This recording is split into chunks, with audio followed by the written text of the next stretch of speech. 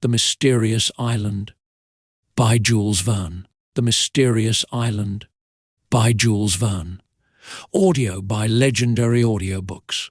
Set sail on an adventure of survival and discovery in Jules Verne's The Mysterious Island. Hear it all at Legendary Audiobooks and subscribe for more audiobook classics. Part 1, Dropped from the Clouds.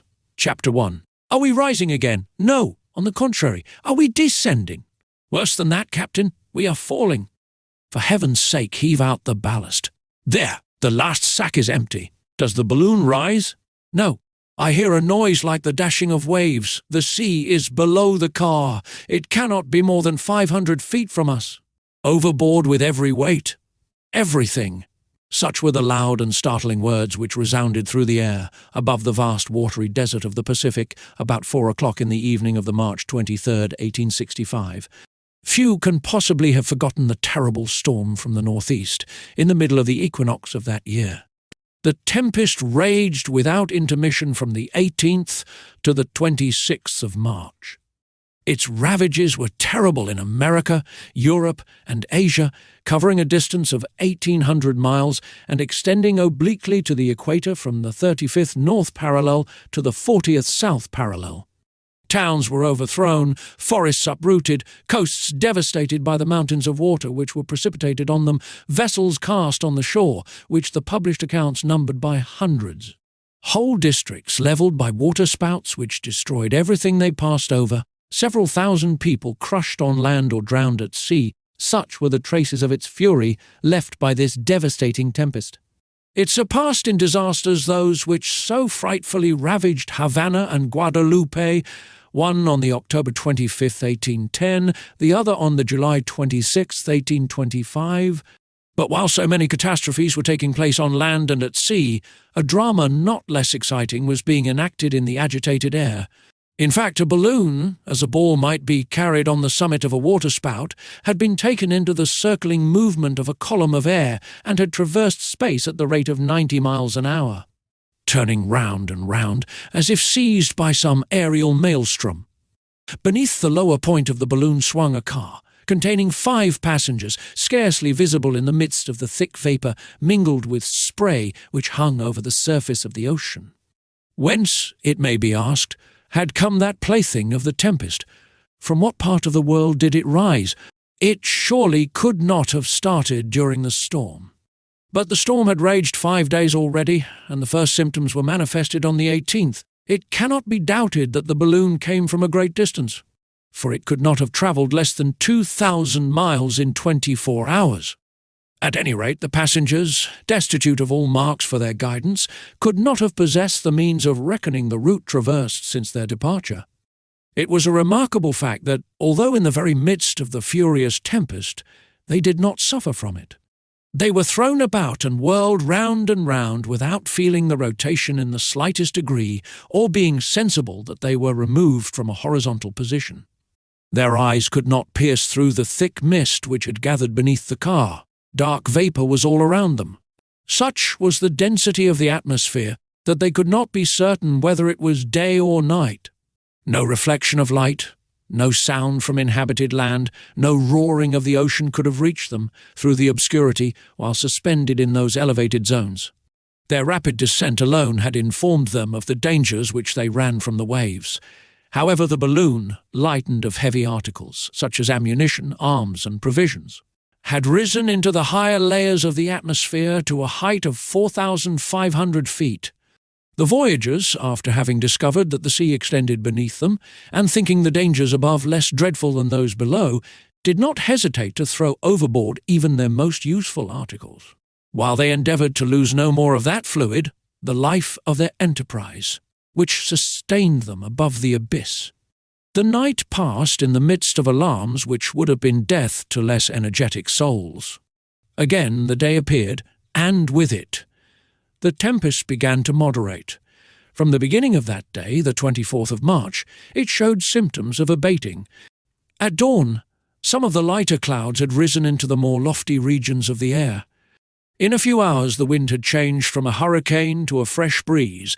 That is to say, the rate of the transit of the atmospheric layers was diminished by half. It was still what sailors call a close-reefed topsail breeze, but the commotion in the elements had nonetheless considerably diminished. Towards 11 o'clock, the lower region of the air was sensibly clearer. The atmosphere threw off that chilly dampness which is felt after the passage of a great meteor. The storm did not seem to have gone farther to the west. It appeared to have exhausted itself. Could it have passed away in electric sheets, as is sometimes the case with regard to the typhoons of the Indian Ocean? But at the same time, it was also evident that the balloon was again slowly descending with a regular movement. It appeared as if it were, little by little, collapsing, and that its case was lengthening and extending, passing from a spherical to an oval form. Towards midday, the balloon was hovering above the sea at a height of only 2,000 feet. It contained 50,000 cubic feet of gas, and, thanks to its capacity, it could maintain itself a long time in the air. Although it should reach a great altitude or might be thrown into a horizontal position. Perceiving their danger, the passengers cast away the last articles which still weighed down the car, the few provisions they had kept, everything, even to their pocket-knives and one of them. Having hoisted himself onto the circles which united the cords of the net, tried to secure more firmly the lower point of the balloon. It was, however, evident to the voyagers that the gas was failing, and that the balloon could no longer be sustained in the higher regions. They must infallibly perish. There was not a continent, nor even an island, visible beneath them.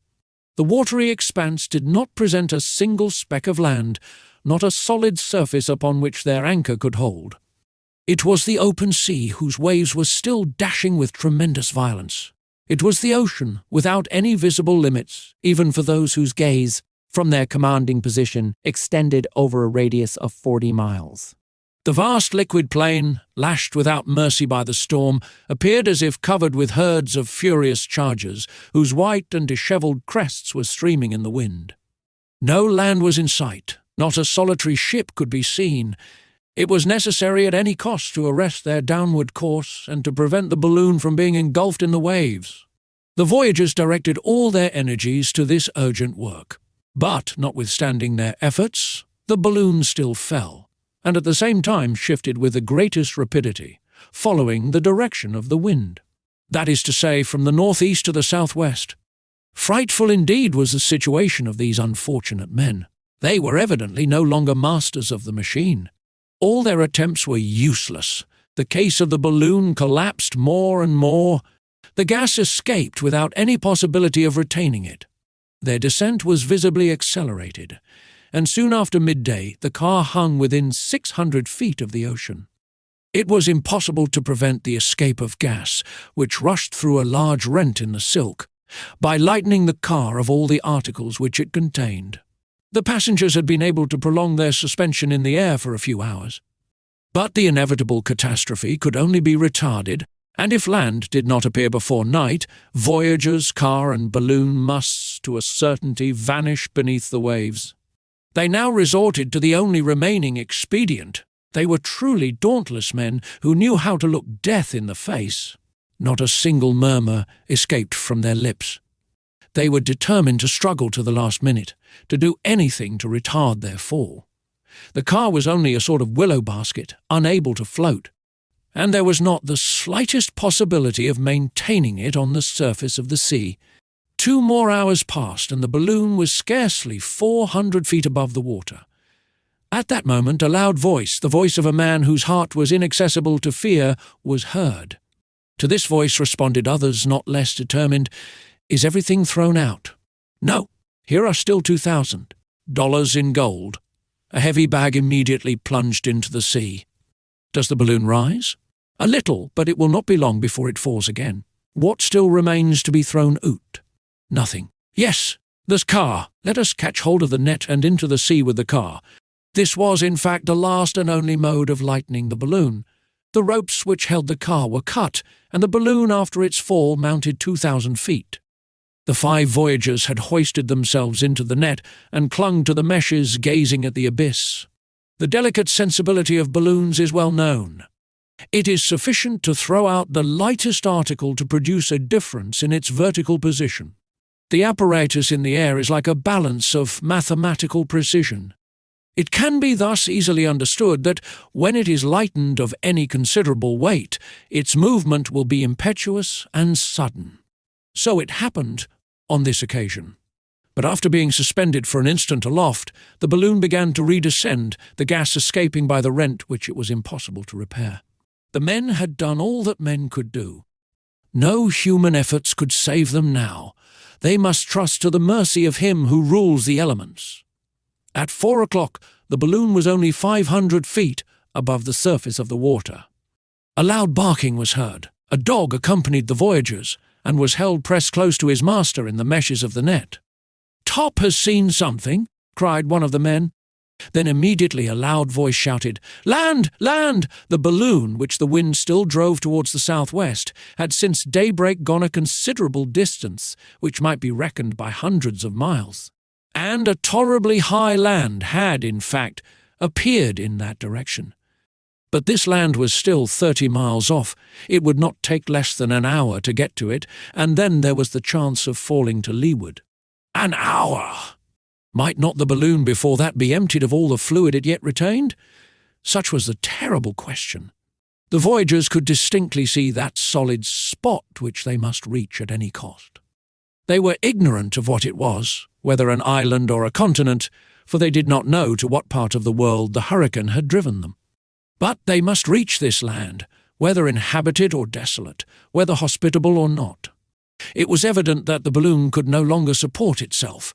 Several times already had the crests of the enormous billows licked the bottom of the net, making it still heavier, and the balloon only half rose, like a bird with a wounded wing.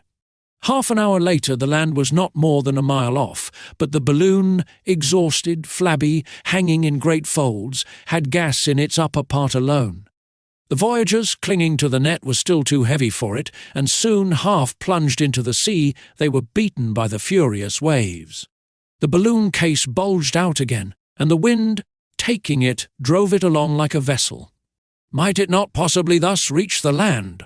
But, when only 2 fathoms off, terrible cries resounded from 4 pairs of lungs at once. The balloon, which had appeared as if it would never again rise, suddenly made an unexpected bound after having been struck by a tremendous sea. As if it had been at that instant relieved of a new part of its weight, it mounted to a height of 1,500 feet, and here it met a current of wind, which, instead of taking it directly to the coast, carried it in a nearly parallel direction. At last, 2 minutes later, it approached obliquely and finally fell on a sandy beach out of the reach of the waves. The voyagers, aiding each other, managed to disengage themselves from the meshes of the net. The balloon, relieved of their weight, was taken by the wind, and like a wounded bird, which revives for an instant, disappeared into space. But the car had contained 5 passengers with a dog, and the balloon only left 4 on the shore. The missing person had evidently been swept off by the sea, which had just struck the net, and it was owing to this circumstance that the lightened balloon rose the last time, and then soon after reached the land. Scarcely had the 4 castaways set foot on firm ground than they all, thinking of the absent one, simultaneously exclaimed, "Perhaps he will try to swim to land. Let us save him! Let us save him!" Chapter 2. Those whom the hurricane had just thrown on this coast were neither aeronauts by profession nor amateurs. They were prisoners of war whose boldness had induced them to escape in this extraordinary manner. 100 times they had almost perished. 100 times had they almost fallen from their torn balloon into the depths of the ocean. But heaven had reserved them for a strange destiny, and after having, on the 20th of March, escaped from Richmond, besieged by the troops of General Ulysses Grant, they found themselves 7,000 miles from the capital of Virginia, which was the principal stronghold of the South during the terrible War of Secession. Their aerial voyage had lasted 5 days. The curious circumstances which led to the escape of the prisoners were as follows. That same year, in the month of February 1865, in one of the coups de main by which General Grant attempted, though in vain, to possess himself of Richmond, several of his officers fell into the power of the enemy and were detained in the town. One of the most distinguished was Captain Cyrus Harding, He was a native of Massachusetts, a first-class engineer to whom the government had confided during the war the direction of the railways, which were so important at that time. A true northerner, thin, bony, lean, about 45 years of age, his close-cut hair and his beard, of which he only kept a thick moustache, were already getting grey. He had one of those finely developed heads which appear made to be struck on a medal, piercing eyes, a serious mouth, the physiognomy of a clever man of the military school. He was one of those engineers who began by handling the hammer and pickaxe, like generals who first act as common soldiers. Besides mental power, he also possessed great manual dexterity. His muscles exhibited remarkable proofs of tenacity. A man of action as well as a man of thought, all he did was without effort to one of his vigorous and sanguine temperament.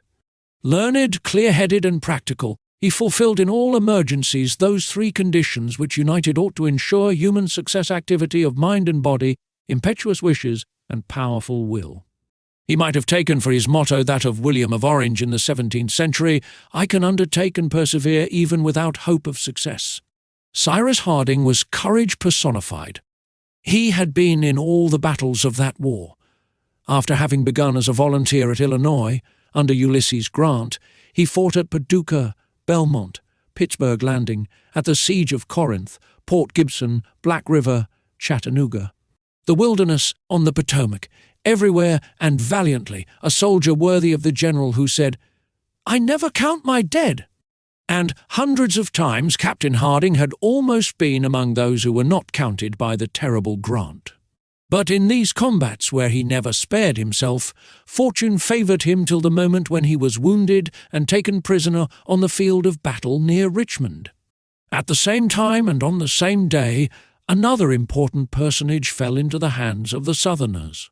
This was no other than Gideon Spilett, a reporter for the New York Herald who had been ordered to follow the changes of the war in the midst of the Northern armies. Gideon Spilett was one of that race of indomitable English or American chroniclers like Stanley and others who stop at nothing to obtain exact information and transmit it to their journal in the shortest possible time. The newspapers of the Union, such as the New York Herald, are genuine powers, and their reporters are men to be reckoned with. Gideon Spilett ranked among the first of those reporters, a man of great merit, energetic, prompt and ready for anything, full of ideas, having travelled over the whole world, soldier and artist, enthusiastic in council, resolute in action, caring neither for trouble, fatigue, nor danger, when in pursuit of information, for himself first and then for his journal, a perfect treasury of knowledge on all sorts of curious subjects, of the unpublished, of the unknown, and of the impossible. He was one of those intrepid observers who write under fire, reporting among bullets, and to whom every danger is welcome. He also had been in all the battles, in the first rank, revolver in one hand, notebook in the other, grape-shot never made his pencil tremble. He did not fatigue the wires with incessant telegrams like those who speak, when they have nothing to say, but each of his notes, short, decisive, and clear, threw light on some important point. Besides, he was not wanting in humour. It was he who, after the affair of the Black River, determined at any cost to keep his place at the wicket of the telegraph office, and, after having announced to his journal the result of the battle, telegraphed for 2 hours the first chapters of the Bible. It cost the New York Herald $2,000, but the New York Herald published the first intelligence. Gideon Spilett was tall. He was rather more than 40 years of age. Light whiskers bordering on red surrounded his face. His eye was steady, lively, rapid in its changes. It was the eye of a man accustomed to take in at a glance all the details of a scene. Well built, he was inured to all climates, like a bar of steel hardened in cold water. For 10 years, Gideon Spilett had been the reporter of the New York Herald, which he enriched by his letters and drawings. For he was as skilful in the use of the pencil as of the pen. When he was captured, he was in the act of making a description and sketch of the battle. The last words in his notebook were these: "A Southern rifleman has just taken aim at me, but—" The Southerner, notwithstanding, missed Gideon Spilett, who, with his usual fortune, came out of this affair without a scratch. Cyrus Harding and Gideon Spilett, who did not know each other except by reputation, had both been carried to Richmond. The engineer's wounds rapidly healed, and it was during his convalescence that he made acquaintance with the reporter. The two men then learned to appreciate each other. Soon their common aim had but one object, that of escaping, rejoining Grant's army, and fighting together in the ranks of the Federals. The two Americans had from the first determined to seize every chance, but although they were allowed to wander at liberty in the town, Richmond was so strictly guarded that escape appeared impossible. In the meanwhile, Captain Harding was rejoined by a servant who was devoted to him in life and in death. This intrepid fellow was a Negro born on the engineer's estate, of a slave father and mother, but to whom Cyrus, who was an abolitionist from conviction and heart, had long since given his freedom. The once slave, though free, would not leave his master. He would have died for him. He was a man of about 30, vigorous, active, clever, intelligent, gentle and calm, sometimes naive, always merry, obliging and honest. His name was Nebuchadnezzar, but he only answered to the familiar abbreviation of Neb. When Neb heard that his master had been made prisoner, he left Massachusetts without hesitating an instant, arrived before Richmond, and by dint of stratagem and shrewdness, after having risked his life 20 times over, managed to penetrate into the besieged town. The pleasure of Harding on seeing his servant, and the joy of Neb at finding his master, can scarcely be described. But though Neb had been able to make his way into Richmond, it was quite another thing to get out again, for the northern prisoners were very strictly watched. Some extraordinary opportunity was needed to make the attempt with any chance of success, and this opportunity not only did not present itself, but was very difficult to find. Meanwhile, Grant continued his energetic operations. The victory of Petersburg had been very dearly bought. His forces, united to those of Butler, had as yet been unsuccessful before Richmond, and nothing gave the prisoners any hope of a speedy deliverance. The reporter, to whom his tedious captivity did not offer a single incident worthy of note, could stand it no longer. His usually active mind was occupied with one sole thought: how he might get out of Richmond at any cost. Several times had he even made the attempt, but was stopped by some insurmountable obstacle. However, the siege continued, and if the prisoners were anxious to escape and join Grant's army, certain of the besieged were no less anxious to join the Southern forces. Among them was one Jonathan Forster, a determined Southerner. The truth was that if the prisoners of the secessionists could not leave the town, neither could the secessionists themselves while the Northern army invested it. The governor of Richmond for a long time had been unable to communicate with General Lee, and he very much wished to make known to him the situation of the town so as to hasten the march of the army to their relief.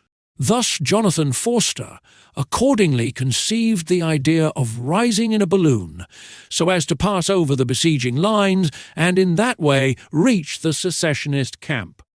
The governor authorized the attempt. A balloon was manufactured and placed at the disposal of Forster, who was to be accompanied by 5 other persons.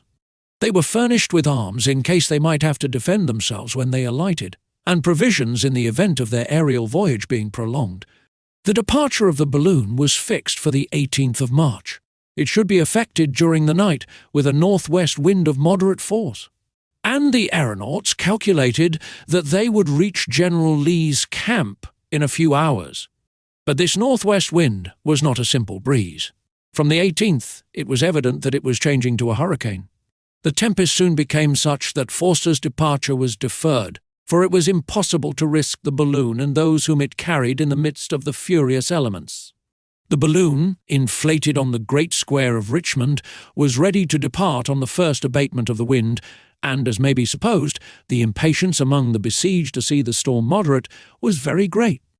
The 18th, the 19th of March passed without any alteration in the weather. There was even great difficulty in keeping the balloon fastened to the ground, as the squalls dashed it furiously about. The night of the 19th passed, but the next morning the storm blew with redoubled force. The departure of the balloon was impossible. On that day the engineer, Cyrus Harding, was accosted in one of the streets of Richmond by a person whom he did not in the least know. This was a sailor named Pencroft, a man of about 35 or 40 years of age, strongly built, very sunburnt, and possessed of a pair of bright, sparkling eyes and a remarkably good physiognomy.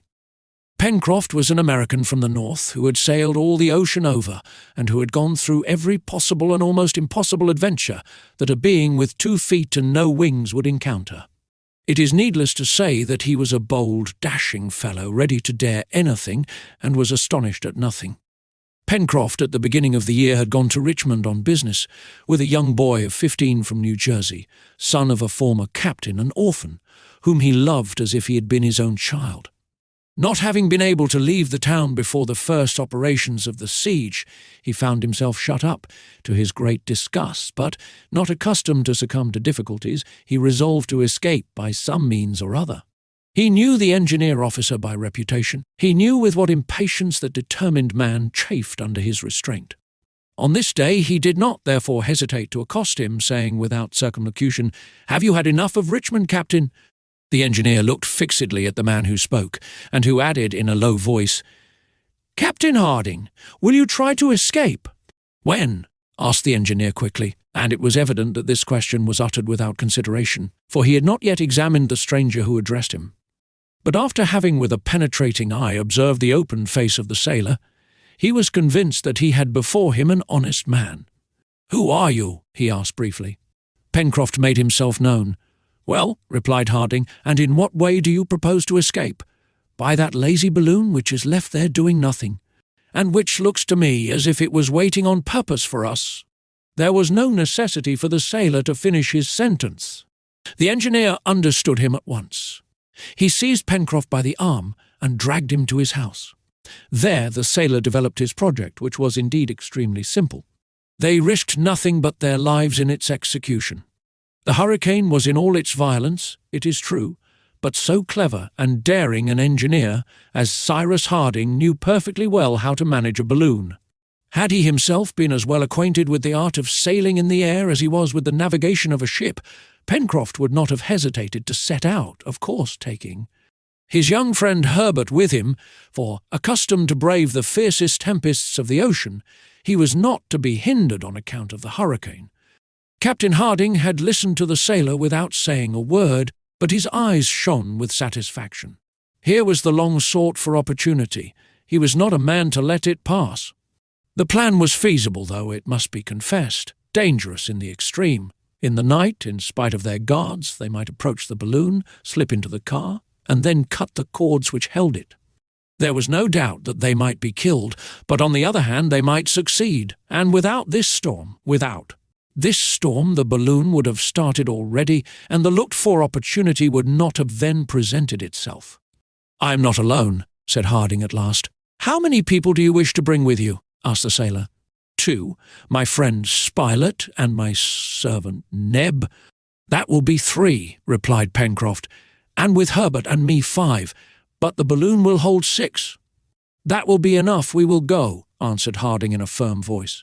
This "we" included Spilett, for the reporter, as his friend well knew, was not a man to draw back, and when the project was communicated to him, he approved of it unreservedly.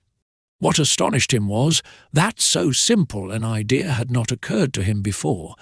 As to Neb, he followed his master wherever his master wished to go. "This evening, then," said Pencroft, "we will all meet out there."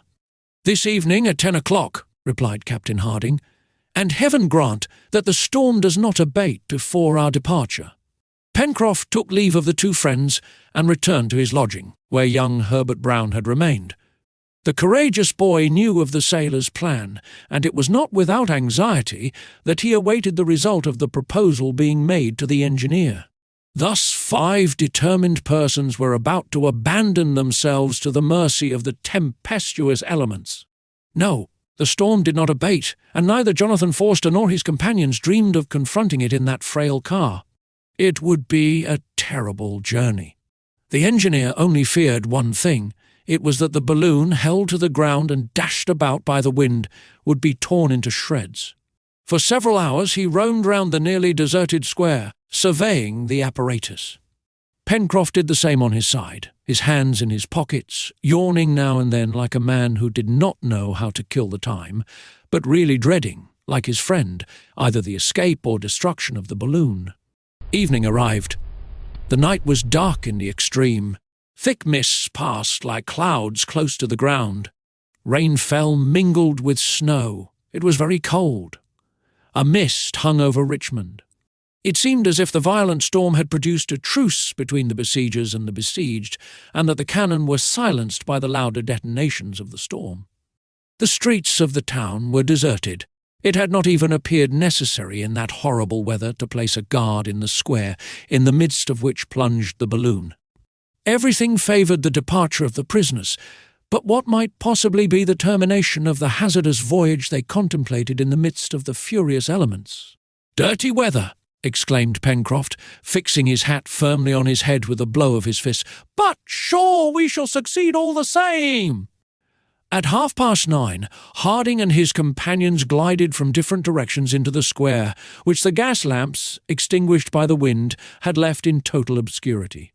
Even the enormous balloon, almost beaten to the ground, could not be seen, independently of the sacks of ballast to which the cords of the net were fastened. The car was held by a strong cable passed through a ring in the pavement. The 5 prisoners met by the car. They had not been perceived, and such was the darkness that they could not even see each other. Without speaking a word, Harding, Spilett, Neb and Herbert took their places in the car, while Pencroft, by the engineer's order, detached successively the bags of ballast. It was the work of a few minutes only, and the sailor rejoined his companions. The balloon was then only held by the cable, and the engineer had nothing to do but to give the word. At that moment a dog sprang with a bound into the car. It was Top, a favourite of the engineer. The faithful creature, having broken his chain, had followed his master. He, however, fearing that its additional weight might impede their ascent, wished to send away the animal. "One more will make but little difference, poor beast," exclaimed Pencroft, heaving out 2 bags of sand, and as he spoke, letting go the cable, the balloon, ascending in an oblique direction, disappeared after having dashed the car against 2 chimneys, which it threw down as it swept by them.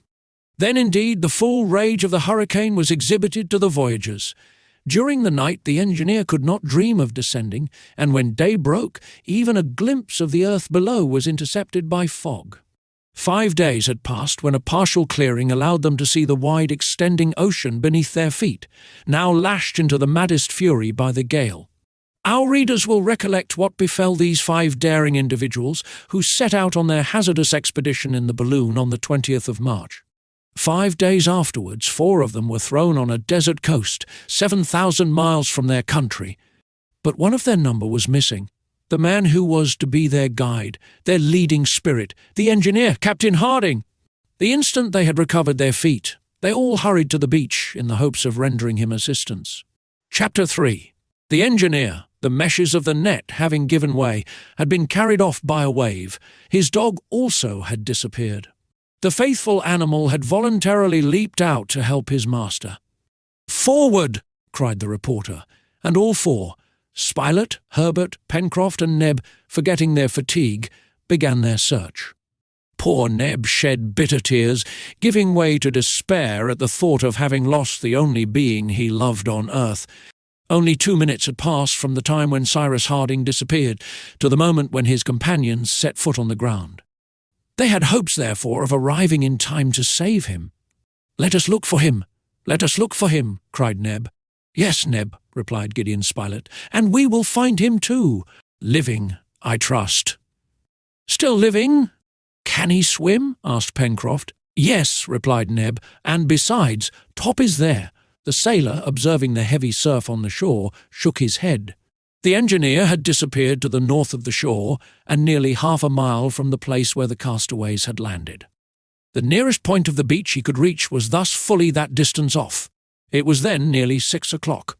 A thick fog made the night very dark. The castaways proceeded toward the north of the land on which chance had thrown them, an unknown region, the geographical situation of which they could not even guess. They were walking upon a sandy soil, mingled with stones, which appeared destitute of any sort of vegetation. The ground, very unequal and rough, was in some places perfectly riddled with holes, making walking extremely painful. From these holes escaped every minute great birds of clumsy flight, which flew in all directions. Others, more active, rose in flocks and passed in clouds over their heads. The sailor thought he recognized gulls and cormorants, whose shrill cries rose above the roaring of the sea. From time to time the castaways stopped and shouted, then listened for some response from the ocean, for they thought that if the engineer had landed and they had been near to the place, they would have heard the barking of the dogtop, even should Harding himself have been unable to give any sign of existence. They stopped to listen, but no sound arose above the roaring of the waves and the dashing of the surf. The little band then continued their march forward, searching into every hollow of the shore. After walking for 20 minutes, the four castaways were suddenly brought to a standstill by the sight of foaming billows close to their feet.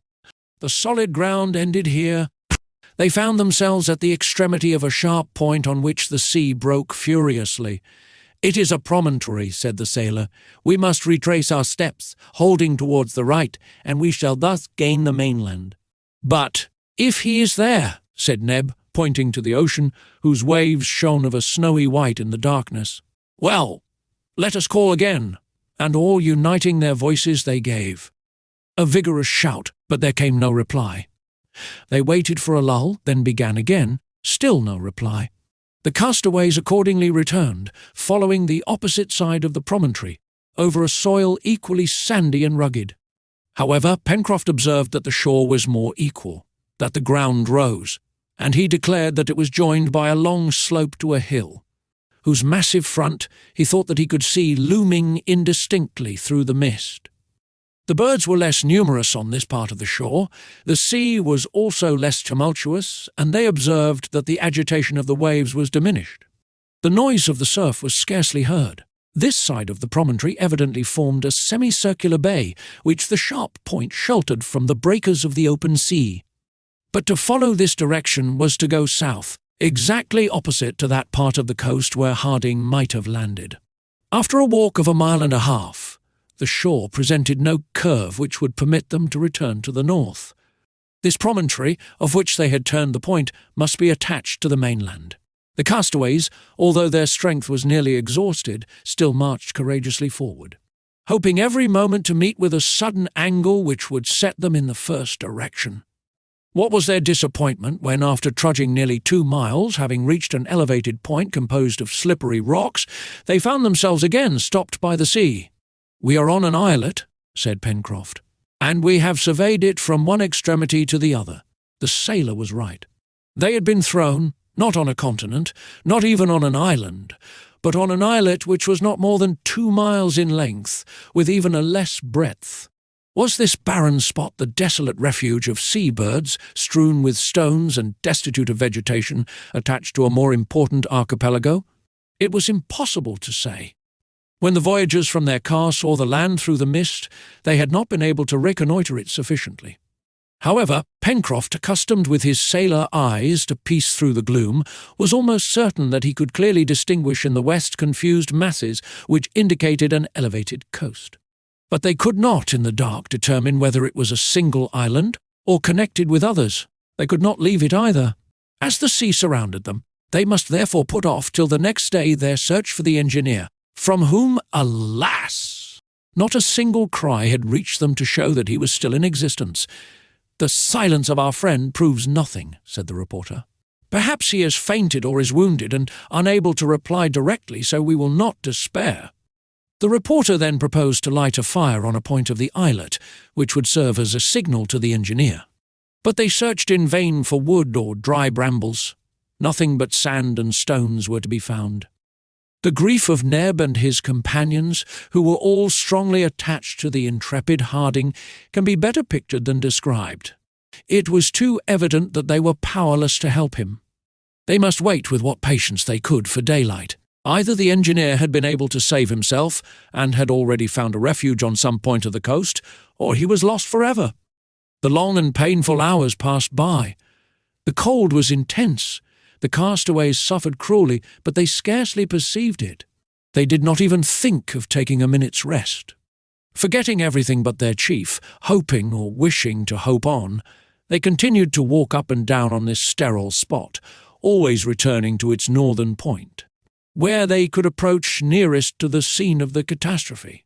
They listened, they called, and then uniting their voices, they endeavoured to raise even a louder shout than before, which would be transmitted to a great distance. The wind had now fallen almost to a calm, and the noise of the sea began also to subside. One of Neb's shouts even appeared to produce an echo.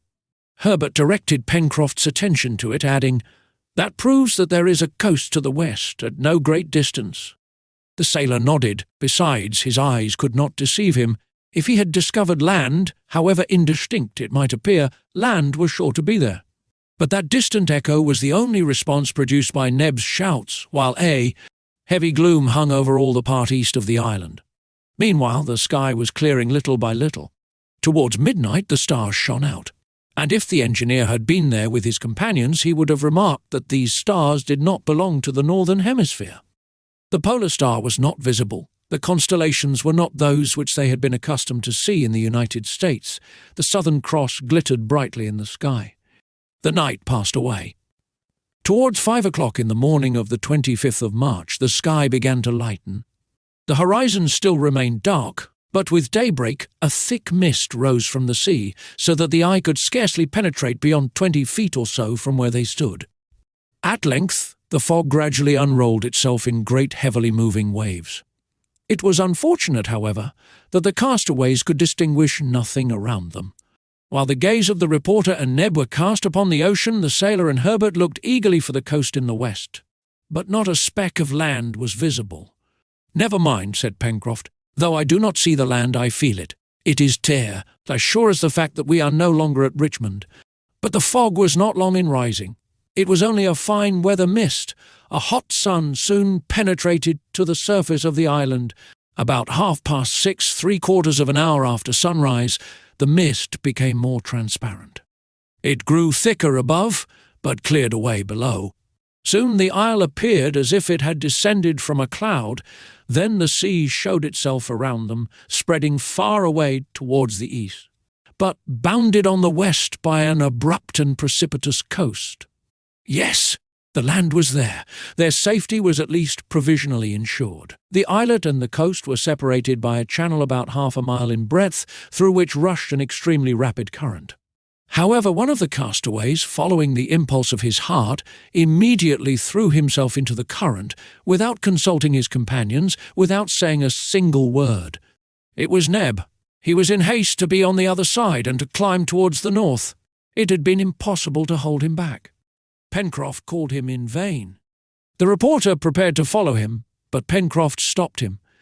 "Do you want to cross the channel?" he asked. "Yes," replied Spilett. "All right," said the seaman. "Wait a bit. Neb is well able to carry help to his master. If we venture into the channel, we risk being carried into the open sea by the current, which is running very strong, but, if I'm not wrong, it is ebbing. See, the tide is going down over the sand. Let us have patience, and at low water it is possible we may find a fordable passage." "You are right," replied the reporter. "We will not separate more than we can help." During this time Neb was struggling vigorously against the current. He was crossing in an oblique direction. His black shoulders could be seen emerging at each stroke. He was carried down very quickly, but he also made way towards the shore. It took more than half an hour to cross from the islet to the land, and he reached the shore several hundred feet from the place which was opposite to the point from which he had started. Landing at the foot of a high wall of granite, he shook himself vigorously, and then, setting off running, soon disappeared behind a rocky point, which projected to nearly the height of the northern extremity of the islet. Neb's companions had watched his daring attempt with painful anxiety, and when he was out of sight, they fixed their attention on the land where their hope of safety lay, while eating some shellfish with which the sand was strewn. It was a wretched repast, but still it was better than nothing. The opposite coast formed one vast bay, terminating on the south by a very sharp point, which was destitute of all vegetation and was of a very wild aspect. This point abutted on the shore in a grotesque outline of high granite rocks. Towards the north, on the contrary, the bay widened, and a more rounded coast appeared, trending from the southwest to the northeast, and terminating in a slender cape.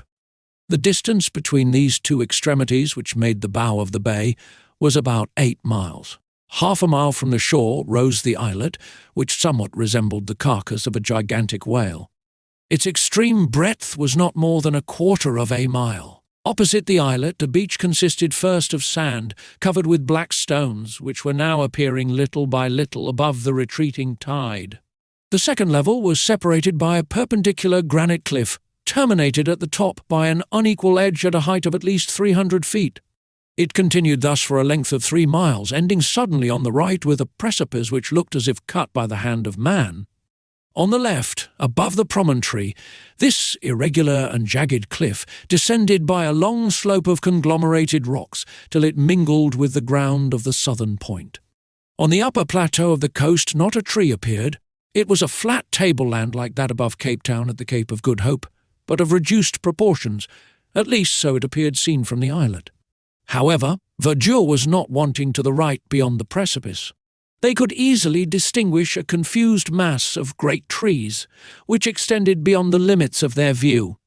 This verdure relieved the eye, so long wearied by the continued ranges of granite. Lastly, beyond and above the plateau, in a northwesterly direction and at a distance of at least 7 miles, glittered a white summit which reflected the sun's rays. It was that of a lofty mountain capped with snow. The question could not at present be decided whether this land formed an island or whether it belonged to a continent. But on beholding the convulsed masses heaped up on the left, no geologist would have hesitated to give them a volcanic origin, for they were unquestionably the work of subterranean convulsions. Gideon Spilett, Pencroft, and Herbert attentively examined this land, on which they might perhaps have to live many long years, on which indeed they might even die, should it be out of the usual track of vessels, as was likely to be the case. "Well," asked Herbert, "what do you say, Pencroft?" "There is some good and some bad, as in everything," replied the sailor. "We shall see. But now the ebb is evidently making. In 3 hours we will attempt the passage, and once on the other side we will try to get out of this scrape, and I hope may find the captain." Pencroft was not wrong in his anticipations. 3 hours later, at low tide, the greater part of the sand forming the bed of the channel was uncovered. Between the islet and the coast there only remained a narrow channel which would no doubt be easy to cross. About 10 o'clock Gideon Spilett and his companions stripped themselves of their clothes, which they placed in bundles on their heads, and then ventured into the water, which was not more than 5 feet deep. Herbert, for whom it was too deep, swam like a fish and got through capitally. All three arrived without difficulty on the opposite shore. Quickly drying themselves in the sun, they put on their clothes, which they had preserved from contact with the water, and sat down to take counsel together what to do next. Chapter 4. All at once the reporter sprang up, and telling the sailor that he would rejoin them at that same place, he climbed the cliff in the direction which the negro Neb had taken a few hours before. Anxiety hastened his steps, for he longed to obtain news of his friend, and he soon disappeared round an angle of the cliff. Herbert wished to accompany him. "Stop here, my boy," said the sailor. "We have to prepare an encampment, and to try and find rather better grub than these shellfish. Our friends will want something when they come back. There is work for everybody." "I am ready," replied Herbert. "All right," said the sailor. "That will do. We must set about it regularly. We are tired, cold, and hungry. Therefore we must have shelter, fire, and food. There is wood in the forest and eggs in nests. We have only to find a house." "Very well," returned Herbert. "I will look for a cave among the rocks, and I shall be sure to discover some hole into which we can creep." "All right," said Pencroft. "Go on, my boy." They both walked to the foot of the enormous wall over the beach, far from which the tide had now retreated, but instead of going towards the north, they went southward. Pencroft had remarked, several hundred feet from the place at which they landed, a narrow cutting, out of which he thought a river or stream might issue. Now, on the one hand, it was important to settle themselves in the neighbourhood of a good stream of water, and on the other it was possible that the current had thrown Cyrus Harding on the shore there. The cliff, as has been said, rose to a height of 300 feet, but the mass was unbroken throughout, and even at its base scarcely washed by the sea. It did not offer the smallest fissure which would serve as a dwelling. It was a perpendicular wall of very hard granite, which even the waves had not worn away. Towards the summit fluttered myriads of seafowl, and especially those of the web-footed species with long, flat, pointed beaks, a clamorous tribe, bold in the presence of man, who probably for the first time thus invaded their domains. Pencroft recognized the skua and other gulls among them, the voracious little sea mew, which in great numbers nestled in the crevices of the granite. A shot fired among this swarm would have killed a great number, but to fire a shot a gun was needed, and neither Pencroft nor Herbert had one. Besides this, gulls and sea mews are scarcely eatable, and even their eggs have a detestable taste. However, Herbert, who had gone forward a little more to the left, soon came upon rocks covered with seaweed, which, some hours later, would be hidden by the high tide. On these rocks, in the midst of slippery wrack, abounded bivalve shellfish, not to be despised by starving people. Herbert called Pencroft, who ran up hastily. "Here are mussels," cried the sailor. "These will do instead of eggs." "They are not mussels," replied Herbert, who was attentively examining the mollusks attached to the rocks. "They are lithodomes." "Are they good to eat?" asked Pencroft. "Perfectly so. Then let us eat some lithodomes." The sailor could rely upon Herbert. The young boy was well up in natural history, and always had had quite a passion for the science. His father had encouraged him in it, by letting him attend the lectures of the best professors in Boston, who were very fond of the intelligent, industrious lad. And his turn for natural history was, more than once in the course of time, of great use, and he was not mistaken in this instance. These lithodomes were oblong shells suspended in clusters and adhering very tightly to the rocks. They belong to that species of molluscous perforators which excavate holes in the hardest stone. Their shell is rounded at both ends, a feature which is not remarked in the common mussel. Pencroft and Herbert made a good meal of the lithodomes, which were then half opened to the sun. They ate them as oysters, and as they had a strong peppery taste, they were palatable without condiments of any sort. Their hunger was thus appeased for the time, but not their thirst, which increased after eating these naturally spiced mollusks. They had then to find fresh water, and it was not likely that it would be wanting in such a capriciously uneven region. Pencroft and Herbert, after having taken the precaution of collecting an ample supply of lithodomes, with which they filled their pockets and handkerchiefs, regained the foot of the cliff. 200 paces farther they arrived at the cutting through which, as Pencroft had guessed, ran a stream of water. Whether fresh or not was to be ascertained. At this place the wall appeared to have been separated by some violent subterranean force. At its base was hollowed out a little creek, the farthest part of which formed a tolerably sharp angle. The watercourse at that part measured 100 feet in breadth, and its two banks on each side were scarcely 20 feet high. The river became strong almost directly between the two walls of granite, which began to sink above the mouth. It then suddenly turned and disappeared beneath a wood of stunted trees half a mile off. "Here is the water, and yonder is the wood we require," said Pencroft. "Well, Herbert, now we only want the house." The water of the river was limpid. The sailor ascertained that at this time, that is to say, at low tide, when the rising floods did not reach it, it was sweet. This important point established, Herbert looked for some cavity which would serve them as a retreat, but in vain. Everywhere the wall appeared smooth, plain, and perpendicular. However, at the mouth of the watercourse and above the reach of the high tide, the convulsions of nature had formed, not a grotto, but a pile of enormous rocks, such as are often met with in granite countries and which bear the name of chimneys. Pencroft and Herbert penetrated quite far in among the rocks by sandy passages in which light was not wanting, for it entered through the openings which were left between the blocks, of which some were only sustained by a miracle of equilibrium, but with the light came also a regular corridor gale, and with the wind the sharp cold from the exterior. However, the sailor thought that by stopping up some of the openings with a mixture of stones and sand, the chimneys could be rendered habitable.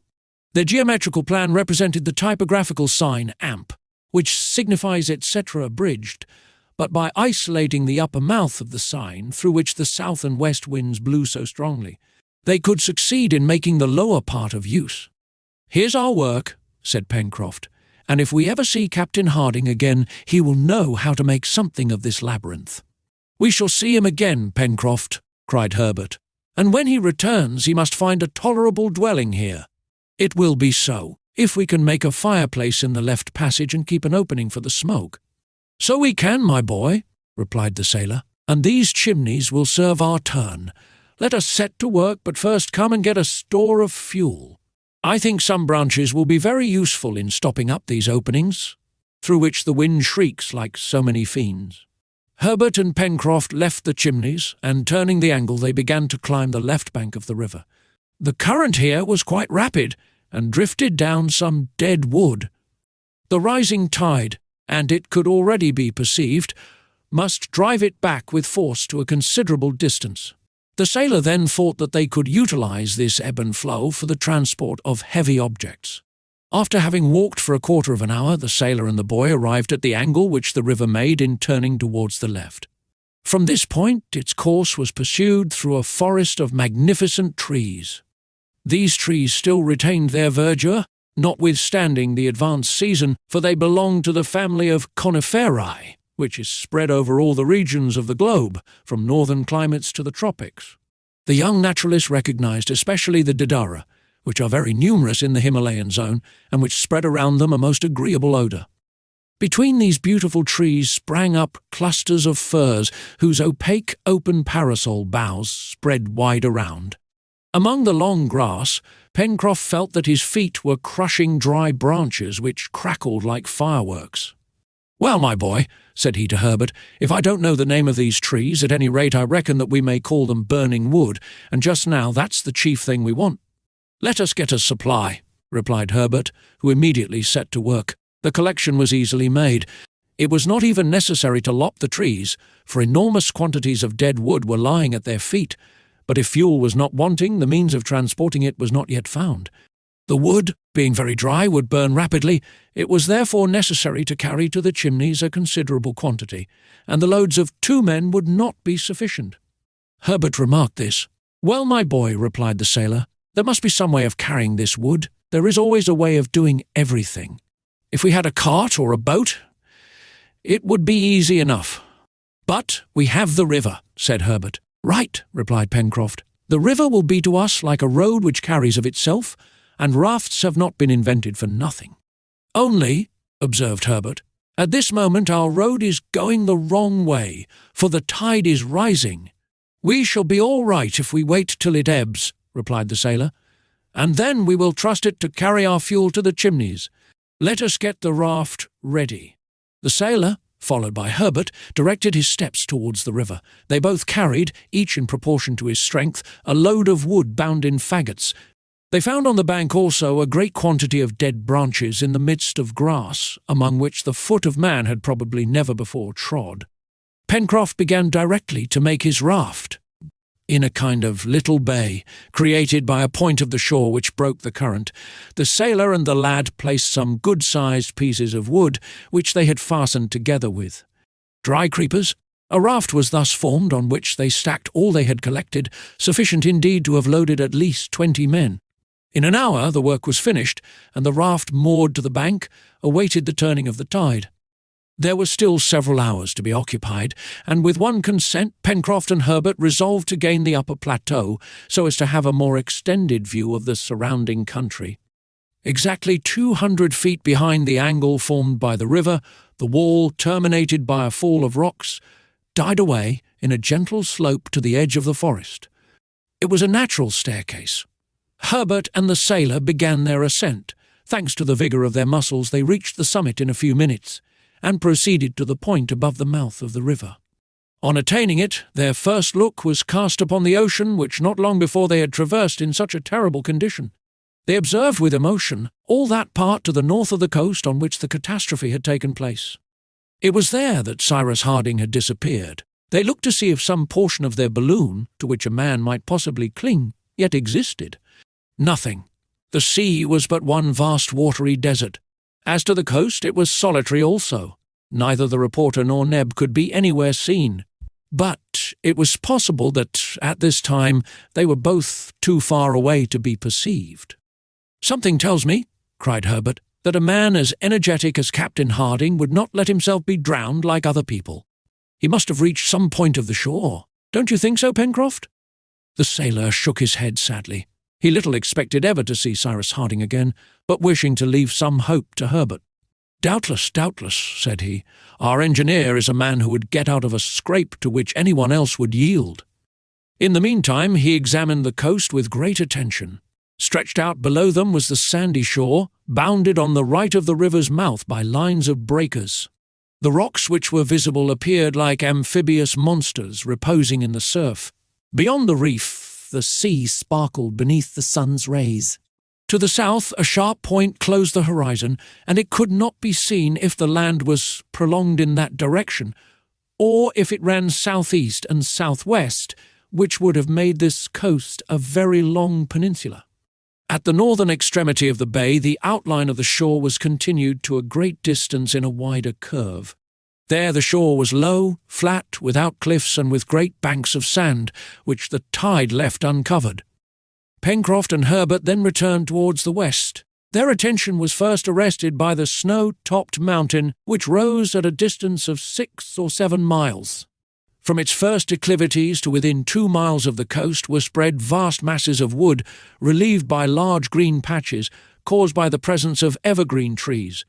Then, from the edge of this forest to the shore extended a plain, scattered irregularly with groups of trees. Here and there on the left sparkled through glades the waters of the little river. They could trace its winding course back towards the spurs of the mountain, among which it seemed to spring. At the point where the sailor had left his raft of wood, it began to run between the 2 high granite walls. But if on the left bank the wall remained clear and abrupt, on the right bank, on the contrary, it sank gradually. The massive sides changed to isolated rocks, the rocks to stones, the stones to shingle running to the extremity of the point. "Are we on an island?" murmured the sailor. "At any rate, it seems to be big enough," replied the lad. "An island, ever so big, is an island all the same," said Pencroft. But this important question could not yet be answered. A more perfect survey had to be made to settle the point. As to the land itself, island or continent, it appeared fertile, agreeable in its aspect, and varied in its productions. "This is satisfactory," observed Pencroft, "and in our misfortune we must thank Providence for it." "God be praised," responded Herbert, whose pious heart was full of gratitude to the author of all things. Pencroft and Herbert examined for some time the country on which they had been cast, but it was difficult to guess after so hasty an inspection what the future had in store for them. They then returned, following the southern crest of the granite platform, bordered by a long fringe of jagged rocks of the most whimsical shapes. Some hundreds of birds lived there, nestled in the holes of the stone. Herbert, jumping over the rocks, startled a whole flock of these winged creatures. "Oh," cried he, "those are not gulls nor seamews." "What are they, then?" asked Pencroft. "Upon my word, one would say they were pigeons." "Just so, but these are wild or rock pigeons. I recognize them by the double band of black on the wing, by the white tail, and by their slate-coloured plumage. But if the rock pigeon is good to eat, its eggs must be excellent, and we will soon see how many they may have left in their nests.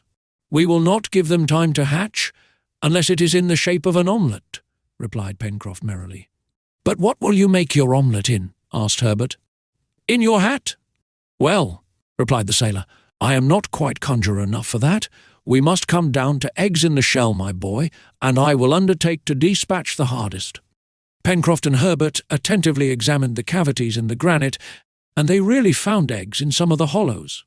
A few dozen being collected were packed in the sailor's handkerchief, and as the time when the tide would be full was approaching, Pencroft and Herbert began to redescend towards the watercourse. When they arrived there, it was an hour after midday. The tide had already turned. They must now avail themselves of the ebb to take the wood to the mouth. Pencroft did not intend to let the raft go away in the current without guidance, neither did he mean to embark on it himself to steer it. But a sailor is never at a loss when there is a question of cables or ropes, and Pencroft rapidly twisted a cord, a few fathoms long, made of dry creepers. This vegetable cable was fastened to the after part of the raft, and the sailor held it in his hand while Herbert, pushing off the raft with a long pole, kept it in the current. This succeeded capitally. The enormous load of wood drifted down the current. The bank was very equal.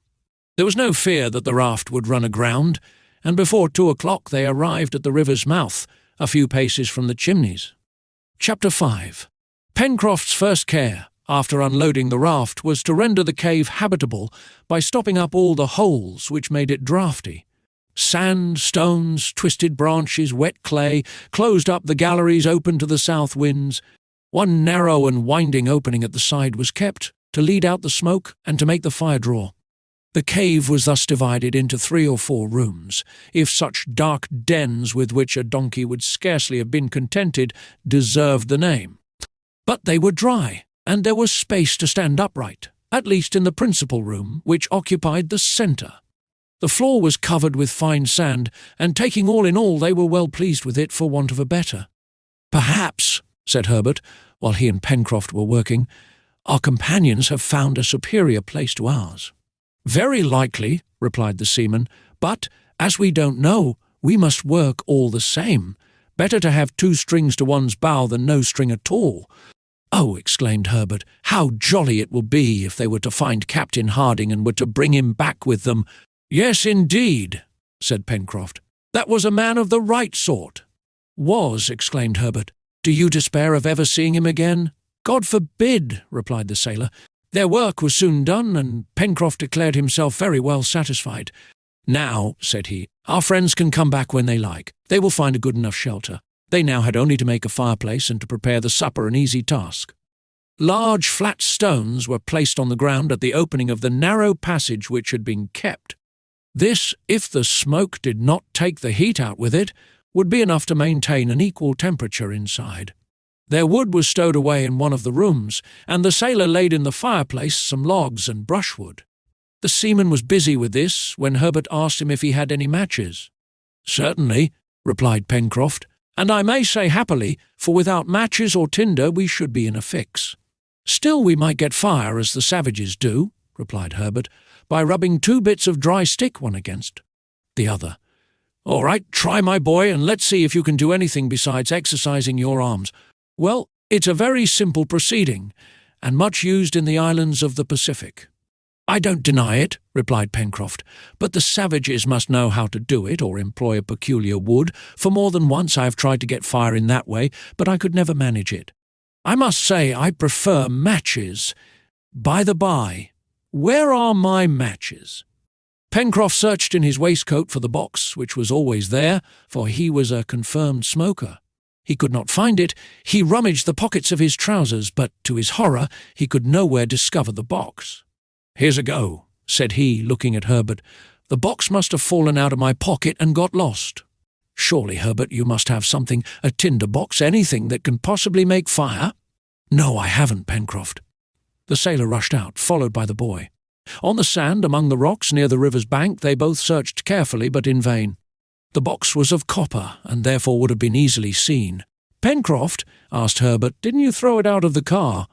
"I knew better than that," replied the sailor, "but such a small article could easily disappear in the tumbling about we have gone through. I would rather even have lost my pipe. Confound the box! Where can it be?" "Look here! The tide is going down," said Herbert. "Let's run to the place where we landed." It was scarcely probable that they would find the box which the waves had rolled about among the pebbles at high tide, but it was as well to try. Herbert and Pencroft walked rapidly to the point where they had landed the day before, about 200 feet from the cave. They hunted there, among the shingle, in the clefts of the rocks, but found nothing. If the box had fallen at this place, it must have been swept away by the waves. As the sea went down, they searched every little crevice with no result. It was a grave loss in their circumstances, and for the time irreparable. Pencroft could not hide his vexation. He looked very anxious, but said not a word.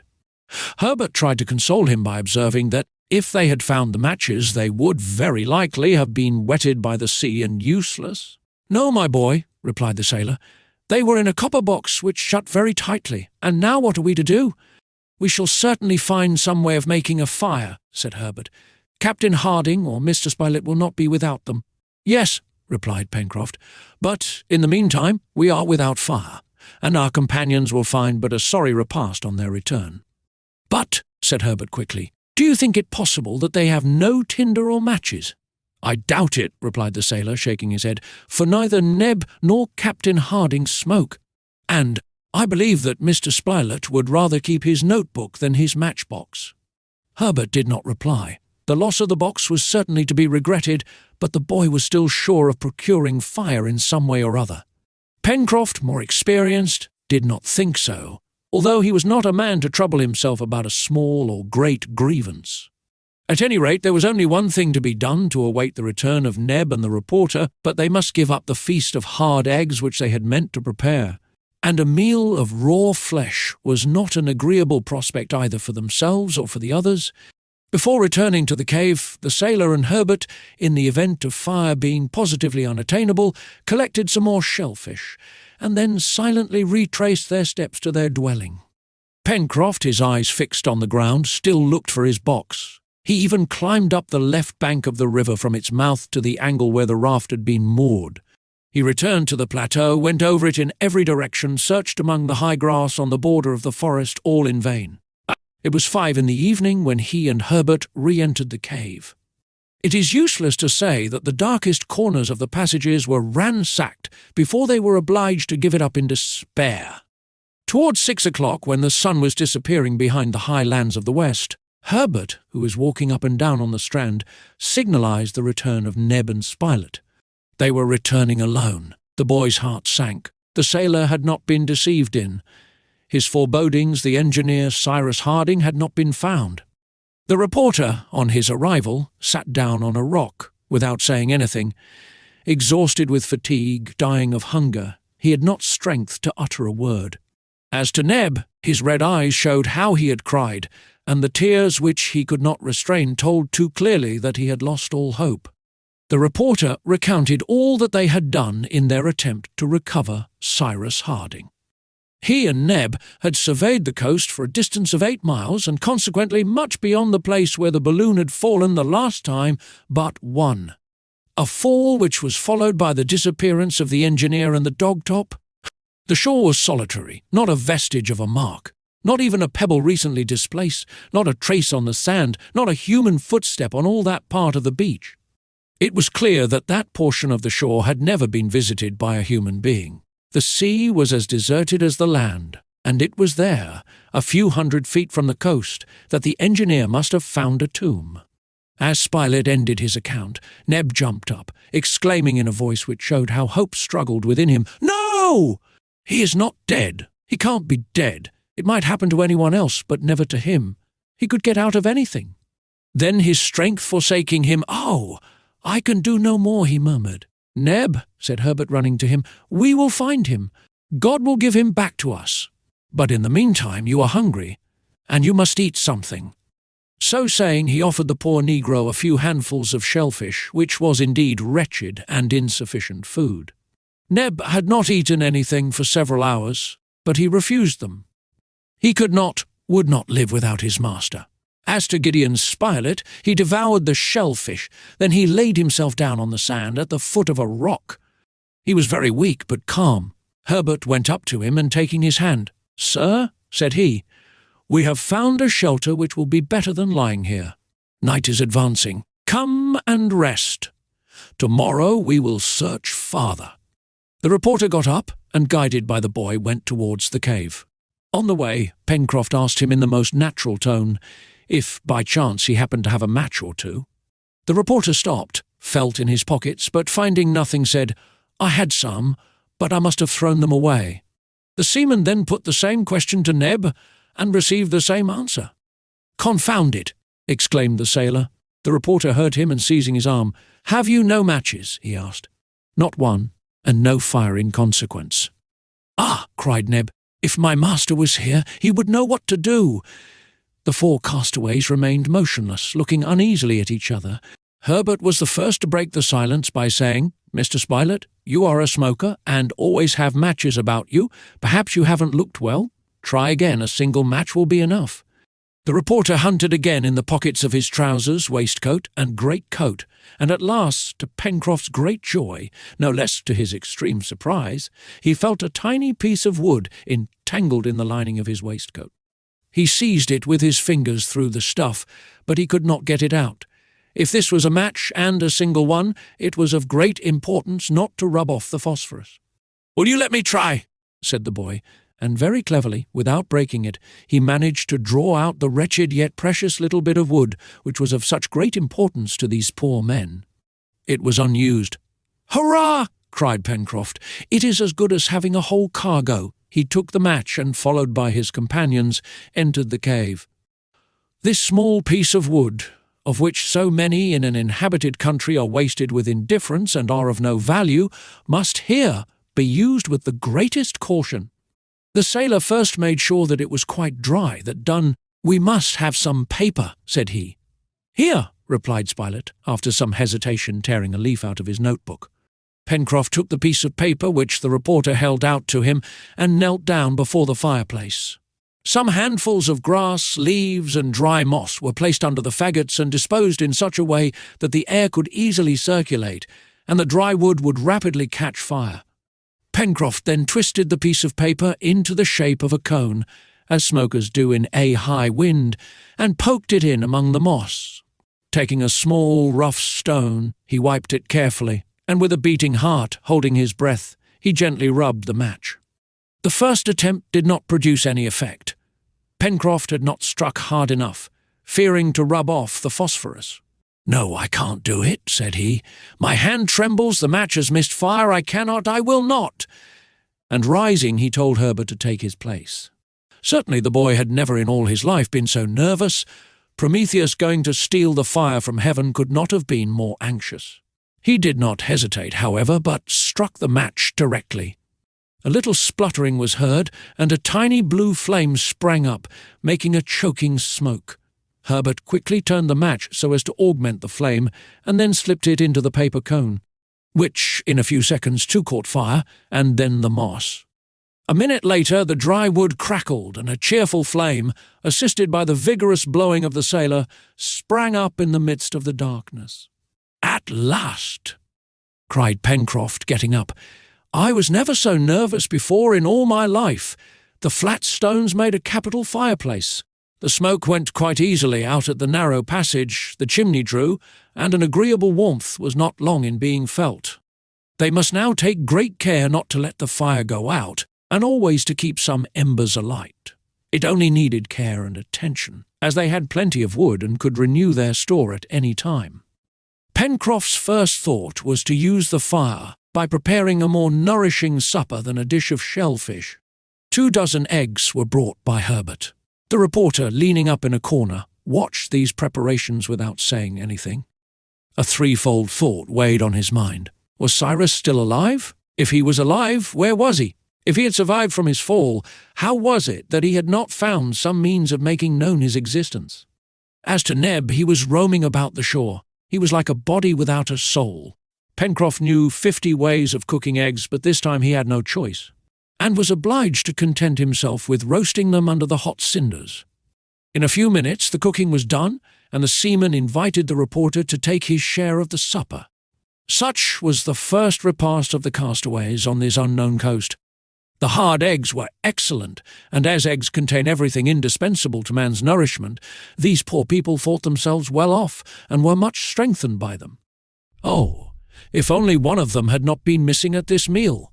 If the 5 prisoners who escaped from Richmond had been all there, under the piled-up rocks, before this clear crackling fire on the dry sand, what thanksgiving must they have rendered to heaven! But the most ingenious, the most learned, he who was their unquestioned chief, Cyrus Harding, was, alas, missing, and his body had not even obtained a burial place. Thus passed the 25th of March. Night had come on. Outside could be heard the howling of the wind and the monotonous sound of the surf breaking on the shore. The waves rolled the shingle backwards and forwards with a deafening noise. The reporter retired into a dark corner after having shortly noted down the occurrences of the day. The first appearance of this new land, the loss of their leader, the exploration of the coast, the incident of the matches, etc. And then, overcome by fatigue, he managed to forget his sorrows in sleep. Herbert went to sleep directly. As to the sailor, he passed the night with one eye on the fire, on which he did not spare fuel. But one of the castaways did not sleep in the cave, The inconsolable, despairing Neb, notwithstanding all that his companions could say to induce him to take some rest, wandered all night long on the shore, calling on his master. Chapter 6. The inventory of the articles possessed by these castaways from the clouds, thrown upon a coast which appeared to be uninhabited, was soon made out. They had nothing save the clothes which they were wearing at the time of the catastrophe. We must mention, however, a notebook and a watch which Gideon Spilett had kept, doubtless by inadvertence, not a weapon, not a tool, not even a pocket knife, for while in the car they had thrown out everything to lighten the balloon. The imaginary heroes of Daniel Defoe or of Wyss, as well as Selkirk and Raynal shipwrecked on Juan Fernandez and on the archipelago of the Aucklands, were never in such absolute destitution. Either they had abundant resources from their stranded vessels, in grain, cattle, tools, ammunition, or else some things were thrown up on the coast which supplied them with all the first necessities of life. But here not any instrument whatever, not a utensil. From nothing they must supply themselves with everything. And yet, if Cyrus Harding had been with them, if the engineer could have brought his practical science, his inventive mind to bear on their situation, perhaps all hope would not have been lost. Alas! They must hope no longer again to see Cyrus Harding. The castaways could expect nothing but from themselves and from that Providence which never abandons those whose faith is sincere. But ought they to establish themselves on this part of the coast, without trying to know to what continent it belonged, if it was inhabited, or if they were on the shore of a desert island? It was an important question, and should be solved with the shortest possible delay. From its answer they would know what measures to take. However, according to Pencroft's advice, it appeared best to wait a few days before commencing an exploration. They must, in fact, prepare some provisions and procure more strengthening food than eggs and mollusks. The explorers, before undertaking new fatigues, must first of all recruit their strength. The chimneys offered a retreat sufficient for the present. The fire was lighted, and it was easy to preserve some embers. There were plenty of shellfish and eggs among the rocks and on the beach. It would be easy to kill a few of the pigeons which were flying by hundreds about the summit of the plateau, either with sticks or stones. Perhaps the trees of the neighbouring forest would supply them with eatable fruit. Lastly, the sweet water was there. It was accordingly settled that for a few days they would remain at the chimneys so as to prepare themselves for an expedition, either along the shore or into the interior of the country. This plan suited Neb particularly. As obstinate in his ideas as in his presentiments, he was in no haste to abandon this part of the coast, the scene of the catastrophe. He would not believe in the loss of Cyrus Harding. No, it did not seem to him possible that such a man had ended in this vulgar fashion, carried away by a wave, drowned in the floods, a few hundred feet from a shore. As long as the waves had not cast up the body of the engineer, as long as he, Neb, had not seen with his eyes, touched with his hands the corpse of his master, he would not believe in his death. And this idea rooted itself deeper than ever in his determined heart. An illusion perhaps, but still an illusion to be respected, and one which the sailor did not wish to destroy. As for him, he hoped no longer, but there was no use in arguing with Neb. He was like the dog who will not leave the place where his master is buried, and his grief was such that most probably he would not survive him. This same morning, the 26th of March, at daybreak, Neb had set out on the shore in a northerly direction, and he had returned to the spot where the sea, no doubt, had closed over the unfortunate Harding. That day's breakfast was composed solely of pigeons' eggs and lithodomes.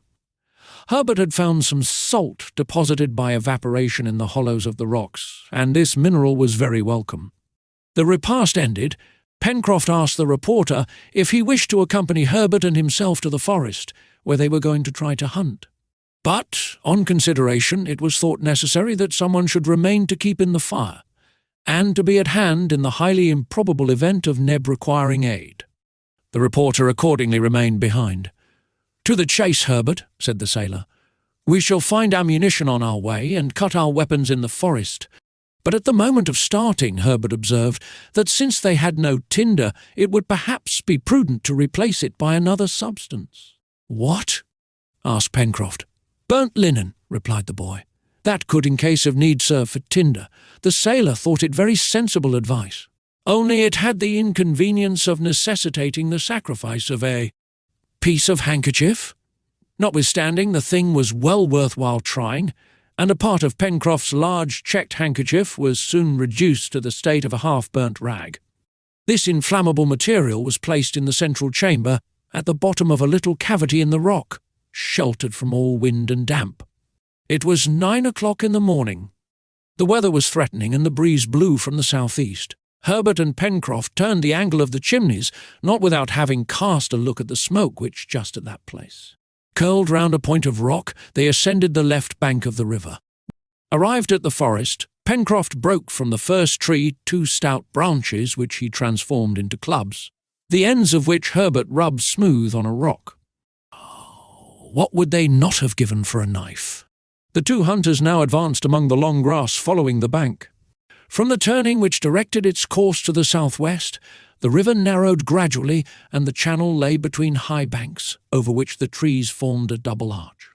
Pencroft, lest they should lose themselves, resolved to follow the course of the stream, which would always lead them back to the point from which they started. But the bank was not without some obstacles here. The flexible branches of the trees bent level with the current, there creepers and thorns which they had to break down with their sticks. Herbert often glided among the broken stumps with the agility of a young cat, and disappeared in the underwood. But Pencroft called him back directly, begging him not to wander away. Meanwhile, the sailor attentively observed the disposition and nature of the surrounding country. On the left bank, the ground, which was flat and marshy, rose imperceptibly towards the interior. It looked there like a network of liquid threads which doubtless reached the river by some underground drain. Sometimes a stream ran through the underwood, which they crossed without difficulty. The opposite shore appeared to be more uneven, and the valley of which the river occupied the bottom was more clearly visible. The hill, covered with trees disposed in terraces, intercepted the view. On the right bank walking would have been difficult, for the declivities fell suddenly, and the trees bending over the water were only sustained by the strength of their roots. It is needless to add that this forest, as well as the coast already surveyed, was destitute of any sign of human life. Pencroft only saw traces of quadrupeds, fresh footprints of animals, of which he could not recognize the species. In all probability, and such was also Herbert's opinion, some had been left by formidable wild beasts, which doubtless would give them some trouble. But nowhere did they observe the mark of an axe on the trees, nor the ashes of a fire, nor the impression of a human foot. On this they might probably congratulate themselves, for on any land in the middle of the Pacific, the presence of man was perhaps more to be feared than desired. Herbert and Pencroft, speaking little, for the difficulties of the way were great, advanced very slowly, and after walking for an hour they had scarcely gone more than a mile. As yet the hunt had not been successful. However, some birds sang and fluttered in the foliage, and appeared very timid, as if man had inspired them with an instinctive fear.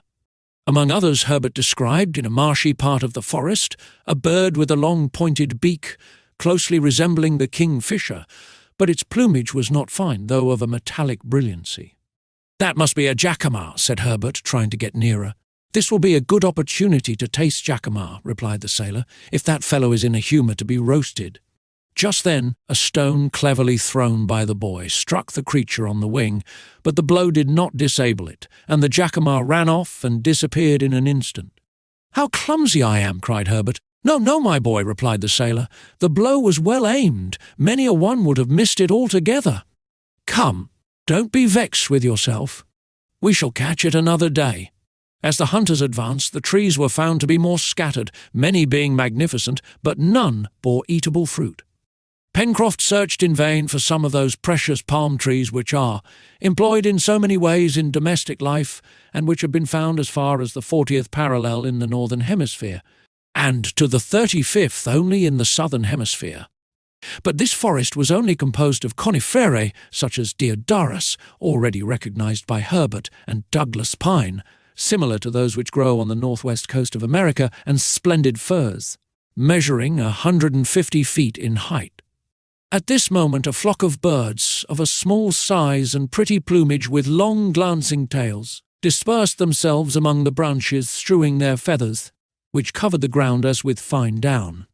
Herbert picked up a few of these feathers, and after having examined them, "These are carucus," said he. "I should prefer a moorcock or guinea fowl," replied Pencroft. "Still, if they are good to eat—" "They are good to eat, and also their flesh is very delicate," replied Herbert. "Besides, if I don't mistake, it is easy to approach and kill them with a stick." The sailor and the lad, creeping among the grass, arrived at the foot of a tree whose lower branches were covered with little birds. The carucus were waiting the passage of insects which served for their nourishment. Their feathery feet could be seen clasping the slender twigs which supported them. The hunters then rose, and using their sticks like scythes, they mowed down whole rows of these carucus who never thought of flying away and stupidly allowed themselves to be knocked off. 100 were already heaped on the ground before the others made up their minds to fly. "Well," said Pencroft, "here is game which is quite within the reach of hunters like us. We have only to put out our hands and take it." The sailor, having strung the carucus like larks on flexible twigs, they then continued their exploration. The stream here made a bend towards the south, but this detour was probably not prolonged, for the river must have its source in the mountain, and be supplied by the melting of the snow which covered the sides of the central cone. The particular object of their expedition was, as has been said, to procure the greatest possible quantity of game for the inhabitants of the Chimneys. It must be acknowledged that as yet this object had not been attained, so the sailor actively pursued his researches, though he exclaimed when some animal which he had not even time to recognize fled into the long grass. "If only we had had the dog Top!" But Top had disappeared at the same time as his master, and had probably perished with him. Towards 3 o'clock, new flocks of birds were seen through certain trees, at whose aromatic berries they were pecking, those of the juniper tree among others. Suddenly a loud trumpet call resounded through the forest. This strange and sonorous cry was produced by a game bird called grouse in the United States.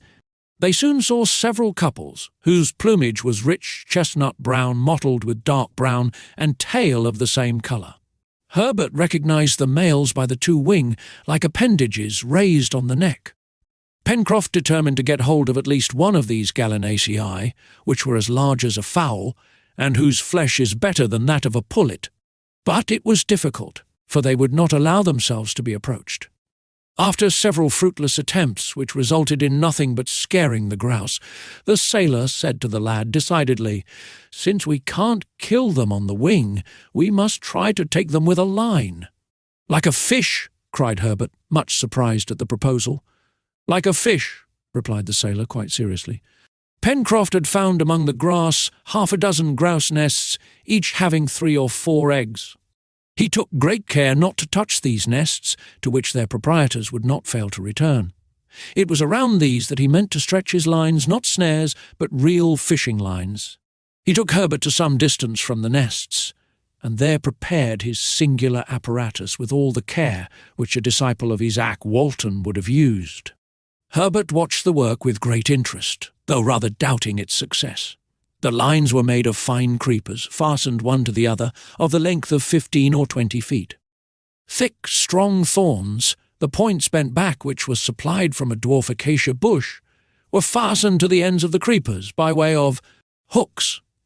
Large red worms which were crawling on the ground furnished bait. This done, Pencroft, passing among the grass and concealing himself skilfully, placed the end of his lines armed with hooks near the grouse nests. Then he returned, took the other ends, and hid with Herbert behind a large tree.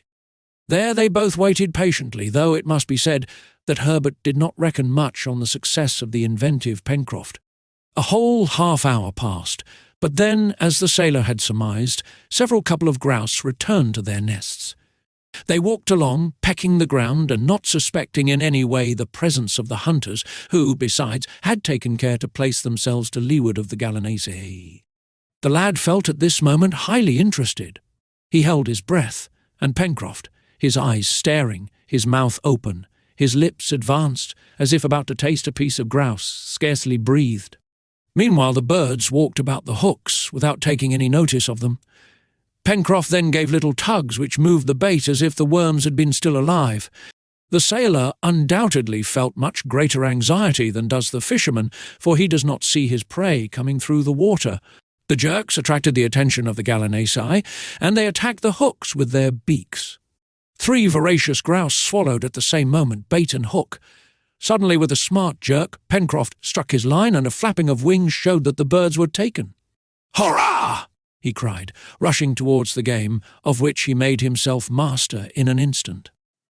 Herbert clapped his hands. It was the first time that he had ever seen birds taken with a line, but the sailor modestly confessed that it was not his first attempt, and that besides he could not claim the merit of invention.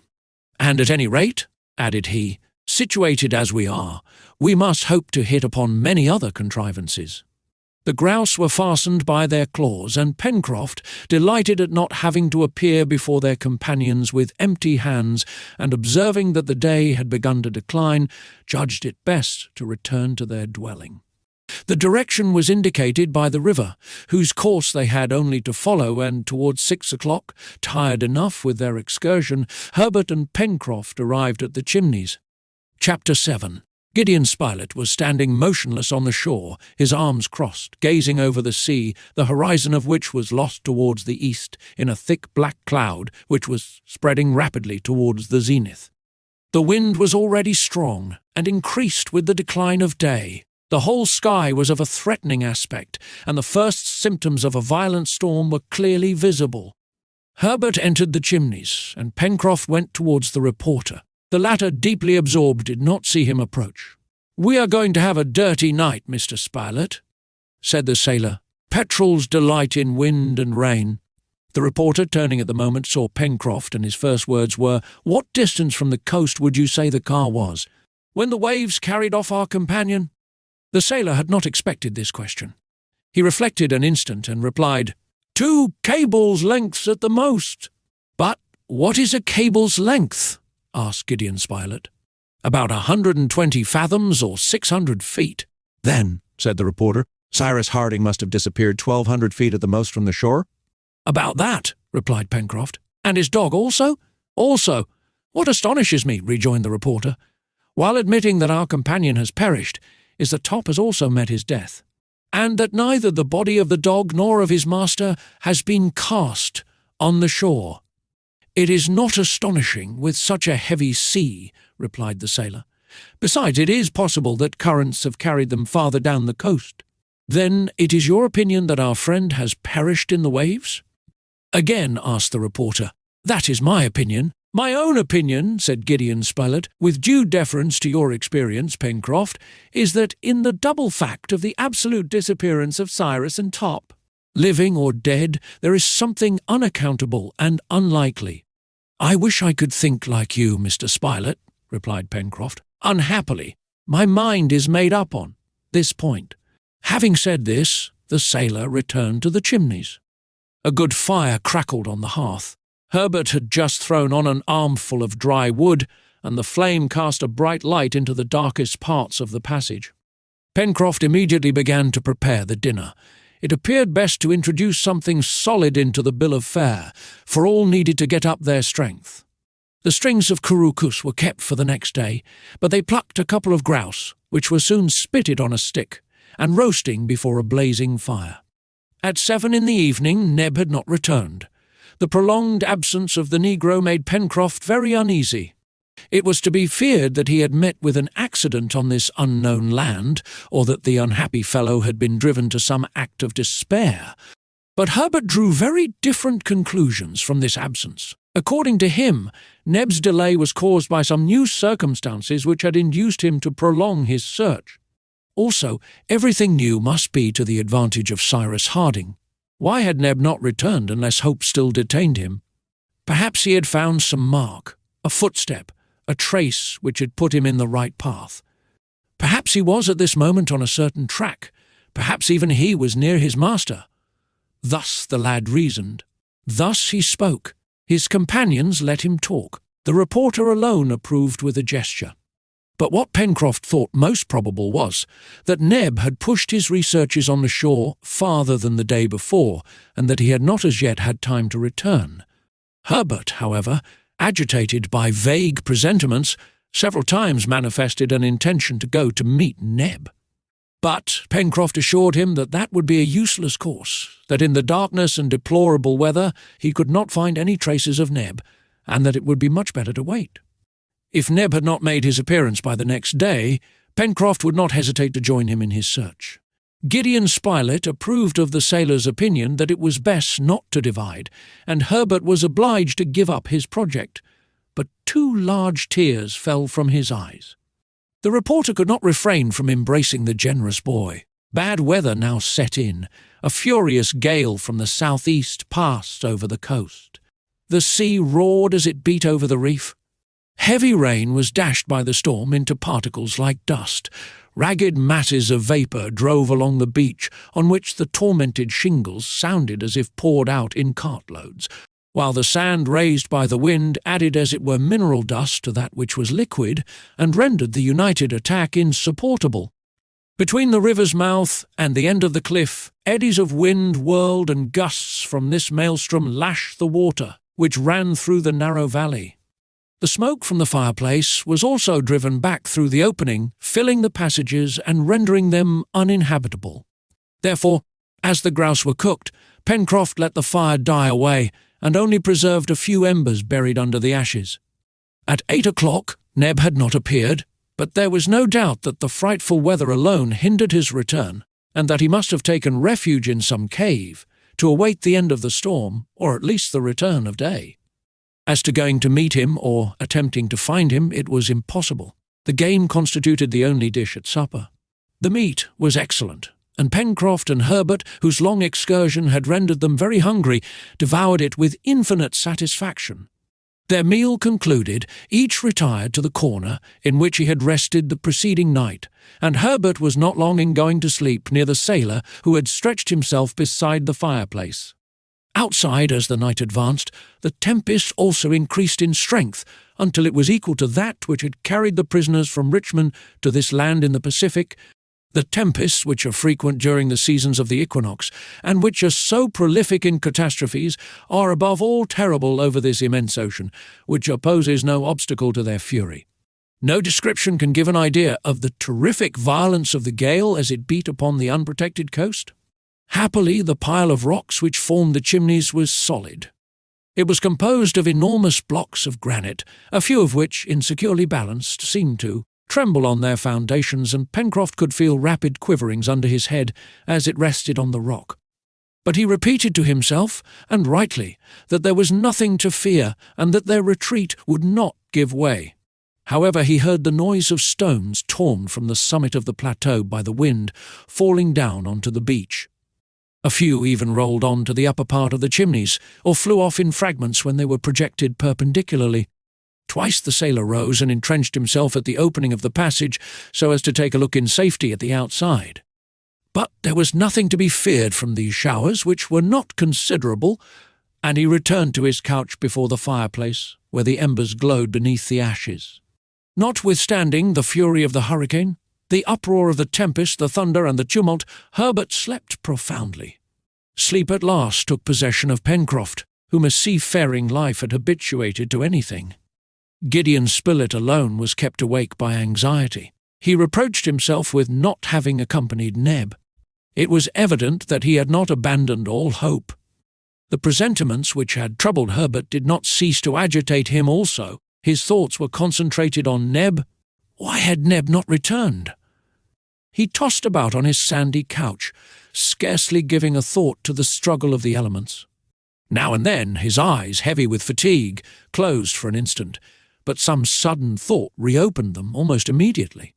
Meanwhile the night advanced, and it was perhaps 2 hours from morning when Pencroft, then sound asleep, was vigorously shaken. "What's the matter?" he cried, rousing himself and collecting his ideas with the promptitude usual to seamen. The reporter was leaning over him and saying, "Listen, Pencroft, listen." The sailor strained his ears, but could hear no noise beyond those caused by the storm. "It is the wind," said he. "No," replied Gideon Spilett, listening again. "I thought I heard—" "What?" "The barking of a dog." "A dog!" cried Pencroft, springing up. "Yes, barking. It's not possible," replied the sailor. "And besides, how in the roaring of the storm—" "Stop, listen," said the reporter. Pencroft listened more attentively, and really thought he heard, during a lull, distant barking. "Well," said the reporter, pressing the sailor's hand. "Yes, yes," replied Pencroft. "It is Top! It is Top!" cried Herbert, who had just awoke, and all three rushed towards the opening of the chimneys. They had great difficulty in getting out. The wind drove them back. But at last they succeeded, and could only remain standing by, leaning against the rocks. They looked about, but could not speak. The darkness was intense. The sea, the sky, the land were all mingled in one black mass. Not a speck of light was visible. The reporter and his companions remained thus for a few minutes, overwhelmed by the wind, drenched by the rain, blinded by the sand. Then, in a pause of the tumult, they again heard the barking, which they found must be at some distance. It could only be Top, but was he alone or accompanied? He was most probably alone, for if Neb had been with him, he would have made his way more directly towards the chimneys. The sailor squeezed the reporter's hand, for he could not make himself heard, in a way which signified, "Wait." Then he re-entered the passage. An instant after he issued with a lighted faggot, which he threw into the darkness, whistling shrilly. It appeared as if this signal had been waited for. The barking immediately came nearer, and soon a dog bounded into the passage. Pencroft, Herbert, and Spilett entered after him. An armful of dry wood was thrown on the embers. The passage was lighted up with a bright flame. "It is Top!" cried Herbert. It was indeed Top, a magnificent Anglo-Norman who, derived from these two races, crossed the swiftness of foot and the acuteness of smell which are the preeminent qualities of coursing dogs. It was the dog of the engineer, Cyrus Harding, but he was alone. Neither Neb nor his master accompanied him. How was it that his instinct had guided him straight to the chimneys, which he did not know? It appeared inexplicable, above all in the midst of this black night and in such a tempest. But what was still more inexplicable was that Top was neither tired nor exhausted, nor even soiled with mud or sand. Herbert had drawn him towards him, and was patting his head, the dog rubbing his neck against the lad's hands. "If the dog is found, the master will be found also," said the reporter. "God grant it," responded Herbert. "Let us set off. Top will guide us." Pencroft did not make any objection. He felt that Top's arrival contradicted his conjectures. "Come along, then," said he. Pencroft carefully covered the embers on the hearth. He placed a few pieces of wood among them, so as to keep in the fire until their return. Then, preceded by the dog, who seemed to invite them by short barks to come with him, and followed by the reporter and the boy, he dashed out, after having put up in his handkerchief the remains of the supper. The storm was then in all its violence, and perhaps at its height. Not a single ray of light from the moon pierced through the clouds. To follow a straight course was difficult. It was best to rely on Top's instinct. They did so. The reporter and Herbert walked behind the dog, and the sailor brought up the rear. It was impossible to exchange a word. The rain was not very heavy, but the wind was terrific. However, one circumstance favoured the seaman and his two companions. The wind being southeast, consequently, blew on their backs. The clouds of sand, which otherwise would have been insupportable from being received behind, did not in consequence impede their progress. In short, they sometimes went faster than they liked, and had some difficulty in keeping their feet, but hope gave them strength, for it was not at random that they made their way along the shore. They had no doubt that Neb had found his master, and that he had sent them the faithful dog, but was the engineer living? Or had Neb only sent for his companions that they might render the last duties to the corpse of the unfortunate Harding? After having passed the precipice, Herbert, the reporter, and Pencroft prudently stepped aside to stop and take breath. The turn of the rock sheltered them from the wind, and they could breathe after this walk, or rather run, of a quarter of an hour. They could now hear and reply to each other, and the lad having pronounced the name of Cyrus Harding, Top gave a few short barks, as much as to say that his master was saved. "Saved, isn't he?" repeated Herbert. "Saved, Top!" And the dog barked in reply. They once more set out. The tide began to rise, and urged by the wind it threatened to be unusually high, as it was a spring tide. Great billows thundered against the reef with such violence that they probably passed entirely over the islet, then quite invisible. The mole no longer protected the coast, which was directly exposed to the attacks of the open sea. As soon as the sailor and his companions left the precipice, the wind struck them again with renewed fury. Though bent under the gale, they walked very quickly, following Top, who did not hesitate as to what direction to take. They ascended towards the north, having on their left an interminable extent of billows, which broke with a deafening noise, and on their right a dark country, the aspect of which it was impossible to guess. But they felt that it was comparatively flat, for the wind passed completely over them, without being driven back as it was when it came in contact with the cliff. At 4 o'clock in the morning they reckoned that they had cleared about 5 miles. The clouds were slightly raised, and the wind, though less damp, was very sharp and cold. Insufficiently protected by their clothing, Pencroft, Herbert and Spilett suffered cruelly, but not a complaint escaped their lips. They were determined to follow Top, wherever the intelligent animal wished to lead them. Towards 5 o'clock day began to break. At the zenith, where the fog was less thick, grey shades bordered the clouds. Under an opaque belt, a luminous line clearly traced the horizon. The crests of the billows were tipped with a wild light, and the foam regained its whiteness. At the same time, on the left, the hilly parts of the coast could be seen, though very indistinctly. At 6 o'clock day had broken. The clouds rapidly lifted. The seaman and his companions were then about 6 miles from the Chimneys. They were following a very flat shore bounded by a reef of rocks whose heads scarcely emerged from the sea, for they were in deep water. On the left, the country appeared to be one vast extent of sandy downs bristling with thistles. There was no cliff, and the shore offered no resistance to the ocean but a chain of irregular hillocks. Here and there grew 2 or 3 trees, inclined towards the west, their branches projecting in that direction. Quite behind, in the southwest, extended the border of the forest. At this moment, Top became very excited. He ran forward, then returned, and seemed to entreat them to hasten their steps. The dog then left the beach, and guided by his wonderful instinct without showing the least hesitation, went straight in among the downs. They followed him. The country appeared an absolute desert. Not a living creature was to be seen. The downs, the extent of which was large, were composed of hillocks and even of hills, very irregularly distributed. They resembled a Switzerland modelled in sand, and only an amazing instinct could have possibly recognized the way. 5 minutes after having left the beach, the reporter and his 2 companions arrived at a sort of excavation, hollowed out at the back of a high mound. There Top stopped and gave a loud, clear bark. Spilett, Herbert and Pencroft dashed into the cave. Neb was there, kneeling beside a body extended on a bed of grass. The body was that of the engineer, Cyrus Harding. Chapter 8. Neb did not move. Pencroft only uttered one word. "Living?" he cried. Neb did not reply. Spilett and the sailor turned pale. Herbert clasped his hands and remained motionless. The poor negro, absorbed in his grief, evidently had neither seen his companions nor heard the sailor speak. The reporter knelt down beside the motionless body and placed his ear to the engineer's chest, having first torn open his clothes. A minute an age passed, during which he endeavoured to catch the faintest throb of the heart. Neb had raised himself a little and gazed without seeing. Despair had completely changed his countenance.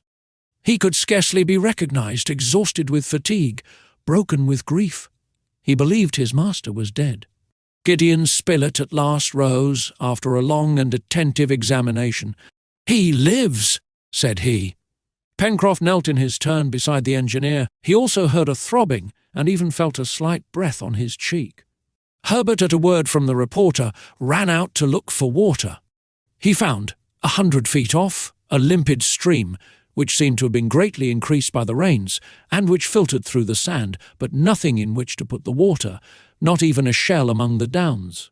The lad was obliged to content himself with dipping his handkerchief in the stream, and with it hastened back to the grotto. Happily, the wet handkerchief was enough for Gideon Spilett, who only wished to wet the engineer's lips. The cold water produced an almost immediate effect. His chest heaved, and he seemed to try to speak. "We will save him!" exclaimed the reporter. At these words, hope revived in Neb's heart. He undressed his master to see if he was wounded, but not so much as a bruise was to be found, either on the head, body, or limbs, which was surprising. as he must have been dashed against the rocks, even the hands were uninjured, and it was difficult to explain how the engineer showed no traces of the efforts which he must have made to get out of reach of the breakers. But the explanation would come later. When Cyrus was able to speak, he would say what had happened. For the present, the question was how to recall him to life. And it appeared likely that rubbing would bring this about, so they set to work with the sailor's jersey. The engineer, revived by this rude shampooing, moved his arms slightly and began to breathe more regularly. He was sinking from exhaustion, and certainly, had not the reporter and his companions arrived, it would have been all over with Cyrus Harding. "You thought your master was dead, didn't you?" said the seaman to Neb. "Yes, quite dead," replied Neb, "and if Top had not found you and brought you here, I should have buried my master, and then have lain down on his grave to die." It had indeed been a narrow escape for Cyrus Harding. Neb then recounted what had happened. The day before, after having left the Chimneys at daybreak, he had ascended the coast in a northerly direction and had reached that part of the shore which he had already visited. There, without any hope, he acknowledged, Neb had searched the beach, among the rocks, on the sand, for the smallest trace to guide him. He examined particularly that part of the beach which was not covered by the high tide, for near the sea the water would have obliterated all marks. Neb did not expect to find his master living. It was for a corpse that he searched, a corpse which he wished to bury with his own hands. He sought long in vain. This desert coast appeared never to have been visited by a human creature. The shells, those which the sea had not reached and which might be met with by millions above high water mark, were untouched. Not a shell was broken. Neb then resolved to walk along the beach for some miles. It was possible that the waves had carried the body to quite a distant point. When a corpse floats a little distance from a low shore, it rarely happens that the tide does not throw it up sooner or later. This Neb knew, and he wished to see his master again for the last time. I went along the coast for another 2 miles, carefully examining the beach, both at high and low water, and I despaired of finding anything. When yesterday, above 5 in the evening, I saw footprints on the sand. "Footprints?" exclaimed Pencroft. "Yes," replied Neb. "Did these footprints begin at the water's edge?" asked the reporter. "No," replied Neb.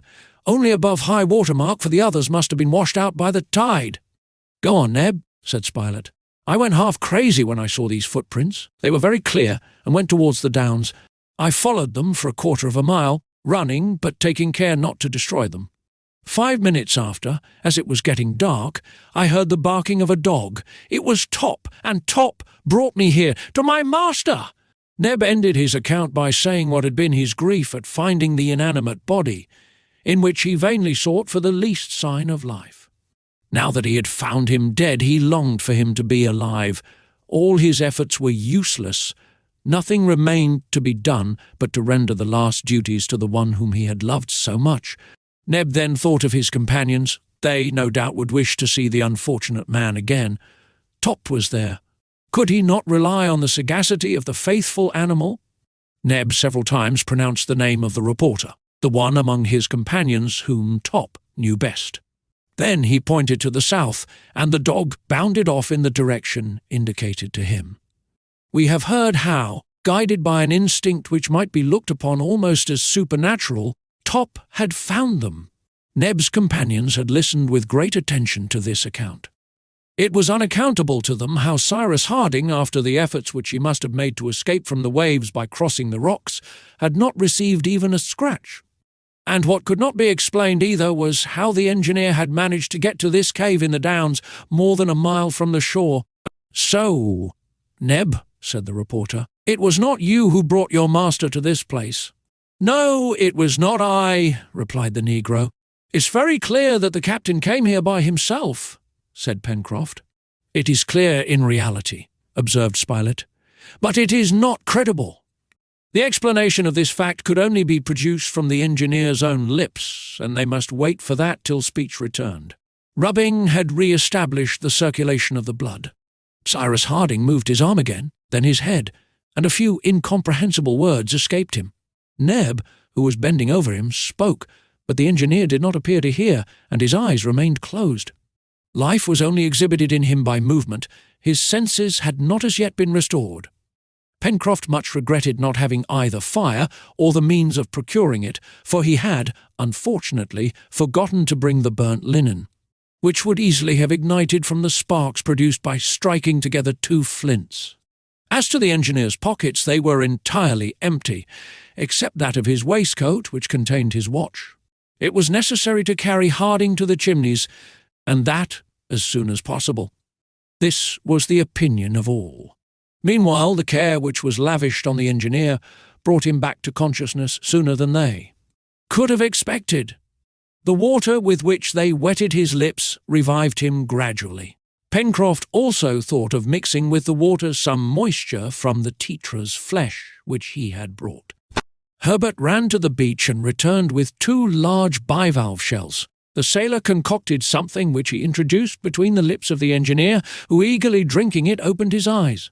Neb and the reporter were leaning over him. "My master! My master!" cried Neb. The engineer heard him. He recognized Neb and Spilett, then his other 2 companions, and his hand slightly pressed theirs. A few words again escaped him, which showed what thoughts were, even then, troubling his brain. This time he was understood. Undoubtedly they were the same words he had before attempted to utter. "Island or continent?" he murmured. "Bother the continent," cried Pencroft hastily. "There is time enough to see about that, Captain. We don't care for anything, provided you are living." The engineer nodded faintly, and then appeared to sleep. They respected this sleep, and the reporter began immediately to make arrangements for transporting Harding to a more comfortable place. Neb, Herbert, and Pencroft left the cave and directed their steps towards a high mound crowned with a few distorted trees. On the way the sailor could not help repeating, "Island or continent? To think of that when at one's last gasp! What a man!" Arrived at the summit of the mound, Pencroft and his 2 companions set to work, with no other tools than their hands, to despoil of its principal branches a rather sickly tree, a sort of marine fir. With these branches they made a litter, on which, covered with grass and leaves, they could carry the engineer. This occupied them nearly 40 minutes, and it was 10 o'clock when they returned to Cyrus Harding, whom Spilett had not left. The engineer was just awaking from the sleep, or rather from the drowsiness in which they had found him. The colour was returning to his cheeks, which till now had been as pale as death. He raised himself a little, looked around him, and appeared to ask where he was. "Can you listen to me without fatigue, Cyrus?" asked the reporter. "Yes," replied the engineer. "It's my opinion," said the sailor, "that Captain Harding will be able to listen to you still better, if he will have some more grouse jelly, for we have grouse, Captain," added he, presenting him with a little of this jelly, to which he this time added some of the flesh. Cyrus Harding ate a little of the grouse, and the rest was divided among his companions, who found it but a meagre breakfast, for they were suffering extremely from hunger. "Well," said the sailor, "there is plenty of food at the Chimneys, for you must know, Captain, that down there in the south we have a house with rooms, beds, and fireplace, and in the pantry several dozen of birds, which our Herbert calls carucas. Your litter is ready, and as soon as you feel strong enough, we will carry you home." "Thanks, my friend," replied the engineer. "Wait another hour or 2, and then we will set out. And now speak, Spilett." The reporter then told him all that had occurred.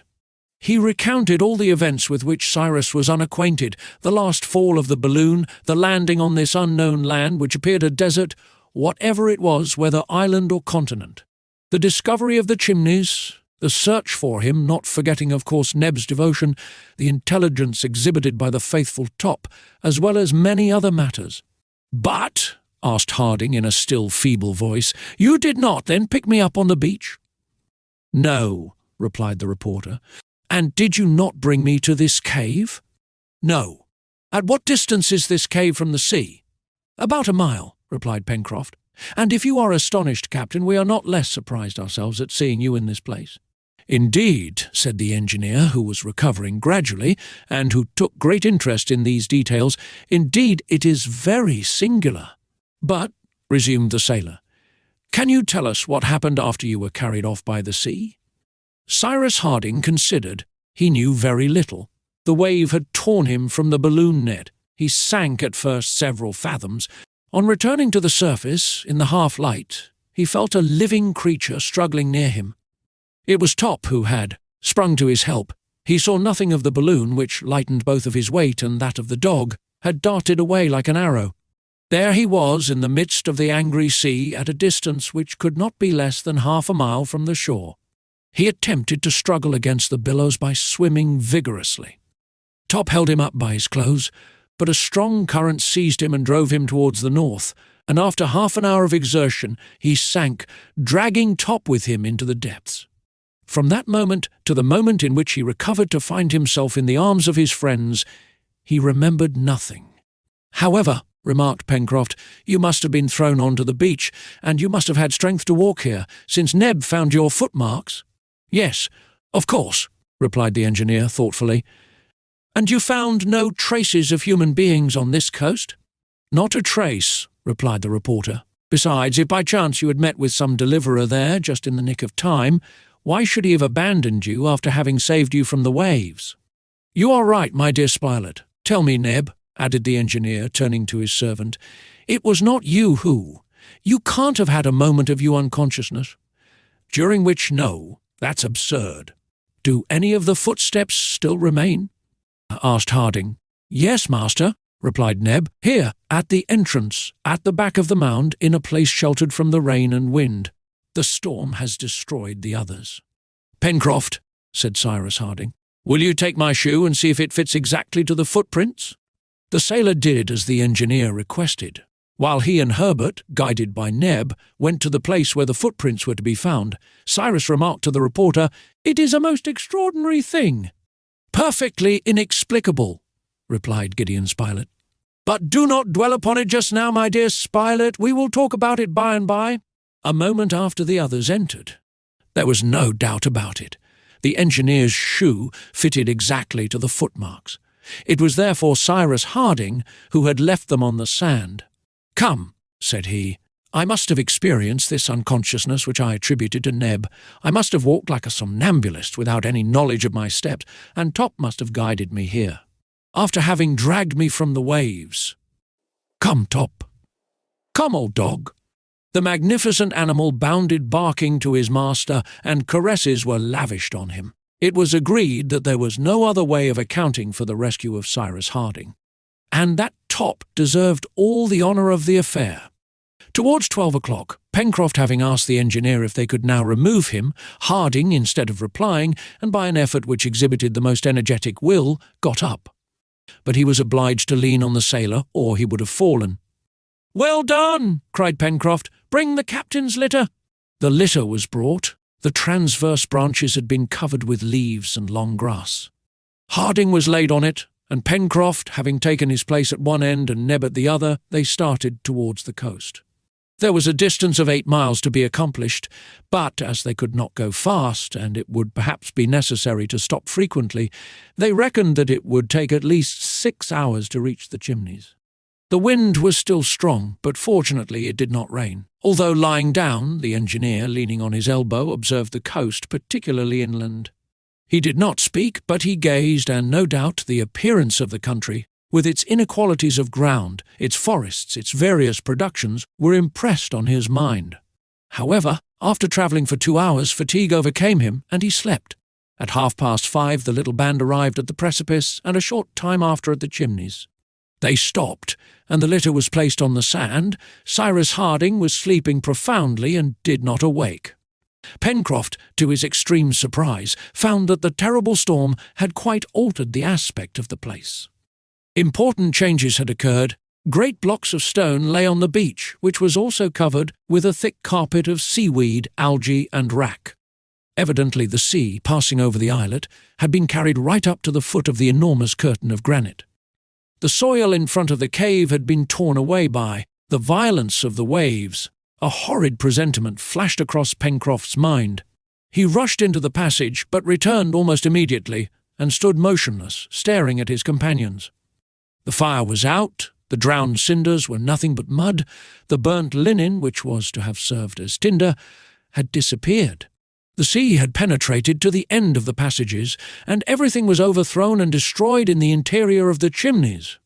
Chapter 9. In a few words, Gideon Spilett, Herbert and Neb were made acquainted with what had happened. This accident, which appeared so very serious to Pencroft, produced different effects on the companions of the honest sailor. Neb, in his delight at having found his master, did not listen, or rather, did not care to trouble himself with what Pencroft was saying. Herbert shared in some degree the sailor's feelings.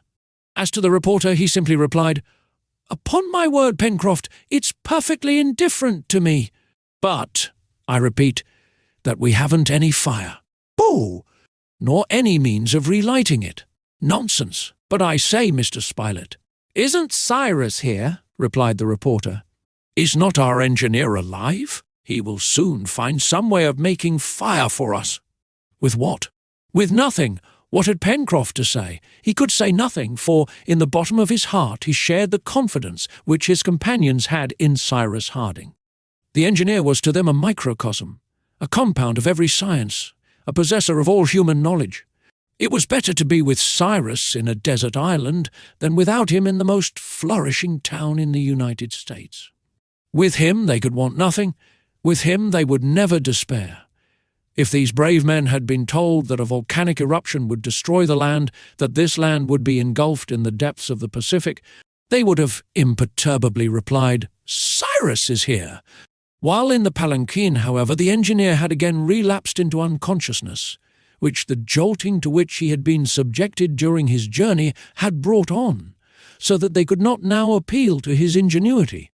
The supper must necessarily be very meagre.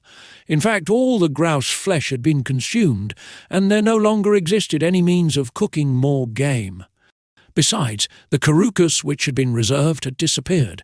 They must consider what was to be done. First of all, Cyrus Harding was carried into the central passage. There they managed to arrange for him a couch of seaweed which still remained almost dry. The deep sleep which had overpowered him would no doubt be more beneficial to him than any nourishment. Night had closed in, and the temperature, which had modified when the wind shifted to the northwest, again became extremely cold. Also, the sea having destroyed the partitions which Pencroft had put up in certain places in the passages, the chimneys, on account of the draughts, had become scarcely habitable. The engineer's condition would therefore have been bad enough if his companions had not carefully covered him with their coats and waistcoats. Supper this evening was of course composed of the inevitable lithodomes, of which Herbert and Neb picked up a plentiful supply on the beach. However, to these mollusks the lad added some edible seaweed, which he gathered on high rocks, whose sides were only washed by the sea at the time of high tides. This seaweed, which belongs to the order of Fucacae, of the genus Sargassum, produces, when dry, a gelatinous matter, rich and nutritious. The reporter and his companions, after having eaten a quantity of lithodomes, sucked the Sargassum, of which the taste was very tolerable. It is used in parts of the East very considerably by the natives. "Never mind," said the sailor, "the captain will help us soon." Meanwhile the cold became very severe, and unhappily they had no means of defending themselves from it. The sailor, extremely vexed, tried in all sorts of ways to procure fire. Neb helped him in this work. He found some dry moss, and by striking together 2 pebbles he obtained some sparks, but the moss, not being inflammable enough, did not take fire, for the sparks were really only incandescent, and not at all of the same consistency as those which are emitted from flint when struck in the same manner. The experiment, therefore, did not succeed. Pencroft, although he had no confidence in the proceeding, then tried rubbing 2 pieces of dry wood together, as savages do. Suddenly the movement which he and Neb exhibited, if it had been transformed into heat according to the new theory, would have been enough to heat the boiler of a steamer. It came to nothing. The bits of wood became hot, to be sure, but much less so than the operators themselves. After working an hour, Pencroft, who was in a complete state of perspiration, threw down the pieces of wood in disgust. "I can never be made to believe that savages light their fires in this way, let them say what they will," he exclaimed. "I could sooner light my arms by rubbing them against each other." The sailor was wrong to despise the proceeding. Savages often kindle wood by means of rapid rubbing. But every sort of wood does not answer for the purpose, and besides there is the knack, following the usual expression, and it is probable that Pencroft had not the knack. Pencroft's ill humour did not last long. Herbert had taken the bits of wood which he had turned down, and was exerting himself to rub them. The hardy sailor could not restrain a burst of laughter on seeing the efforts of the lad to succeed where he had failed. "Rub, my boy, rub," said he. "I am rubbing," replied Herbert, laughing, "but I don't pretend to do anything else but warm myself instead of shivering, and soon I shall be as hot as you are, my good Pencroft." This soon happened. However, they were obliged to give up, for this night at least, the attempt to procure fire. Gideon Spilett repeated for the 20th time that Cyrus Harding would not have been troubled for so small a difficulty. And, in the meantime, he stretched himself in one of the passages on his bed of sand. Herbert, Neb and Pencroft did the same, while Top slept at his master's feet. Next day, the 28th of March, when the engineer awoke about 8 in the morning, he saw his companions around him watching his sleep, and, as on the day before, his first words were, "Island or continent?" This was his uppermost thought. "Well," replied Pencroft, "we don't know anything about it, Captain." "You don't know yet?" "But we shall know," rejoined Pencroft, "when you have guided us into the country."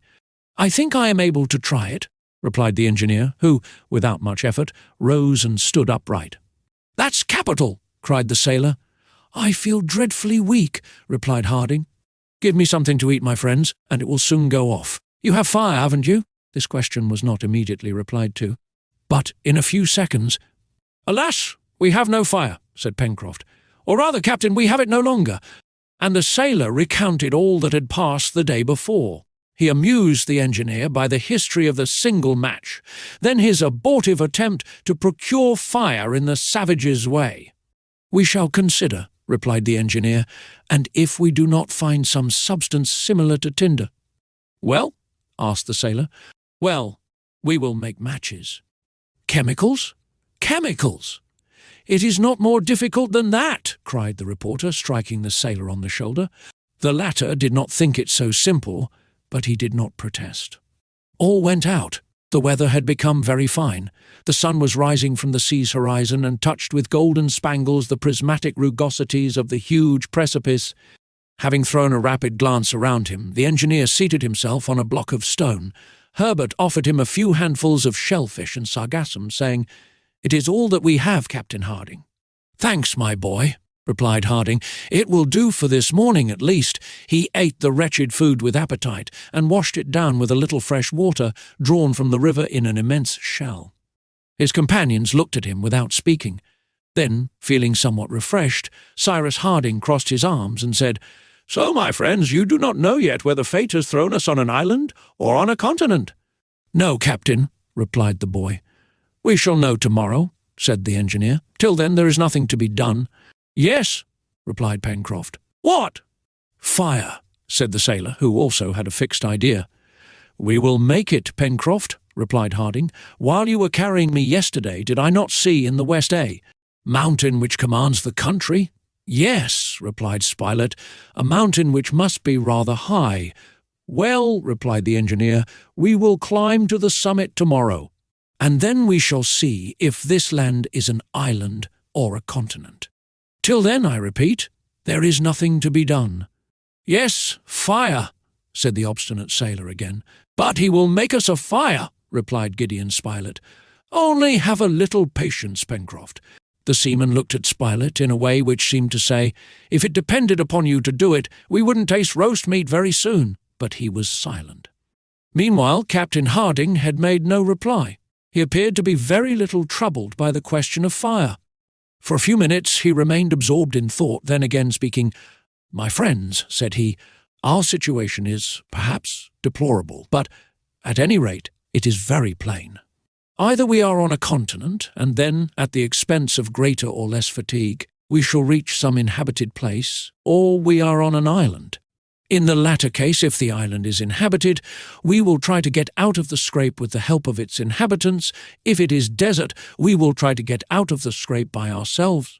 "Certainly nothing could be plainer," replied Pencroft. "But whether it is an island or a continent," asked Gideon Spilett, Whereabouts do you think, Cyrus, this storm has thrown us?" "I cannot say exactly," replied the engineer, "but I presume it is some land in the Pacific. In fact, when we left Richmond, the wind was blowing from the northeast, and its very violence greatly proves that it could not have varied.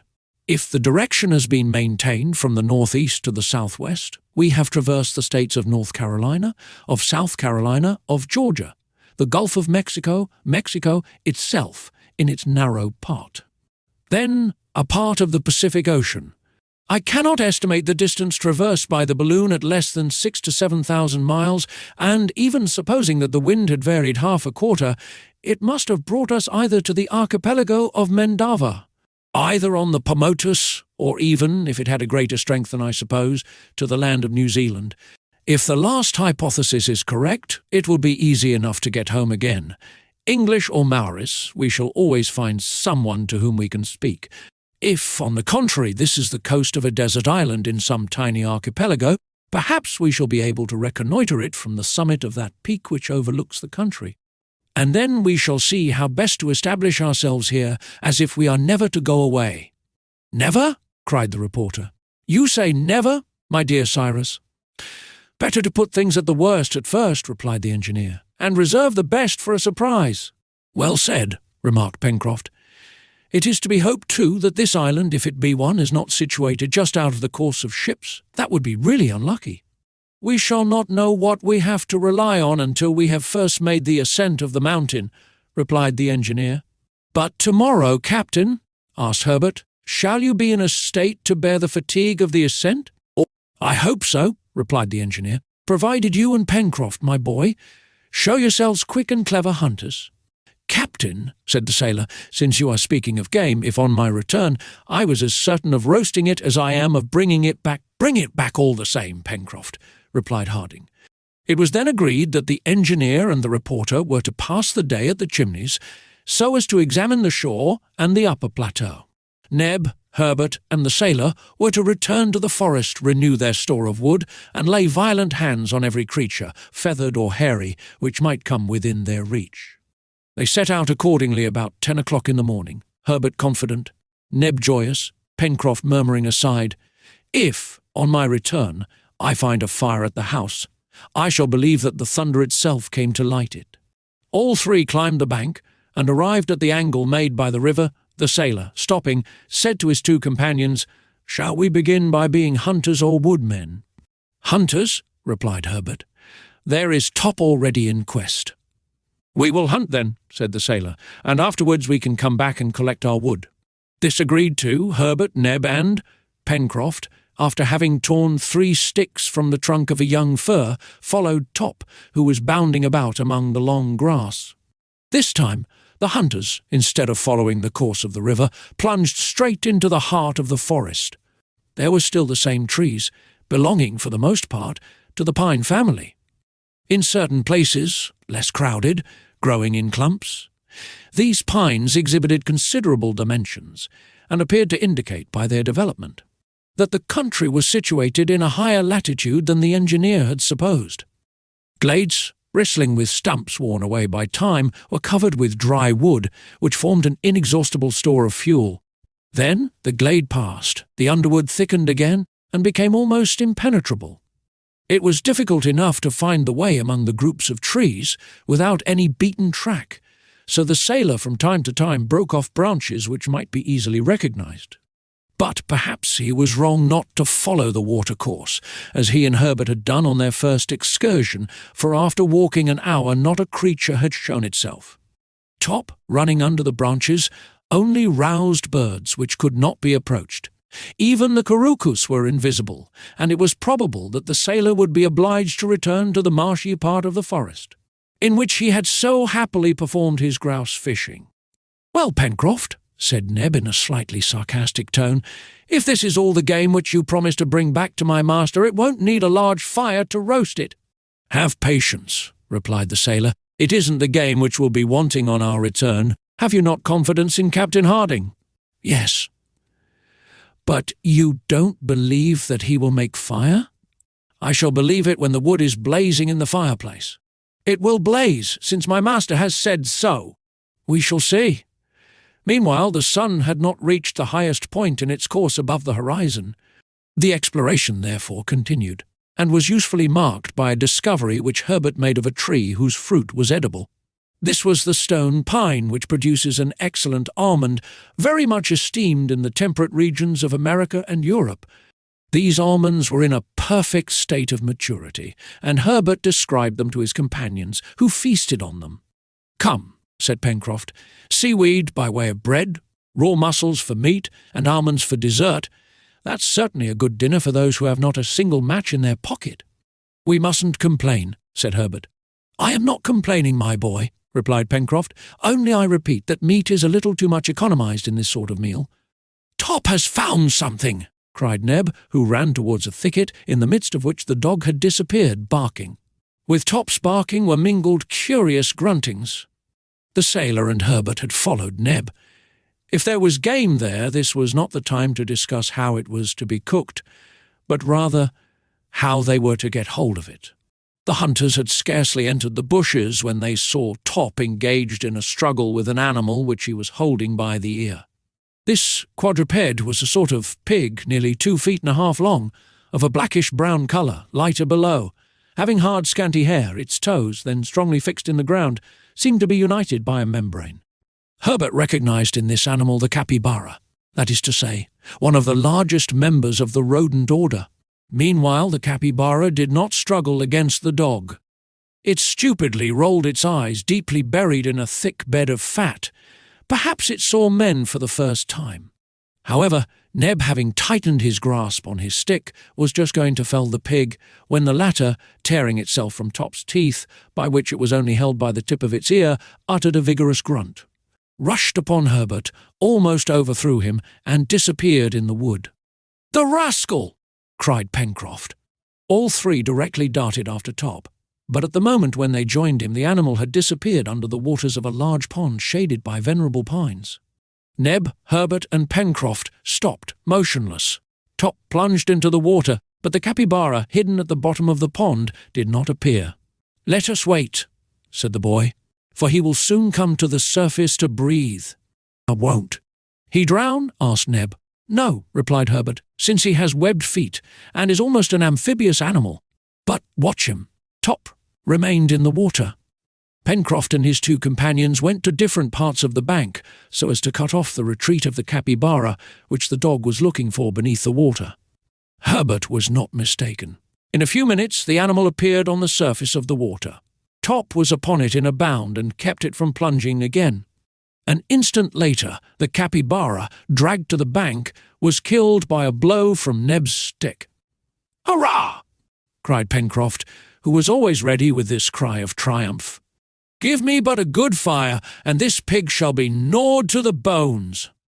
Pencroft hoisted the capybara on his shoulders, and judging by the height of the sun that it was about 2 o'clock, he gave the signal to return. Top's instinct was useful to the hunters who, thanks to the intelligent animal, were enabled to discover the road by which they had come. Half an hour later they arrived at the river. Pencroft soon made a raft of wood, as he had done before, though if there was no fire it would be a useless task, and the raft following the current they returned towards the chimneys. But the sailor had not gone 50 paces when he stopped, and again uttering a tremendous hurrah, pointed towards the angle of the cliff. "Herbert! Neb! Look!" he shouted. Smoke was escaping and curling up among the rocks. Chapter 10. In a few minutes the three hunters were before a crackling fire. The captain and the reporter were there. Pencroft looked from one to the other, his capybara in his hand, without saying a word. "Well, yes, my brave fellow," cried the reporter. "Fire, real fire, which will roast this splendid pig perfectly, and we will have a feast presently." "But who lighted it?" asked Pencroft. "The sun!" Gideon Spilett was quite right in his reply. It was the sun which had furnished the heat which so astonished Pencroft. The sailor could scarcely believe his eyes, and he was so amazed that he did not think of questioning the engineer. "Had you a burning glass, sir?" asked Herbert of Harding. "No, my boy," replied he, "but I made one," and he showed the apparatus which served for a bee-burning glass. It was simply 2 glasses which he had taken from his own and the reporter's watches. Having filled them with water and rendered their edges adhesive by means of a little clay, he thus fabricated a regular burning glass, which, concentrating the solar rays on some very dry moss, soon caused it to blaze. The sailor considered the apparatus. Then he gazed at the engineer without saying a word. Only a look plainly expressed his opinion that if Cyrus Harding was not a magician, he was certainly no ordinary man. At last speech returned to him, and he cried, "Note that, Mr. Spilett, note that down on your paper." "It is noted," replied the reporter. Then, Neb helping him, the seaman arranged the spit, and the capybara, properly cleaned, was soon roasting like a suckling pig before a clear, crackling fire. The chimneys had again become more habitable, not only because the passages were warmed by the fire, but because the partitions of wood and mud had been re-established. It was evident that the engineer and his companions had employed their day well. Cyrus Harding had almost entirely recovered his strength, and had proved it by climbing to the upper plateau. From this point his eye, accustomed to estimate heights and distances, was fixed for a long time on the cone, the summit of which he wished to reach the next day. The mountain, situated about 6 miles to the northwest, appeared to him to measure 3,500 feet above the level of the sea.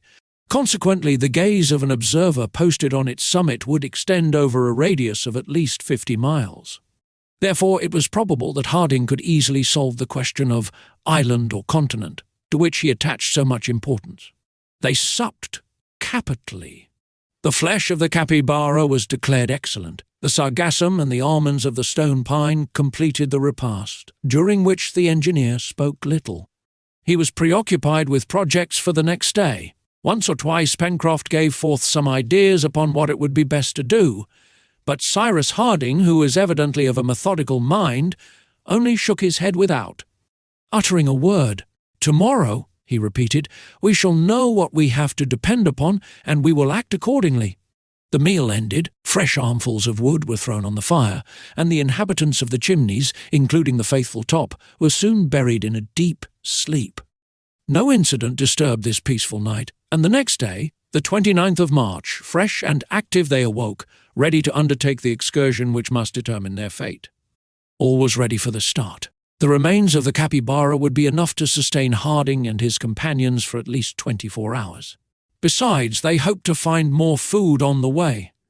As the glasses had been returned to the watches of the engineer and reporter, Pencroft burned a little linen to serve as tinder. As to flint, that would not be wanting in these regions of plutonic origin. It was 7:30 in the morning when the explorers, armed with sticks, left the chimneys. Following Pencroft's advice, it appeared best to take the road already traversed through the forest, and to return by another route. It was also the most direct way to reach the mountain. They turned the south angle and followed the left bank of the river, which was abandoned at the point where it formed an elbow towards the southwest. The path, already trodden under the evergreen trees, was found, and at 9 o'clock Cyrus Harding and his companions had reached the western border of the forest. The ground, till then very little undulated, boggy at first, dry and sandy afterwards, had a gentle slope which ascended from the shore towards the interior of the country. A few very timid animals were seen under the forest trees. Top quickly started them, but his master soon called him back, for the time had not come to commence hunting that would be attended to later. The engineer was not a man who would allow himself to be diverted from his fixed idea. It might even have been said that he did not observe the country at all, either in its configuration or in its natural productions, his great aim being to climb the mountain before him, and therefore straight towards it he went. At 10 o'clock a halt of a few minutes was made. On leaving the forest, the mountain system of the country appeared before the explorers. The mountain was composed of 2 cones. The first, truncated at a height of about 2,500 feet, was sustained by buttresses, which appeared to branch out like the talons of an immense claw set on the ground.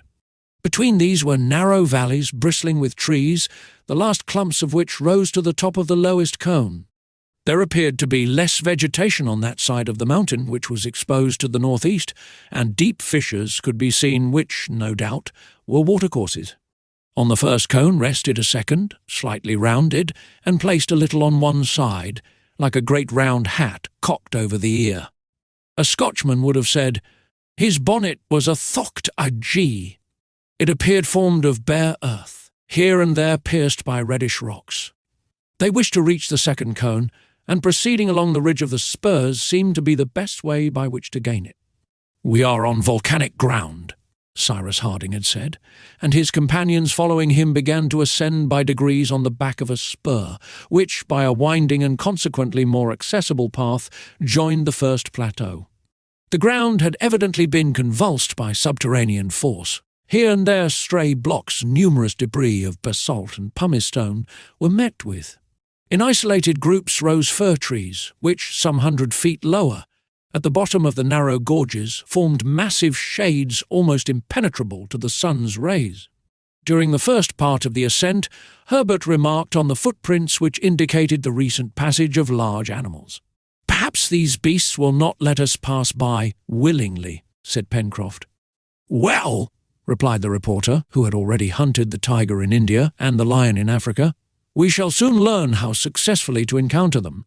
But in the meantime, we must be upon our guard." They ascended but slowly. The distance, increased by detours and obstacles which could not be surmounted directly, was long. Sometimes, too, the ground suddenly fell, and they found themselves on the edge of a deep chasm which they had to go round.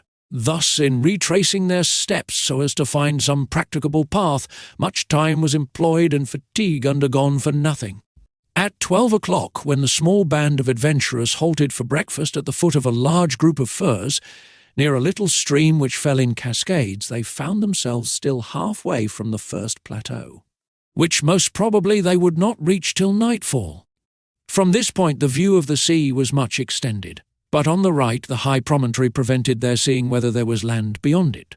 On the left the sight extended several miles to the north, but on the northwest, at the point occupied by the explorers, it was cut short by the ridge of a fantastically shaped spur, which formed a powerful support of the central cone. At 1 o'clock the ascent was continued. They slanted more towards the southwest and again entered among thick bushes. There, under the shade of the trees, fluttered several couples of gallinaceae belonging to the pheasant species.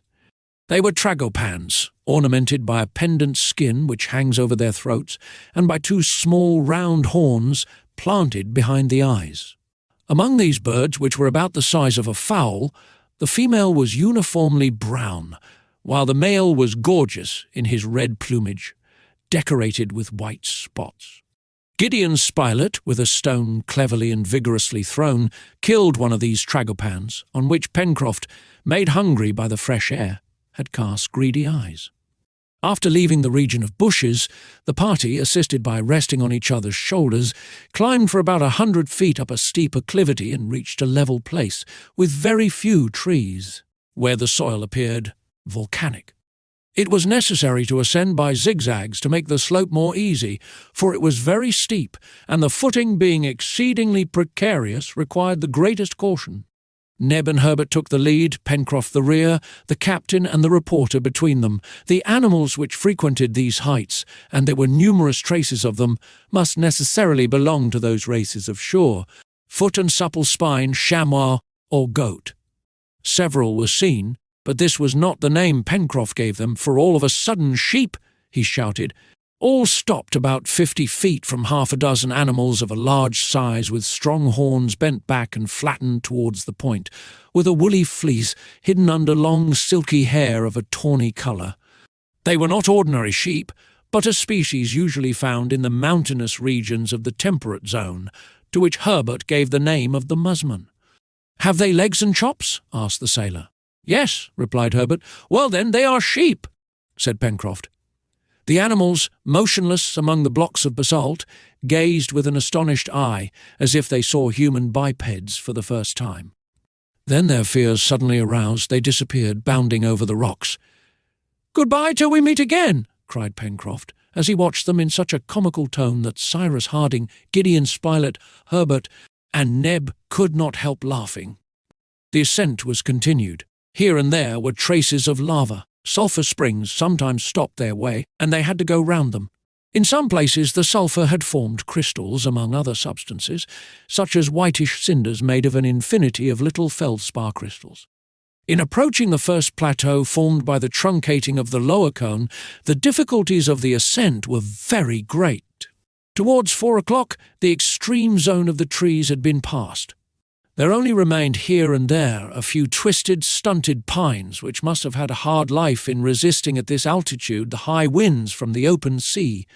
Happily for the engineer and his companions, the weather was beautiful, the atmosphere tranquil, for a high breeze at an elevation of 3,000 feet would have hindered their proceedings. The purity of the sky at the zenith was felt through the transparent air. A perfect calm reigned around them. They could not see the sun, then hid by the vast screen of the upper cone, which masked the half-horizon of the west, and whose enormous shadow stretching to the shore increased as the radiant luminary sank in its diurnal course. Vapour mist, rather than clouds, began to appear in the east and assume all the prismatic colours under the influence of the solar rays. 500 feet only separated the explorers from the plateau, which they wished to reach so as to establish there an encampment for the night. But these 500 feet were increased to more than 2 miles by the zigzags which they had to describe. The soil, as it were, slid under their feet. The slope often presented such an angle that they slipped when the stones worn by the air did not give a sufficient support. Evening came on by degrees, and it was almost night when Cyrus Harding and his companions, much fatigued by an ascent of 7 hours, arrived at the plateau of the first cone. It was then necessary to prepare an encampment, and to restore their strength by eating first and sleeping afterwards. This second stage of the mountain rose on a base of rocks, among which it would be easy to find a retreat. Fuel was not abundant. However, a fire could be made by means of the moss and dry brushwood, which covered certain parts of the plateau. While the sailor was preparing his hearth with stones which he put to this use, Neb and Herbert occupied themselves with getting a supply of fuel. They soon returned with a load of brushwood. The steel was struck, the burnt linen caught the sparks of flint, and under Neb's breath a crackling fire showed itself in a few minutes under the shelter of the rocks. Their object in lighting a fire was only to enable them to withstand the cold temperature of the night, as it was not employed in cooking the bird which Neb kept for the next day. The remains of the capybara and some dozens of the stone pine almonds formed their supper. It was not 6:30 when all was finished. Cyrus Harding then thought of exploring in the half-light the large circular layer which supported the upper cone of the mountain. Before taking any rest, he wished to know if it was possible to get round the base of the cone, in the case of its sides being too steep and its summit being inaccessible. This question preoccupied him, for it was possible that from the way the hat inclined, that is to say, towards the north, the plateau was not practicable. Also, if the summit of the mountain could not be reached on one side, and if, on the other, they could not get round the base of the cone, it would be impossible to survey the western part of the country, and their object in making the ascent would, in part, be altogether unattained. The engineer, accordingly, regardless of fatigue, leaving Pencroft and Neb to arrange the beds, and Gideon Spilett to note the incidents of the day, began to follow the edge of the plateau, going towards the north. Herbert accompanied him. The night was beautiful and still, the darkness was not yet deep. Cyrus Harding and the boy walked near each other without speaking. In some places the plateau opened before them and they passed without hindrance. In others, obstructed by rocks, there was only a narrow path in which 2 persons could not walk abreast. After a walk of 20 minutes, Cyrus Harding and Herbert were obliged to stop. From this point the slope of the 2 cones became one. No shoulder here separated the 2 parts of the mountain. The slope, being inclined almost 70 degrees, the path became impracticable. But if the engineer and the boy were obliged to give up thoughts of following a circular direction, in return an opportunity was given for ascending the cone. In fact, before them opened a deep hollow. It was the rugged mouth of the crater by which the eruptive liquid matter had escaped at the periods when the volcano was still in activity. Hardened lava and crusted scoria formed a sort of natural staircase of large steps which would greatly facilitate the ascent to the summit of the mountain. Harding took all this in at a glance, and without hesitating, followed by the lad, he entered the enormous chasm in the midst of an increasing obscurity. There was still a height of 1,000 feet to overcome. Would the interior acclivities of the crater be practicable? It would soon be seen. The persevering engineer resolved to continue his ascent until he was stopped. Happily, these acclivities wound up the interior of the volcano and favoured their ascent. As to the volcano itself, it could not be doubted that it was completely extinct. No smoke escaped from its sides, not a flame could be seen in the dark. Hollows, not a roar, not a mutter, no trembling even issued from this black well, which perhaps reached far into the bowels of the earth. The atmosphere inside the crater was filled with no sulphurous vapour. It was more than the sleep of a volcano, it was its complete extinction. Cyrus Harding's attempt would succeed. Little by little, Herbert and he, climbing up the sides of the interior, saw the crater widen above their heads. The radius of this circular portion of the sky, framed by the edge of the cone, increased obviously. At each step, as it were, that the explorers made, fresh stars entered the field of their vision. The magnificent constellations of the southern sky shone resplendently. At the zenith glittered the splendid Antares in the Scorpion, and not far was Alpha Centauri, which is believed to be the nearest star to the terrestrial globe. Then, as the crater widened, appeared Fomalhaut of the Fish, the Southern Triangle, and lastly, nearly at the Antarctic pole, the glittering Southern Cross, which replaces the polar star of the Northern Hemisphere. It was nearly 8 o'clock when Cyrus Harding and Herbert set foot on the highest ridge of the mountain at the summit of the cone. It was then perfectly dark, and their gaze could not extend over a radius of 2 miles. Did the sea surround this unknown land, or was it connected in the west with some continent of the Pacific? It could not yet be made out. Towards the west, a cloudy belt, clearly visible at the horizon, increased the gloom, and the eye could not discover if the sky and water were blended together in the same circular line. But at one point of the horizon a vague light suddenly appeared, which descended slowly in proportion as the cloud mounted to the zenith. It was the slender crescent moon, already almost disappearing, but its light was sufficient to show clearly the horizontal line, then detached from the cloud. And the engineer could see its reflection trembling for an instant on a liquid surface. Cyrus Harding seized the lad's hand, and in a grave voice, "An island," said he, at the moment when the lunar crescent disappeared beneath the waves. Chapter 11. Half an hour later, Cyrus Harding and Herbert had returned to the encampment. The engineer merely told his companions that the land upon which fate had thrown them was an island, and that the next day they would consult. Then each settled himself as well as he could to sleep, and in that rocky hole, at a height of 2,500 feet above the level of the sea, through a peaceful night, the islanders enjoyed profound repose. The next day, the 30th of March, after a hasty breakfast which consisted solely of the roasted tragopan, the engineer wished to climb again to the summit of the volcano. So, as more attentively to survey the island upon which he and his companions were imprisoned for life, perhaps, should the island be situated at a great distance from any land, or if it was out of the course of vessels which visited the archipelagos of the Pacific Ocean. This time his companions followed him in the new exploration. They also wished to see the island, on the productions of which they must depend for the supply of all their wants. It was about 7 o'clock in the morning when Cyrus Harding, Herbert, Pencroft, Gideon Spilett, and Neb quitted the encampment. No one appeared to be anxious about their situation. They had faith in themselves, doubtless, but it must be observed that the basis of this faith was not the same with Harding as with his companions. The engineer had confidence because he felt capable of extorting from this wild country everything necessary for the life of himself and his companions. The latter feared nothing, just because Cyrus Harding was with them. Pencroft especially, since the incident of the relighted fire, would not have despaired for an instant, even if he was on a bare rock, if the engineer was with him on the rock. "Sure," said he, "we left Richmond without permission from the authorities.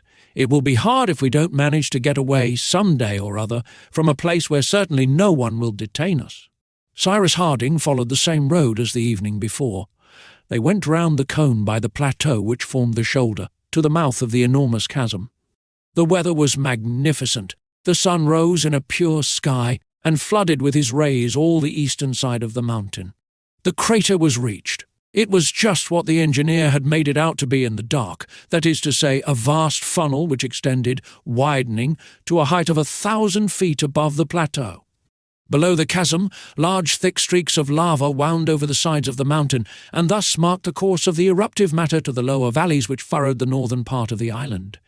The interior of the crater, whose inclination did not exceed 35 to 40 degrees, presented no difficulties nor obstacles to the ascent. Traces of very ancient lava were noticed, which probably had overflowed the summit of the cone before this lateral chasm had opened a new way to it. As to the volcanic chimney which established a communication between the subterranean layers and the crater, its depth could not be calculated with the eye, for it was lost in obscurity. But there was no doubt as to the complete extinction of the volcano. Before 8 o'clock, Harding and his companions were assembled at the summit of the crater, on a conical mound which swelled the northern edge. The sea, everywhere," they cried, as if their lips could not restrain the words which made islanders of them. The sea, indeed, formed an immense circular sheet of water all around them. Perhaps, on climbing again to the summit of the cone, Cyrus Harding had had a hope of discovering some coast, some island shore, which he had not been able to perceive in the dark the evening before. But nothing appeared on the farthest verge of the horizon, that is to say, over a radius of more than 50 miles. No land in sight, not a sail. Over all this immense space the ocean alone was visible. The island occupied the centre of a circumference which appeared to be infinite. The engineer and his companions, mute and motionless, surveyed for some minutes every point of the ocean, examining it to its most extreme limits. Even Pencroft, who possessed a marvellous power of sight, saw nothing, and certainly if there had been land at the horizon, if it appeared only as an indistinct vapour, the sailor would undoubtedly have found it out. For nature had placed regular telescopes under his eyebrows. From the ocean their gaze returned to the island which they commanded entirely, and the first question was put by Gideon Spilett in these terms: "About what size is this island?" Truly it did not appear large in the midst of the immense ocean. Cyrus Harding reflected a few minutes. He attentively observed the perimeter of the island, taking into consideration the height at which he was placed. "Then, my friends," said he, "I do not think I am mistaken in giving to the shore of the island a circumference of more than 100 miles, and consequently an area." "That is difficult to estimate," replied the engineer, "for it is so uneven." If Cyrus Harding was not mistaken in his calculation, the island had almost the extent of Malta or Zante in the Mediterranean, but it was at the same time much more irregular and less rich in capes, promontories, points, bays or creeks. Its strange form caught the eye, and when Gideon Spilett, on the engineer's advice, had drawn the outline, they found that it resembled some fantastic animal, a monstrous leviathan, which lay sleeping on the surface of the Pacific. This was, in fact, the exact shape of the island, which it is of consequence to know, and a tolerably correct map of it was immediately drawn by the reporter. The east part of the shore, where the castaways had landed, formed a wide bay, terminated by a sharp cape, which had been concealed by a high point from Pencroft on his first exploration. At the northeast, 2 other capes closed the bay, and between them ran a narrow gulf, which looked like the half-open jaws of a formidable dogfish. From the northeast to the southwest the coast was rounded, like the flattened cranium of an animal, rising again, forming a sort of protuberance which did not give any particular shape to this part of the island, of which the centre was occupied by the volcano. From this point the shore ran pretty regularly north and south, broken at 2/3 of its perimeter by a narrow creek, from which it ended in a long tail, similar to the caudal appendage of a gigantic alligator. This tail formed a regular peninsula, which stretched more than 30 miles into the sea, reckoning from the cape southeast of the island already mentioned. It curled round, making an open roadstead, which marked out the lower shore of this strangely formed land. At the narrowest part, that is to say between the Chimneys and the creek on the western shore, which corresponded to it in latitude, the island only measured 10 miles. But its greatest length, from the jaws at the northeast to the extremity of the tail of the southwest, was not less than 30 miles. As to the interior of the island, its general aspect was this: very woody throughout the southern part from the mountain to the shore, and arid and sandy in the northern part. Between the volcano and the east coast, Cyrus Harding and his companions were surprised to see a lake bordered with green trees, the existence of which they had not suspected. Seen from this height, the lake appeared to be on the same level as the ocean, but, on reflection, the engineer explained to his companions that the altitude of this little sheet of water must be about 300 feet, because the plateau, which was its basin, was but a prolongation of the coast. "Is it a freshwater lake?" asked Pencroft. "Certainly," replied the engineer, "for it must be fed by the water which flows from the mountain." "I see a little river which runs into it," said Herbert, pointing out a narrow stream which evidently took its source somewhere in the west. "Yes," said Harding, "and since this stream feeds the lake, most probably on the side near the sea there is an outlet by which the surplus water escapes. We shall see that on our return." This little winding watercourse and the river already mentioned constituted the water system, at least such as it was displayed to the eyes of the explorers. However, it was possible that under the masses of trees which covered 2/3 of the island, forming an immense forest, other rivers ran towards the sea. It might even be inferred that such was the case. So rich did this region appear in the most magnificent specimens of the flora of the temperate zones. There was no indication of running water in the north, though perhaps there might be stagnant water among the marshes in the northeast. But that was all, in addition to the downs, sand, and aridity which contrasted so strongly with the luxuriant vegetation of the rest of the island. The volcano did not occupy the central part. It rose, on the contrary, in the northwestern region, and seemed to mark the boundary of the two zones. At the southwest, at the south, and the southeast, the first part of the spurs were hidden under masses of verdure. At the north, on the contrary, one could follow their ramifications, which died away on the sandy plains. It was on this side that, at the time when the mountain was in a state of eruption, the discharge had worn away a passage, and a large heap of lava had spread to the narrow jaw which formed the northeastern gulf. Cyrus Harding and his companions remained an hour at the top of the mountain. The island was displayed under their eyes, like a plan in relief with different tints, green for the forests, yellow for the sand, blue for the water. They viewed it in its tout ensemble. Nothing remained concealed but the ground hidden by verdure, the hollows of the valleys, and the interior of the volcanic chasms. One important question remained to be solved, and the answer would have a great effect upon the future of the castaways. Was the island inhabited? It was the reporter who put this question, to which, after the close examination they had just made, the answer seemed to be in the negative.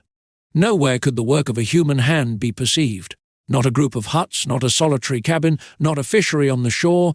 No smoke curling in the air betrayed the presence of man. It is true, a distance of nearly 30 miles separated the observers from the extreme points, that is, of the tail which extended to the southwest, and it would have been difficult, even to Pencroft's eyes, to discover a habitation there. Neither could the curtain of verdure, which covered 3/4 of the island, be raised to see if it did not shelter some straggling village. But in general, the islanders live on the shores of the narrow spaces which emerge above the waters of the Pacific, and this shore appeared to be an absolute desert. Until a more complete exploration, it might be admitted that the island was uninhabited. But was it frequented, at least occasionally, by the natives of neighbouring islands? It was difficult to reply to this question. No land appeared within a radius of 50 miles, but 50 miles could be easily crossed, either by Malay proas or by the large Polynesian canoes. Everything depended on the position of the island, of its isolation in the Pacific, or of its proximity to archipelagos. Would Cyrus Harding be able to find out their latitude and longitude without instruments? It would be difficult. Since he was in doubt, it was best to take precautions against a possible descent of neighbouring natives. The exploration of the island was finished, its shape determined, its features made out, its extent calculated, the water and mountain systems ascertained. The disposition of the forests and plains had been marked in a general way on the reporter's plan. They had now only to descend the mountain slopes again and explore the soil in the triple point of view of its mineral, vegetable, and animal resources. But before giving his companions the signal for departure, Cyrus Harding said to them in a calm, grave voice, Here, my friends, is the small corner of land upon which the hand of the Almighty has thrown us. We are going to live here, a long time perhaps. Perhaps, too, unexpected help will arrive if some ship passes by chance. I say by chance, because this is an unimportant island. There is not even a port in which ships could anchor, and it is to be feared that it is situated out of the route usually followed, that is to say, too much to the south for the ships which frequent the archipelagos of the Pacific, and too much to the north for those which go to Australia by doubling Cape Horn. I wish to hide nothing of our position from you, and you are right, my dear Cyrus, replied the reporter with animation. You have to deal with men. They have confidence in you, and you can depend upon them. Is it not so, my friends? I will obey you in everything, Captain, said Herbert, seizing the engineer's hand. My master always, and everywhere, cried Neb. As for me, said the sailor, if I ever grumble at work, my name's not Jack Pencroft, and if you like, Captain, we will make a little America of this island. We will build towns, we will establish railways, start telegraphs, and one fine day, when it is quite changed, quite put in order and quite civilized, we will go and offer it to the government of the Union. Only I ask one thing. What is that? Said the reporter. It is that we do not consider ourselves castaways, but colonists who have come here to settle. Harding could not help smiling, and the sailor's idea was adopted. He then thanked his companions and added that he would rely on their energy and on the aid of heaven. Well, now let us set off to the Chimneys, cried Pencroft. 1 minute, my friends, said the engineer. It seems to me it would be a good thing to give a name to this island, as well as to the capes, promontories, and watercourses, which we can see. Very good, said the reporter. In the future, that will simplify the instructions which we shall have to give and follow. Indeed, said the sailor. Already it is something to be able to say where one is going and where one has come from. At least, it looks like somewhere. The Chimneys, for example, said Herbert. Exactly, replied Pencroft. That name was the most convenient, and it came to me quite of myself. Shall we keep the name of the Chimneys for our first encampment, Captain? Yes, Pencroft, since you have so christened it. Good. As for the others, that will be easy, returned the sailor, who was in high spirits. Let us give them names, as the Robinsons did, whose story Herbert has often read to me. Providence Bay, Whale Point, Cape Disappointment. Or rather, the names of Captain Harding, said Herbert, of Mr. Spilett, of Neb. My name, cried Neb, showing his sparkling white teeth. Why not? Replied Pencroft. Port Neb, that would do very well. And Cape Gideon. I should prefer borrowing names from our country, said the reporter, which would remind us of America. Yes, for the principal ones, then said Cyrus Harding. For those of the bays and seas, I admit it willingly. We might give to that vast bay on the east the name of Union Bay, for example, to that large hollow on the south, Washington Bay, to the mountain upon which we are standing, that of Mount Franklin, to that lake which is extended under our eyes, that of Lake Grant. Nothing could be better, my friends.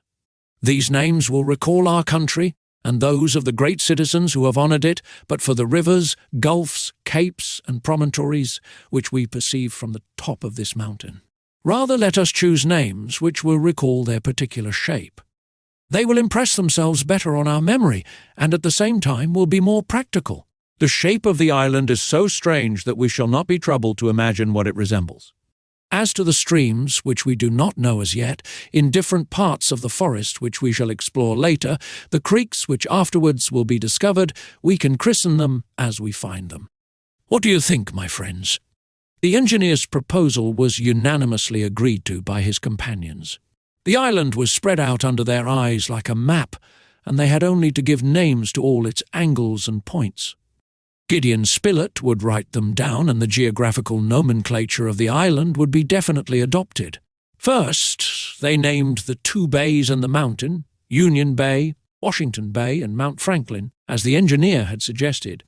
Now, said the reporter, to this peninsula at the southwest of the island, I propose to give the name of Serpentine Peninsula, and that of Reptile End to the bent tail which terminates it, for it is just like a reptile's tail.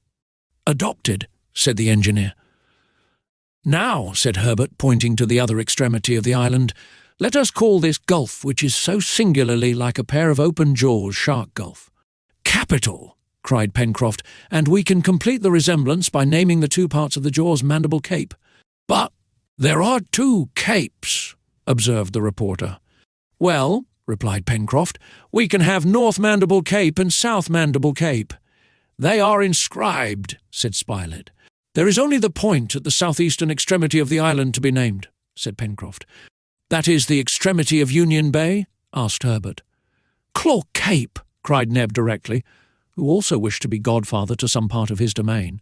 In truth, Neb had found an excellent name, for this cape was very like the powerful claw of the fantastic animal which this singularly shaped island represented.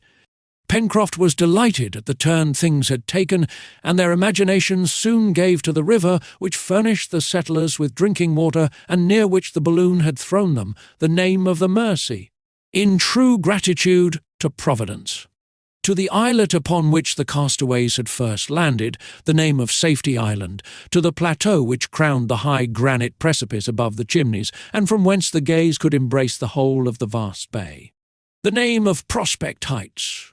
Lastly, all the masses of impenetrable wood which covered the Serpentine Peninsula were named the Forests of the Far West. The nomenclature of the visible and known parts of the island was thus finished, and later they would complete it as they made fresh discoveries. As to the points of the compass, the engineer had roughly fixed them by the height and position of the sun, which placed Union Bay and Prospect Heights to the east.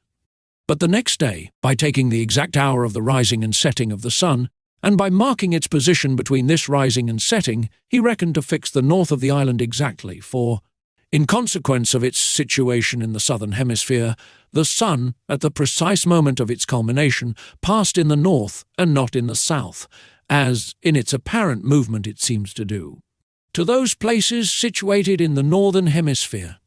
Everything was finished, and the settlers had only to descend Mount Franklin to return to the Chimneys, when Pencroft cried out, "Well, we are preciously stupid." "Why?" asked Gideon Spilett, who had closed his notebook and risen to depart. "Why, our island. We have forgotten to christen it." Herbert was going to propose to give it the engineer's name, and all his companions would have applauded him, when Cyrus Harding said simply, "Let us give it the name of a great citizen. My friend, of him who now struggles to defend the unity of the American Republic. Let us call it Lincoln Island." The engineer's proposal was replied to by 3 hurrahs. And that evening, before sleeping, the new colonists talked of their absent country. They spoke of the terrible war which stained it with blood.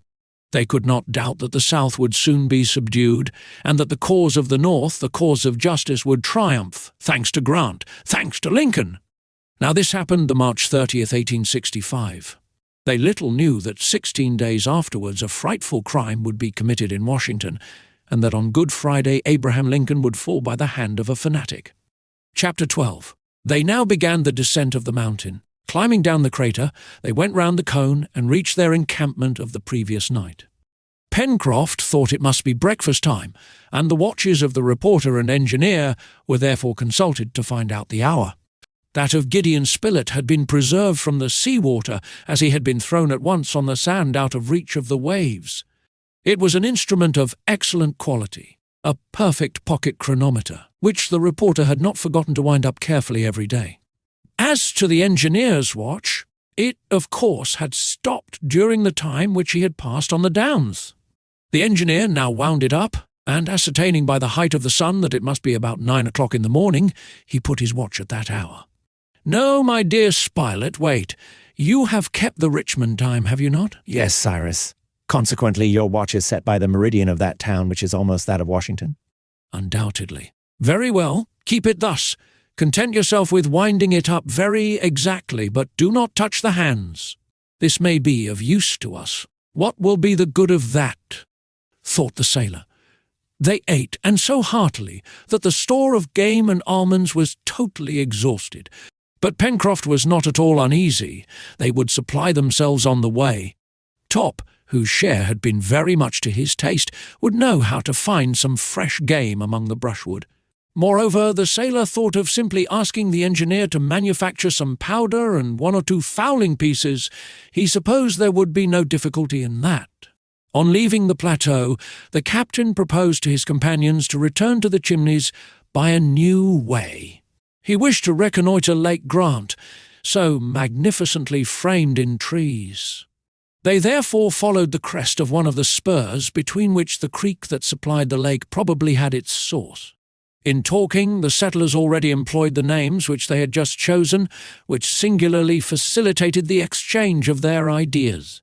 Herbert and Pencroft, the one young and the other very boyish, were enchanted, and while walking the sailor said, "Hey, Herbert! How capital it sounds! It will be impossible to lose ourselves, my boy, since whether we follow the way to Lake Grant, or whether we join the Mersey through the woods of the far west, we shall be certain to arrive at Prospect Heights, and, consequently, at Union Bay." It had been agreed that without forming a compact band, the settlers should not stray away from each other. It was very certain that the thick forests of the island were inhabited by dangerous animals, and it was prudent to be on their guard. In general, Pencroft, Herbert and Neb walked first, preceded by Top, who poked his nose into every bush. The reporter and the engineer went together, Gideon Spilett ready to note every incident, the engineer silent for the most part, and only stepping aside to pick up one thing or another, a mineral or vegetable substance, which he put into his pocket without making any remark. "What can he be picking up?" muttered Pencroft. "I have looked in vain for anything that's worth the trouble of stooping for." Towards 10 o'clock, the little band descended the last declivities of Mount Franklin. As yet the ground was scantily strewn with bushes and trees. They were walking over yellowish calcinated earth, forming a plain of nearly a mile long which extended to the edge of the wood. Great blocks of that basalt, which, according to Bischoff, takes 350 millions of years to cool, strewed the plain, very confused in some places. However, there were here no traces of lava, which was spread more particularly over the northern slopes. Cyrus Harding expected to reach, without incident, the course of the creek, which he supposed flowed under the trees at the border of the plain, when he saw Herbert running hastily back, while Neb and the sailor were hiding behind the rocks. "What's the matter, my boy?" asked Spilett. "Smoke," replied Herbert. "We have seen smoke among the rocks 100 paces from us." "Men in this place?" cried the reporter. "We must avoid showing ourselves before knowing with whom we have to deal," replied Cyrus Harding. "I trust that there are no natives on this island. I dread them more than anything else. Where is Top? Top is on before, and he doesn't bark? No. That is strange. However, we must try to call him back." In a few moments, the engineer, Gideon Spilett and Herbert had rejoined their 2 companions, and like them, they kept out of sight behind the heaps of basalt. From thence they clearly saw smoke of a yellowish colour rising in the air. Top was recalled by a slight whistle from his master, and the latter, signing to his companions to wait for him, glided away among the rocks. The colonists, motionless, anxiously awaited the result of this exploration, when a shout from the engineer made them hasten forward. They soon joined him, and were at once struck with a disagreeable odour which impregnated the atmosphere. The odour, easily recognized, was enough for the engineer to guess what the smoke was, which at first, not without cause, had startled him. "This fire," said he, "or rather this smoke is produced by nature alone. There is a sulphur spring there which will cure all our sore throats." "Captain," cried Pencroft, "what a pity that I haven't got a cold." The settlers then directed their steps towards the place from which the smoke escaped. They there saw a sulphur spring which flowed abundantly between the rocks, and its waters discharged a strong sulphuric acid odour, after having absorbed the oxygen of the air. Cyrus Harding, dipping in his hand, felt the water oily to the touch. He tasted it and found it rather sweet. As to its temperature, that he estimated at 95 degrees Fahrenheit. Herbert having asked on what he based this calculation, "It's quite simple, my boy," said he, "for in plunging my hand into the water I felt no sensation either of heat or cold. Therefore it has the same temperature as the human body, which is about 95 degrees. The sulphur spring not being of any actual use to the settlers, they proceeded towards the thick border of the forest which began some 100 paces off. There, as they had conjectured, the waters of the stream flowed clear and limpid between high banks of red earth, the colour of which betrayed the presence of oxide of iron. From this colour, the name of Red Creek was immediately given to the watercourse. It was only a large stream, deep and clear, formed of the mountain water, which half river, half torrent. Here rippling peacefully over the sand, there falling against the rocks or dashing down in a cascade, ran towards the lake, over a distance of 1.5 miles, its breadth varying from 30 to 40 feet. Its waters were sweet, and it was supposed that those of the lake were so also. A fortunate circumstance, in the event of their finding on its borders a more suitable dwelling than the chimneys.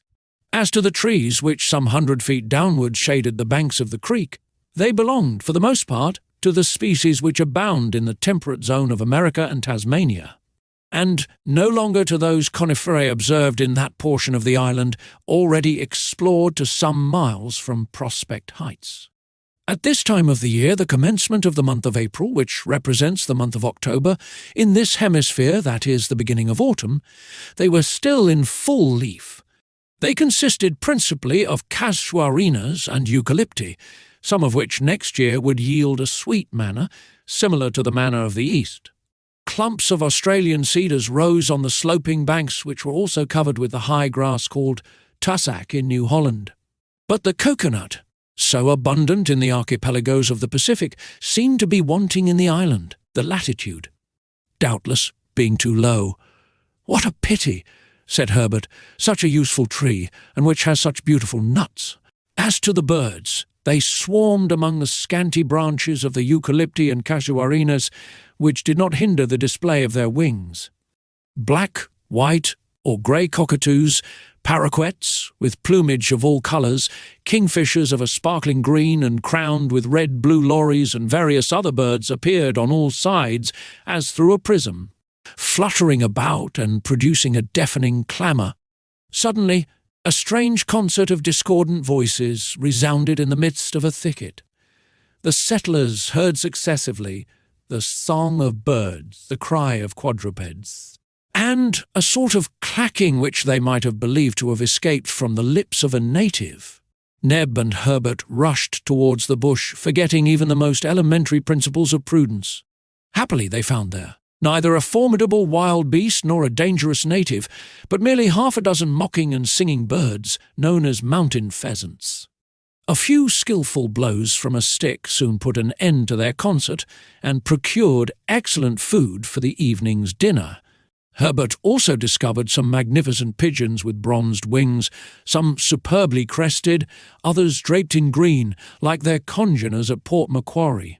But it was impossible to reach them, or the crows and magpies which flew away in flocks. A charge of small shot would have made great slaughter among these birds, but the hunters were still limited to sticks and stones, and these primitive weapons proved very insufficient. Their insufficiency was still more clearly shown when a troop of quadrupeds, jumping, bounding, making leaps of 30 feet, regular flying mammiferae, fled over the thickets so quickly and at such a height that one would have thought that they passed from one tree to another like squirrels. "Kangaroos!" cried Herbert. "Are they good to eat?" asked Pencroft. "Stewed," replied the reporter. "Their flesh is equal to the best venison." Gideon Spilett had not finished this exciting sentence when the sailor, followed by Neb and Herbert, darted on the kangaroo's tracks. Cyrus Harding called them back in vain, but it was in vain, too, for the hunters to pursue such agile game, which went bounding away like balls. After a chase of 5 minutes, they lost their breath, and at the same time all sight of the creatures, which disappeared in the wood. Top was not more successful than his masters. "Captain," said Pencroft, when the engineer and the reporter had rejoined them, "Captain, you see quite well we can't get on unless we make a few guns. Will that be possible?" "Perhaps," replied the engineer, "but we will begin by first manufacturing some bows and arrows, and I don't doubt that you will become as clever in the use of them as the Australian hunters." "Bows and arrows," said Pencroft scornfully. "That's all very well for children." "Don't be proud, friend Pencroft," replied the reporter. "Bows and arrows were sufficient for centuries to stain the earth with blood. Powder is but a thing of yesterday, and war is as old as the human race, unhappily. "Faith, that's true, Mr. Spilett," replied the sailor, "and I always speak too quickly. You must excuse me." Meanwhile, Herbert, constant to his favourite science, natural history, reverted to the kangaroos, saying, "Besides, we had to deal just now with the species which is most difficult to catch. They were giants with long grey fur, but if I am not mistaken, there exist black and red kangaroos, rock kangaroos, and rat kangaroos, which are more easy to get hold of. It is reckoned that there are about a dozen species." "Herbert," replied the sailor sententiously, "there is only one species of kangaroos to me, that is, kangaroo on the spit, and it's just the one we haven't got this evening." They could not help laughing at Master Pencroft's new classification. The honest sailor did not hide his regret at being reduced for dinner to the singing pheasants, but fortune once more showed itself obliging to him. In fact, Top, who felt that his interest was concerned, went and ferreted everywhere, with an instinct doubled by ferocious appetite. It was even probable that if some piece of game did fall into his clutches, none would be left for the hunters if Top was hunting on his own account, but Neb watched him. And he did well. Towards 3 o'clock the dog disappeared in the brushwood, and gruntings showed that he was engaged in a struggle with some animal. Neb rushed after him and soon saw Top eagerly devouring a quadruped, which 10 seconds later would have been past recognizing in Top's stomach. But fortunately the dog had fallen upon a brood, and besides the victim he was devouring, 2 other rodents. The animals in question belonged to that order lay strangled on the turf. Neb reappeared triumphantly holding one of the rodents in each hand. Their size exceeded that of a rabbit, their hair was yellow mingled with green spots, and they had the merest rudiments of tails. The citizens of the Union were at no loss for the right name of these rodents. They were maras, a sort of agouti, a little larger than their congeners of tropical countries, regular American rabbits with long ears. Jaws armed on each side with 5 molars, which distinguish the agouti. "Hurrah!" cried Pencroft. "The roast has arrived, and now we can go home." The walk, interrupted for an instant, was resumed. The limpid waters of the Red Creek flowed under an arch of casuarinas, banksias, and gigantic gum trees. Superb lilacs rose to a height of 20 feet. Other arborescent species, unknown to the young naturalist, bent over the stream, which could be heard murmuring beneath the bowers of verdure. Meanwhile the stream grew much wider, and Cyrus Harding supposed that they would soon reach its mouth. In fact, on emerging from beneath a thick clump of beautiful trees, it suddenly appeared before their eyes. The explorers had arrived on the western shore of Lake Grant. The place was well worth looking at. This extent of water, of a circumference of nearly 7 miles and an area of 250 acres, reposed in a border of diversified trees. Towards the east, through a curtain of verdure, picturesquely raised in some places, sparkled an horizon of sea. The lake was curved at the north, which contrasted with the sharp outline of its lower part. Numerous aquatic birds frequented the shores of this little Ontario, in which the 1,000 isles of its American namesake were represented by a rock which emerged from its surface some 100 feet from the southern shore. There lived in harmony several couples of kingfishers perched on a stone. Grave, motionless, watching for fish, then darting down, they plunged in with a sharp cry, and reappeared with their prey in their beaks. On the shores and on the islets strutted wild ducks, pelicans, water-hens, red beaks, fildans, furnished with a tongue like a brush, and 1 or 2 specimens of the splendid menura, the tail of which expands gracefully like a lyre. As to the water of the lake, it was sweet, limpid, rather dark, and from certain bubblings and the concentric circles which crossed each other on the surface, it could not be doubted that it abounded in fish. "This lake is really beautiful," said Gideon Spilett. "We could live on its borders." "We will live there," replied Harding. The settlers, wishing to return to the Chimneys by the shortest way, descended towards the angle formed on the south by the junction of the lake's bank. It was not without difficulty that they broke a path through the thickets and brushwood which had never been put aside by the hand of men, and they thus went towards the shore, so as to arrive at the north of Prospect Heights. 2 miles were cleared in this direction, and then, after they had passed the last curtain of trees, appeared the plateau, carpeted with thick turf, and beyond that the infinite sea. To return to the chimneys, it was enough to cross the plateau obliquely for the space of a mile, and then to descend to the elbow formed by the first detour of the Mersey. But the engineer desired to know how and where the overplus of the water from the lake escaped, and the exploration was prolonged under the trees for 1.5 miles towards the north.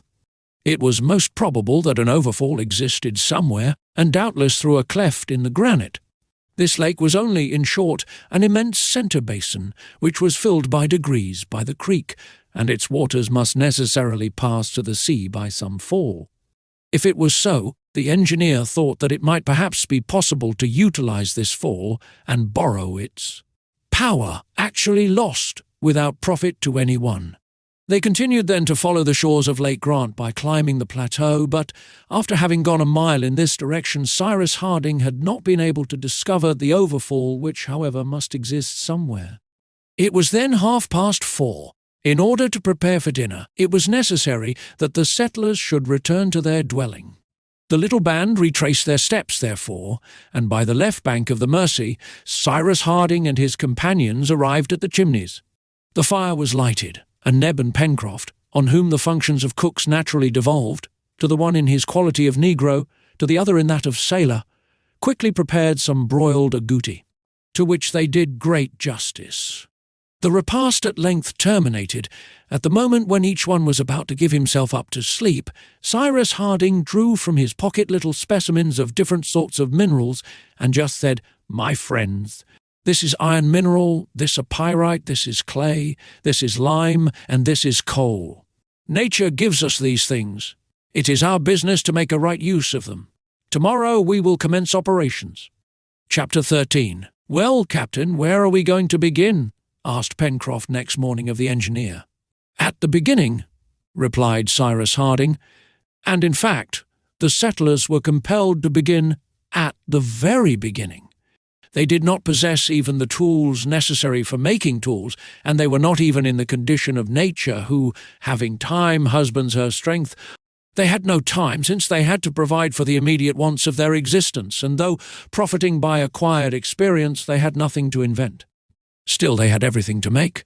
Their iron and their steel were as yet only in the state of minerals, their earthenware in the state of clay, their linen and their clothes in the state of textile material.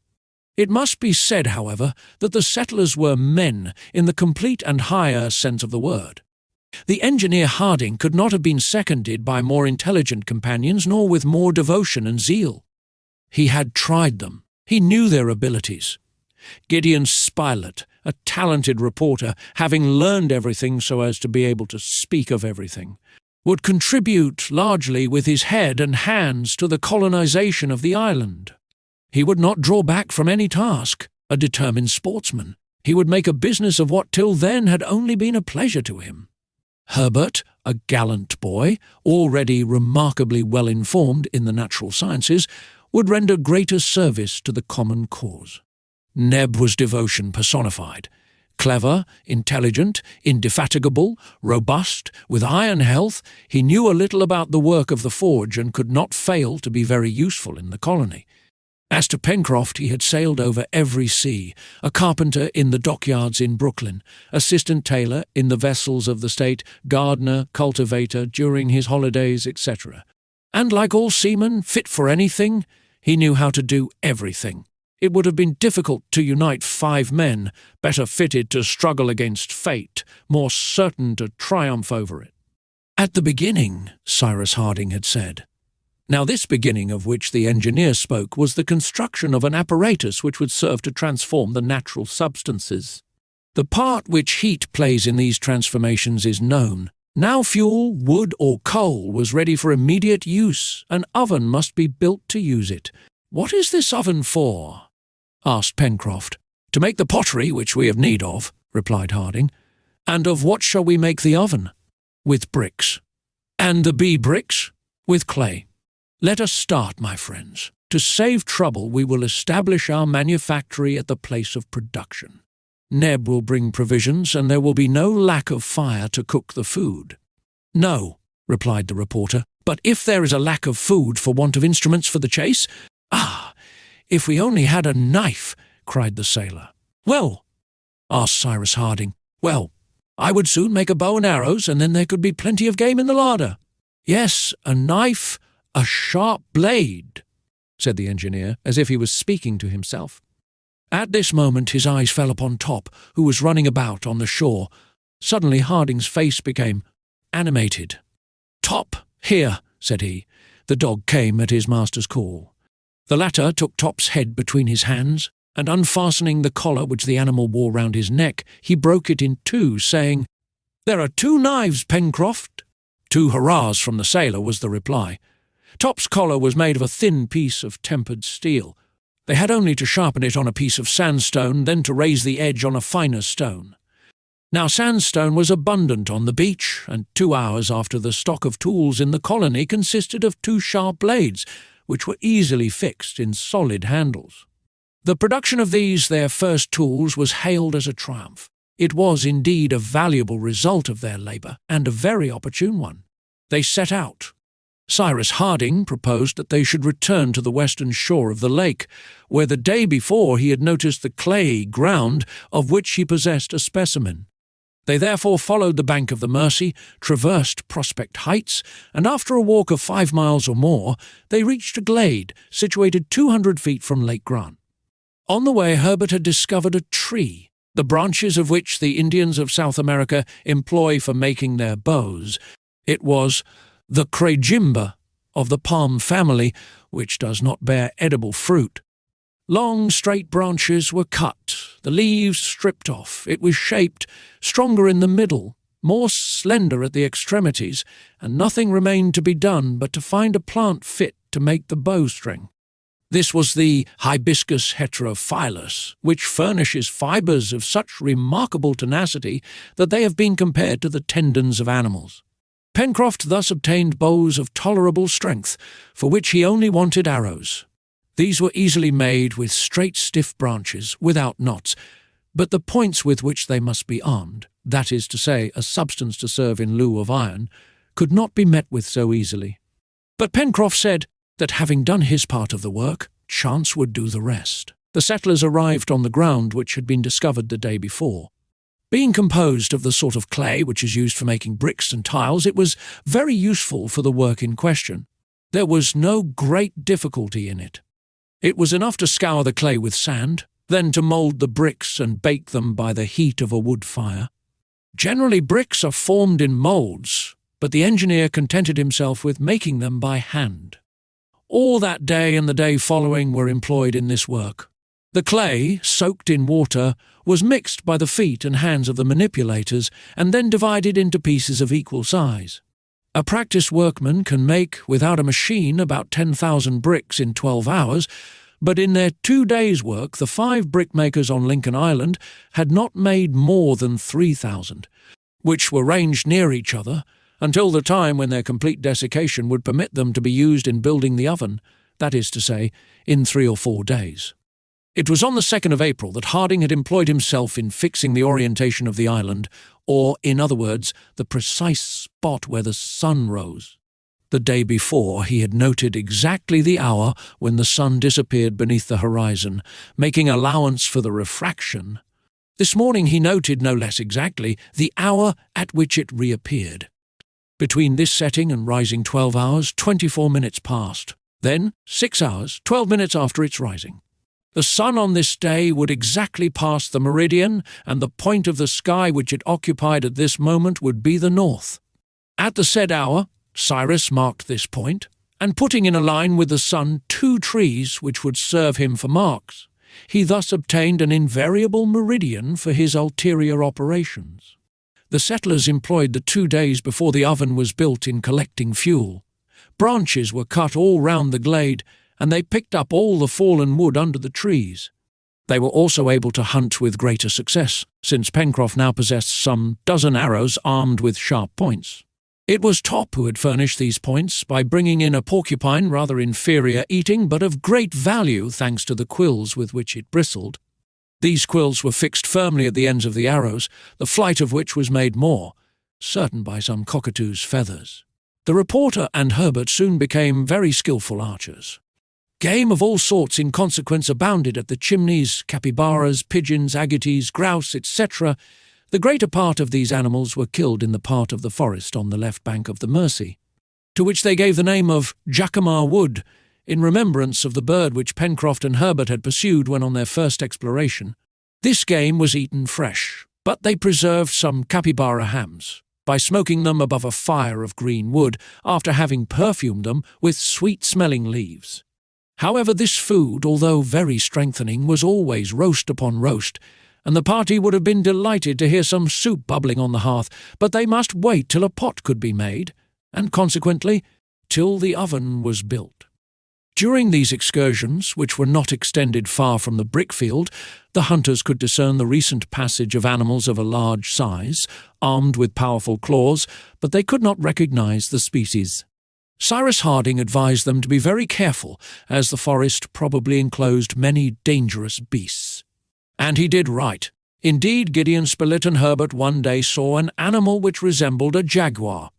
Happily, the creature did not attack them, or they might not have escaped without a severe wound. As soon as he could get a regular weapon, that is to say, one of the guns which Pencroft begged for, Gideon Spilett resolved to make desperate war against the ferocious beasts and exterminate them from the island. The Chimneys during these few days was not made more comfortable, for the engineer hoped to discover, or build if necessary, a more convenient dwelling. They contented themselves with spreading moss and dry leaves on the sand of the passages, and on these primitive couches the tired workers slept soundly. They also reckoned the days they had passed on Lincoln Island, and from that time kept a regular account. The 5th of April, which was Wednesday, was 12 days from the time when the wind threw the castaways on this shore. On the 6th of April, at daybreak, the engineer and his companions were collected in the glade, at the place where they were going to perform the operation of baking the bricks. Naturally, this had to be in the open air, and not in a kiln, or rather, the agglomeration of bricks made an enormous kiln which would bake itself. The fuel, made of well-prepared faggots, was laid on the ground and surrounded with several rows of dried bricks, which soon formed an enormous cube, to the exterior of which they contrived air holes. The work lasted all day, and it was not till the evening that they set fire to the faggots. No one slept that night, all watching carefully to keep up the fire. The operation lasted 48 hours, and succeeded perfectly. It then became necessary to leave the smoking mass to cool, and during this time Neb and Pencroft, guided by Cyrus Harding, brought, on a hurdle made of interlaced branches, loads of carbonate of lime and common stones which were very abundant to the north of the lake. These stones, when decomposed by heat, made a very strong quicklime, greatly increased by slacking, at least as pure as if it had been produced by the calcination of chalk or marble. Mixed with sand, the lime made excellent mortar. The result of these different works was that, on the 9th of April, the engineer had at his disposal a quantity of prepared lime and some thousands of bricks. Without losing an instant, therefore, they began the construction of a kiln to bake the pottery, which was indispensable for their domestic use. They succeeded without much difficulty.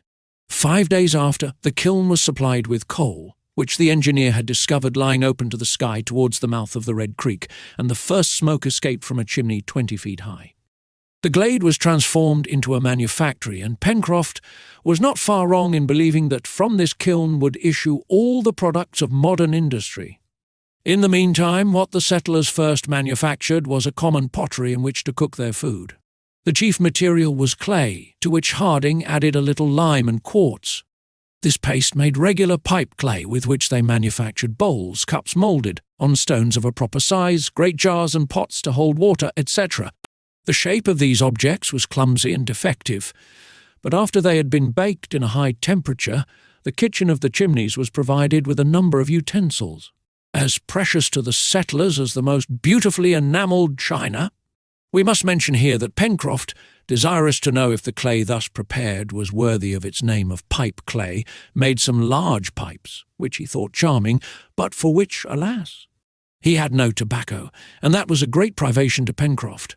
"But tobacco will come, like everything else," he repeated in a burst of absolute confidence. This work lasted till the 15th of April, and the time was well employed. The settlers, having become potters, made nothing but pottery. When it suited Cyrus Harding to change them into smiths, they would become smiths. But the next day being Sunday, and also Easter Sunday, all agreed to sanctify the day by rest. These Americans were religious men, scrupulous observers of the precepts of the Bible, and their situation could not but develop sentiments of confidence towards the author of all things. On the evening of the 15th of April they returned to the Chimneys, carrying with them the pottery, the furnace being extinguished until they could put it to a new use. Their return was marked by a fortunate incident. The engineer discovered a substance which replaced tinder. It is known that a spongy, velvety flesh is procured from a certain mushroom of the genus Polyporus. Properly prepared, it is extremely inflammable, especially when it has been previously saturated with gunpowder or boiled in a solution of nitrate or chlorate of potash. But till then, they had not found any of these polypores or even any of the morels which could replace them. On this day, the engineer, seeing a plant belonging to the wormwood genus, the principal species of which are absinthe, balm mint, tarragon, etc., gathered several tufts and, presenting them to the sailor, said, "Here, Pencroft, this will please you." Pencroft looked attentively at the plant, covered with long silky hair, the leaves being clothed with soft down. "What's that, Captain?" asked Pencroft. "Is it tobacco?" "No," replied Harding. "It is wormwood, Chinese wormwood to the learned, but to us it will be tinder." When the wormwood was properly dried, it provided them with a very inflammable substance, especially afterwards when the engineer had impregnated it with nitrate of potash, of which the island possessed several beds, and, which is in truth, saltpetre. The colonists had a good supper that evening. Neb prepared some agouti soup, a smoked capybara ham, to which was added the boiled tubercules of the Caladium macrohizum, an herbaceous plant of the arum family. They had an excellent taste, and were very nutritious, being something similar to the substance which is sold in England under the name of Portland sago. They were also a good substitute for bread, which the settlers in Lincoln Island did not yet possess. When supper was finished, before sleeping, Harding and his companions went to take the air on the beach. It was 8 o'clock in the evening. The night was magnificent. The moon, which had been full 5 days before, had not yet risen, but the horizon was already silvered by those soft, pale shades which might be called the dawn of the moon. At the southern zenith glittered the circumpolar constellations, and above all the Southern Cross, which some days before the engineer had greeted on the summit of Mount Franklin. Cyrus Harding gazed for some time at this splendid constellation, which has at its summit and at its base 2 stars of the first magnitude, at its left arm a star of the second, and at its right arm a star of the 3rd magnitude. Then, after some minutes' thought, "Herbert," he asked of the lad, "is not this the 15th of April?" "Yes, Captain," replied Herbert. "Well, if I am not mistaken, tomorrow will be one of the 4 days in the year in which the real time is identical with average time. That is to say, my boy, that tomorrow, to within some seconds, the sun will pass the meridian just at midday by the clocks. If the weather is fine, I think that I shall obtain the longitude of the island with an approximation of some degrees." "Without instruments? Without sextant?" asked Gideon Spilett. "Yes," replied the engineer. "Also, since the night is clear, I will try this very evening to obtain our latitude by calculating the height of the Southern Cross, that is, from the southern pole above the horizon. You understand, my friends, that before undertaking the work of installation in earnest, it is not enough to have found out that this land is an island. We must, as nearly as possible, know at what distance it is situated, either from the American continent or Australia, or from the principal archipelagos of the Pacific. In fact," said the reporter, "instead of building a house, it would be more important to build a boat, if by chance we are not more than 100 miles from an inhabited coast." "That is why," returned Harding, "I am going to try this evening to calculate the latitude of Lincoln Island, and tomorrow at midday I will try to calculate the longitude." If the engineer had possessed a sextant, an apparatus with which the angular distance of objects can be measured with great precision, there would have been no difficulty in the operation. This evening by the height of the pole, the next day by the passing of the sun at the meridian, he would obtain the position of the island. But as they had not one, he would have to supply the deficiency. Harding then entered the chimneys. By the light of the fire he cut 2 little flat rulers, which he joined together at one end so as to form a pair of compasses whose legs could separate or come together. The fastening was fixed with a strong acacia thorn which was found in the wood pile. This instrument finished, the engineer returned to the beach. But as it was necessary to take the height of the pole from above a clear horizon, that is, a sea horizon, and as Claw Cape hid the southern horizon, he was obliged to look for a more suitable station. The best would evidently have been the shore exposed directly to the south, but the Mersey would have to be crossed, and that was a difficulty. Harding resolved, in consequence, to make his observation from Prospect Heights, taking into consideration its height above the level of the sea, a height which he intended to calculate next day by a simple process of elementary geometry. The settlers therefore went to the plateau, ascending the left bank of the Mersey, and placed themselves on the edge which looked northwest and southeast, that is, above the curiously shaped rocks which bordered the river. This part of the plateau commanded the heights of the left bank, which sloped away to the extremity of Claw Cape, and to the southern side of the island. No obstacle intercepted their gaze, which swept the horizon in a semicircle from the Cape to Reptile End. To the south, the horizon, lighted by the first rays of the moon, was very clearly defined against the sky. At this moment the Southern Cross presented itself to the observer in an inverted position, the star Alpha marking its base, which is nearer to the southern pole. This constellation is not situated as near to the Antarctic pole as the polar star is to the Arctic pole. The star Alpha is about 27 degrees from it, but Cyrus Harding knew this and made allowance for it in his calculation. He took care also to observe the moment when it passed the meridian below the pole, which would simplify the operation. Cyrus Harding pointed one leg of the compasses to the horizon, the other to Alpha, and the space between the 2 legs gave him the angular distance which separated Alpha from the horizon. In order to fix the angle obtained, he fastened with thorns the 2 pieces of wood on a third placed transversely so that their separation should be properly maintained. That done, there was only the angle to calculate by bringing back the observation to the level of the sea, taking into consideration the depression of the horizon, which would necessitate measuring the height of the cliff. The value of this angle would give the height of Alpha, and consequently that of the pole above the horizon, that is to say, the latitude of the island. Since the latitude of a point of the globe is always equal to the height of the pole above the horizon of this point. The calculations were left for the next day, and at 10 o'clock everyone was sleeping soundly. Chapter 14. The next day, the 16th of April, an Easter Sunday, the settlers issued from the chimneys at daybreak and proceeded to wash their linen. The engineer intended to manufacture soap as soon as he could procure the necessary materials, soda or potash, fat or oil. The important question of renewing their wardrobe would be treated of in the proper time and place. At any rate, their clothes would last at least 6 months longer, for they were strong and could resist the wear of manual labour. But all would depend on the situation of the island with regard to inhabited land. This would be settled today if the weather permitted. The sun rising above a clear horizon announced a magnificent day, one of those beautiful autumn days which are like the last farewells of the warm season. It was now necessary to complete the observations of the evening before by measuring the height of the cliff above the level of the sea. "Shall you not need an instrument similar to the one which you used yesterday?" said Herbert to the engineer. "No, my boy," replied the latter. "We are going to proceed differently, but in as precise a way." Herbert, wishing to learn everything he could, followed the engineer to the beach.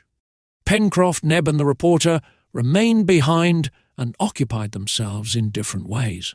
Cyrus Harding had provided himself with a straight stick, 12 feet long, which he had measured as exactly as possible by comparing it with his own height, which he knew to a hair.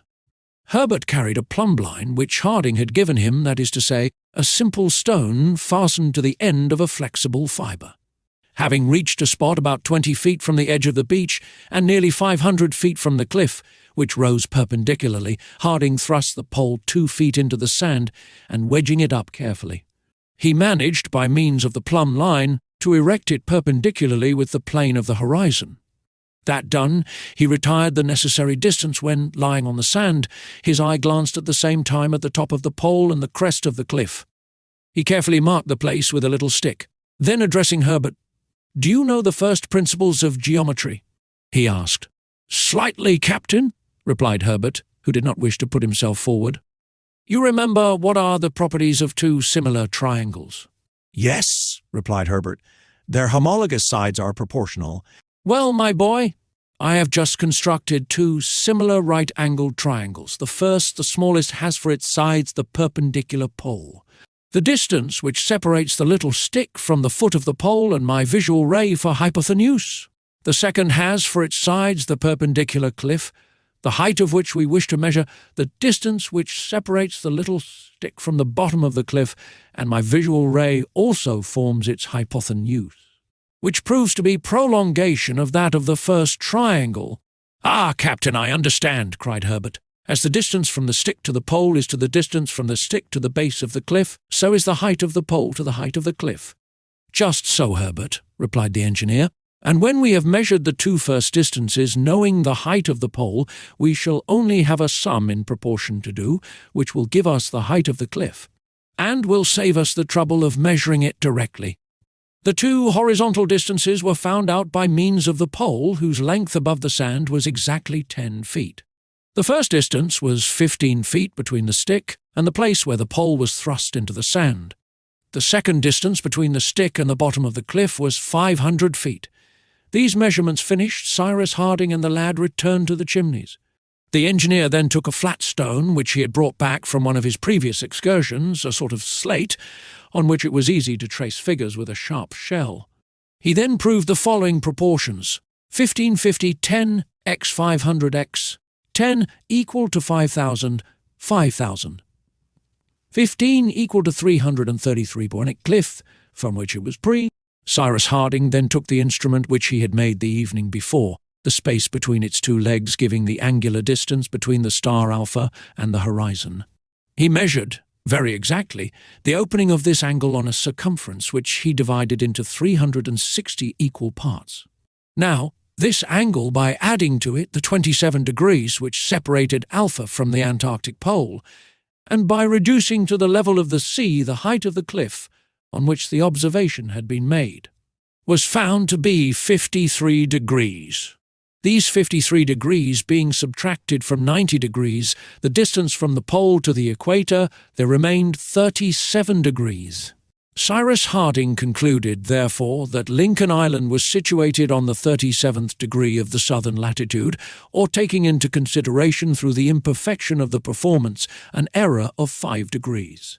That it must be situated between the 35th and the 40th parallel. There was only the longitude to be obtained, and the position of the island would be determined. The engineer hoped to attempt this the same day at 12 o'clock, at which moment the sun would pass the meridian.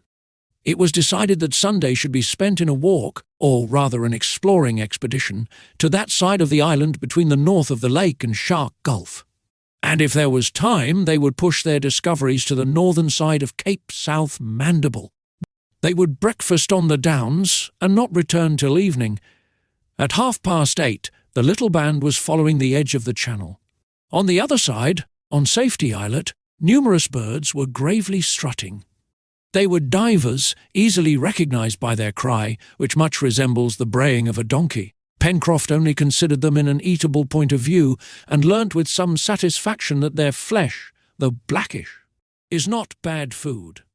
Great amphibious creatures could also be seen crawling on the sand, seals, doubtless, who appeared to have chosen the islet for a place of refuge. It was impossible to think of those animals in an alimentary point of view, for their oily flesh is detestable. However, Cyrus Harding observed them attentively, and without making known his idea, he announced to his companions that very soon they would pay a visit to the islet. The beach was strewn with innumerable shells, some of which would have rejoiced the heart of a conchologist. There were, among others, the Phasianella, the Terebratule, etc. But what would be of more use was the discovery, by Neb, at low tide, of a large oyster bed among the rocks, nearly 5 miles from the Chimneys. "Neb will not have lost his day," cried Pencroft, looking at the spacious oyster bed. "It is really a fortunate discovery," said the reporter, "and as it is said that each oyster produces yearly from 50 to 60,000 eggs, we shall have an inexhaustible supply there." "Only I believe that the oyster is not very nourishing," said Herbert. "No," replied Harding. "The oyster contains very little nitrogen, and if a man lived exclusively on them, he would have to eat not less than 15 to 16 dozen a day." "Capital," replied Pencroft. "We might swallow dozens and dozens without exhausting the bed. Shall we take some for breakfast?" And without waiting for a reply to this proposal, knowing that it would be approved of, the sailor and Neb detached a quantity of the mollusks. They put them in a sort of net of hibiscus fibre, which Neb had manufactured and which already contained food.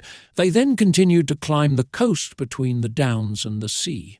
From time to time Harding consulted his watch, so as to be prepared in time for the solar observation, which had to be made exactly at midday.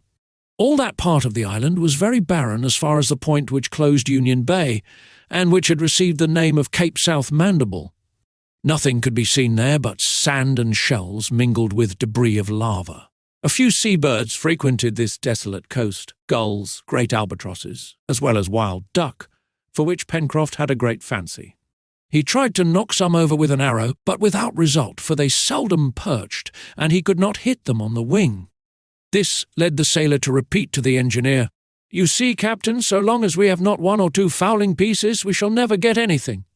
"Doubtless, Pencroft," replied the reporter, "but it depends on you. Procure us some iron for the barrels, steel for the hammers, saltpetre, coal and sulphur for powder, mercury and nitric acid for the fulminate, and lead for the shot, and the captain will make us first-rate."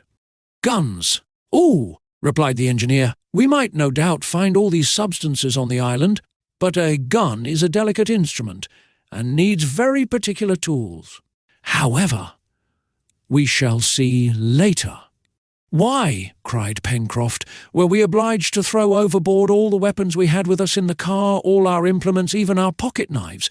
But if we had not thrown them away, Pencroft, the balloon would have thrown us to the bottom of the sea," said Herbert.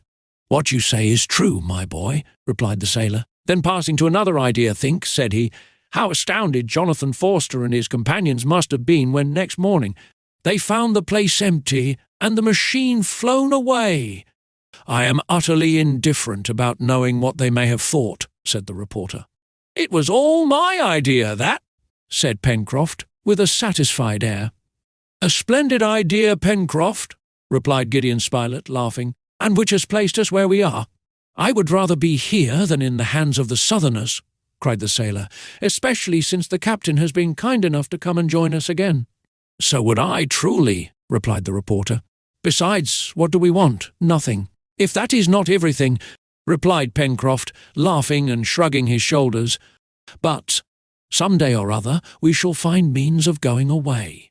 "Sooner, perhaps, than you imagine, my friends," remarked the engineer, "if Lincoln Island is but a medium distance from an inhabited island or from a continent. We shall know in an hour. I have not a map of the Pacific, but my memory has preserved a very clear recollection of its southern part. The latitude which I obtained yesterday placed New Zealand to the west of Lincoln Island and the coast of Chile to the east. But between these two countries there is a distance of at least 6,000 miles. It has therefore to be determined what point in this great space the island occupies, and this the longitude will give us presently, with a sufficient approximation, I hope. "Is not the archipelago of the Paumotus the nearest point to us in latitude?" asked Herbert. "Yes," replied the engineer, "but the distance which separates us from it is more than 1,200 miles. "And that way?" asked Neb, who followed the conversation with extreme interest, pointing to the south. "That way, nothing," replied Pencroft. "Nothing indeed," added the engineer. "Well, Cyrus," asked the reporter, "if Lincoln Island is not more than 2,000 or 3,000 miles from New Zealand or Chile?" "Well," replied the engineer, "instead of building a house we will build a boat, and Master Pencroft shall be put in command." "Well then," cried the sailor, "I am quite ready to be captain, as soon as you can make a craft that's able to keep at sea." "We shall do it if it is necessary," replied Cyrus Harding. But while these men, who really hesitated at nothing, were talking, the hour approached at which the observation was to be made. What Cyrus Harding was to do to ascertain the passage of the sun at the meridian of the island, without an instrument of any sort, Herbert could not guess. The observers were then about 6 miles from the Chimneys, not far from that part of the Downs in which the engineer had been found after his enigmatical preservation. They halted at this place and prepared for breakfast, for it was 11:30. Herbert went for some fresh water from a stream which ran near and brought it back in a jug, which Neb had provided. During these preparations, Harding arranged everything for his astronomical observation. He chose a clear place on the shore, which the ebbing tide had left perfectly level. This bed of fine sand was as smooth as ice, not a grain out of place. It was of little importance whether it was horizontal or not, and it did not matter much whether the stick, 6 feet high, which was planted there, rose perpendicularly. On the contrary, the engineer inclined it towards the south, that is to say, in the direction of the coast opposite to the sun, for it must not be forgotten that the settlers in Lincoln Island, as the island was situated in the southern hemisphere, saw the radiant planet describe its diurnal arc above the northern and not above the southern horizon. Herbert now understood how the engineer was going to proceed to ascertain the culmination of the sun, that is, to say it's passing the meridian of the island, or, in other words, determine due south. It was by means of the shadow cast on the sand by the stick, a way which, for want of an instrument, would give him a suitable approach to the result which he wished to obtain. In fact, the moment when this shadow would reach its minimum of length would be exactly 12 o'clock, and it would be enough to watch the extremity of the shadow so as to ascertain the instant when, after having successively diminished, it began to lengthen. By inclining his stick to the side opposite to the sun, Cyrus Harding made the shadow longer, and consequently its modifications would be more easily ascertained. In fact, the longer the needle of a dial is, the more easily can the movement of its point be followed. The shadow of the stick was nothing but the needle of a dial. The moment had come, and Cyrus Harding knelt on the sand, and with little wooden pegs, which he stuck into the sand, he began to mark the successive diminutions of the stick's shadow.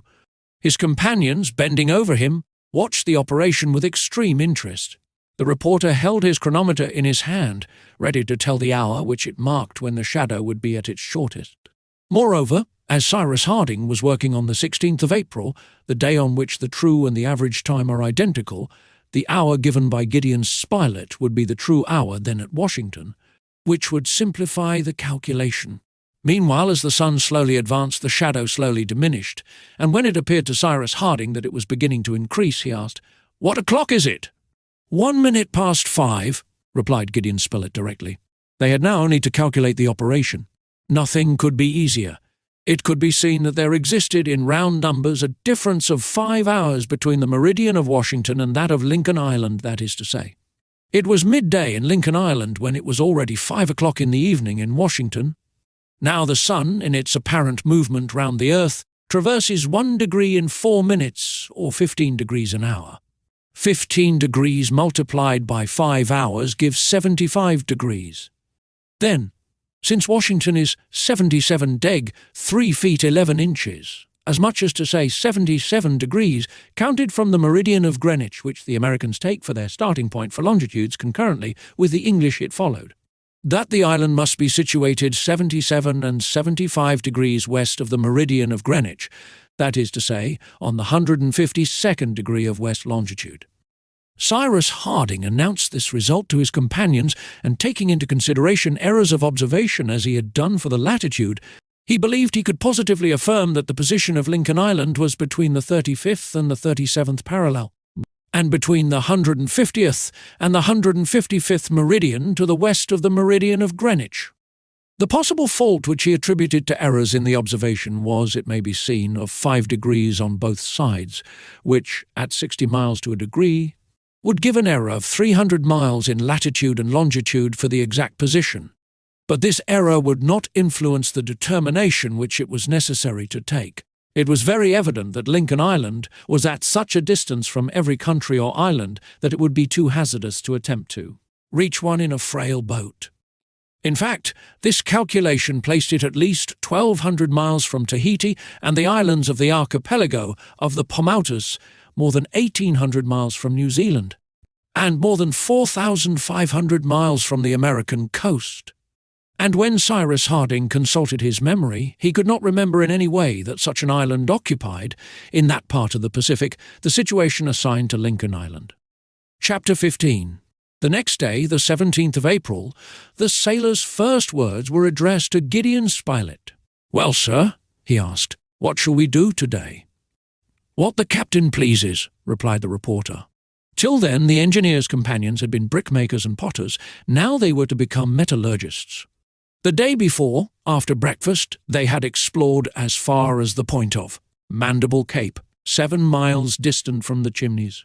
There the long series of downs ended, and the soil had a volcanic appearance.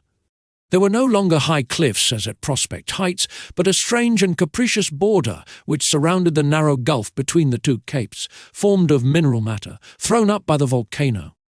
Arrived at this point, the settlers retraced their steps, and at nightfall entered the Chimneys, but they did not sleep before the question of knowing whether they could think of leaving Lincoln Island or not was definitely settled. The 1,200 miles which separated the island from the Paumotus Island was a considerable distance. A boat could not cross it, especially at the approach of the bad season.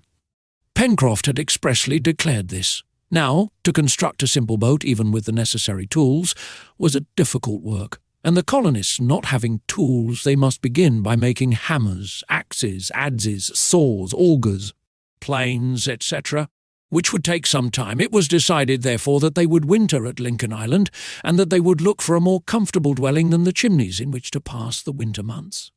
Before anything else could be done, it was necessary to make the iron ore, of which the engineer had observed some traces in the northwest part of the island, fit for use by converting it either into iron or into steel.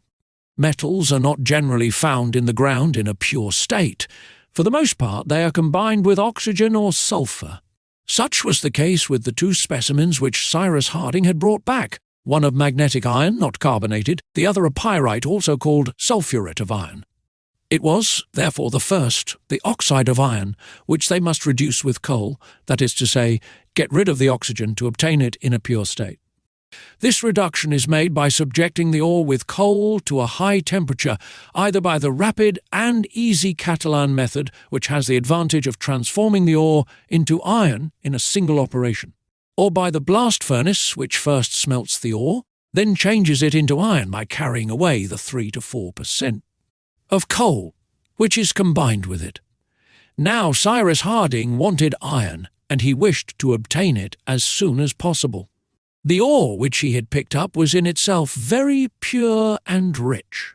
It was the oxygulous iron, which is found in confused masses of a deep grey colour. It gives a black dust, crystallized in the form of the regular octahedron. Native lodestones consist of this ore, and iron of the first quality is made in Europe from that with which Sweden and Norway are so abundantly supplied. Not far from this vein was the vein of coal already made use of by the settlers. The ingredients for the manufacture being close together would greatly facilitate the treatment of the ore. This is the cause of the wealth of the mines in Great Britain, where the coal aids the manufacture of the metal, extracted from the same soil at the same time as itself. "Then, Captain," said Pencroft, "we are going to work iron ore." "Yes, my friend," replied the engineer, "and for that, something which will please you, we must begin by having a seal hunt on the islet." "A seal hunt!" cried the sailor, turning towards Gideon Spilett. "Are seals needed to make iron? Since Cyrus has said so," replied the reporter. But the engineer had already left the Chimneys, and Pencroft prepared for the seal hunt, without having received any other explanation. Cyrus Harding, Herbert, Gideon Spilett, Neb and the sailor were soon collected on the shore, at a place where the channel left a ford passable at low tide. The hunters could therefore traverse it without getting wet higher than the knee. Harding then put his foot on the islet for the first and his companions for the second time. On their landing, some hundreds of penguins looked fearlessly at them. The hunters, armed with sticks, could have killed them easily, but they were not guilty of such useless massacre, as it was important not to frighten the seals, who were lying on the sand several cable lengths off. They also respected certain innocent-looking birds, whose wings were reduced to the state of stumps, spread out like fins, ornamented with feathers of a scaly appearance. The settlers therefore prudently advanced towards the north point, walking over ground riddled with little holes which formed nests for the seabirds. Towards the extremity of the islet appeared great black heads floating just above the water, having exactly the appearance of rocks in motion. These were the seals which were to be captured. It was necessary, however, first to allow them to land, for with their close short hair and their fusiform conformation, being excellent swimmers, it is difficult to catch them in the sea, while on land they're short. Webbed feet prevent their having more than a slow, waddling movement. Pencroft knew the habits of these creatures, and he advised waiting till they were stretched on the sand, when the sun before long would send them to sleep. They must then manage to cut off their retreat and knock them on the head. The hunters, having concealed themselves behind the rocks, waited silently. An hour passed before the seals came to play on the sand. They could count half a dozen. Pencroft and Herbert then went round the point of the islet so as to take them in the rear and cut off their retreat. During this time, Cyrus Harding, Spilett, and Neb, crawling behind the rocks, glided towards the future scene of combat. All at once the tall figure of the sailor appeared. Pencroft shouted. The engineer and his two companions threw themselves between the sea and the seals. Two of the animals soon lay dead on the sand, but the rest regained the sea in safety. "Here are the seals required, Captain," said the sailor, advancing towards the engineer. "Capital," replied Harding. "We will make bellows of them." "Bellows!" cried Pencroft. "Well, these are lucky seals." It was, in fact, a blowing machine, necessary for the treatment of the ore that the engineer wished to manufacture with the skins of the amphibious creatures.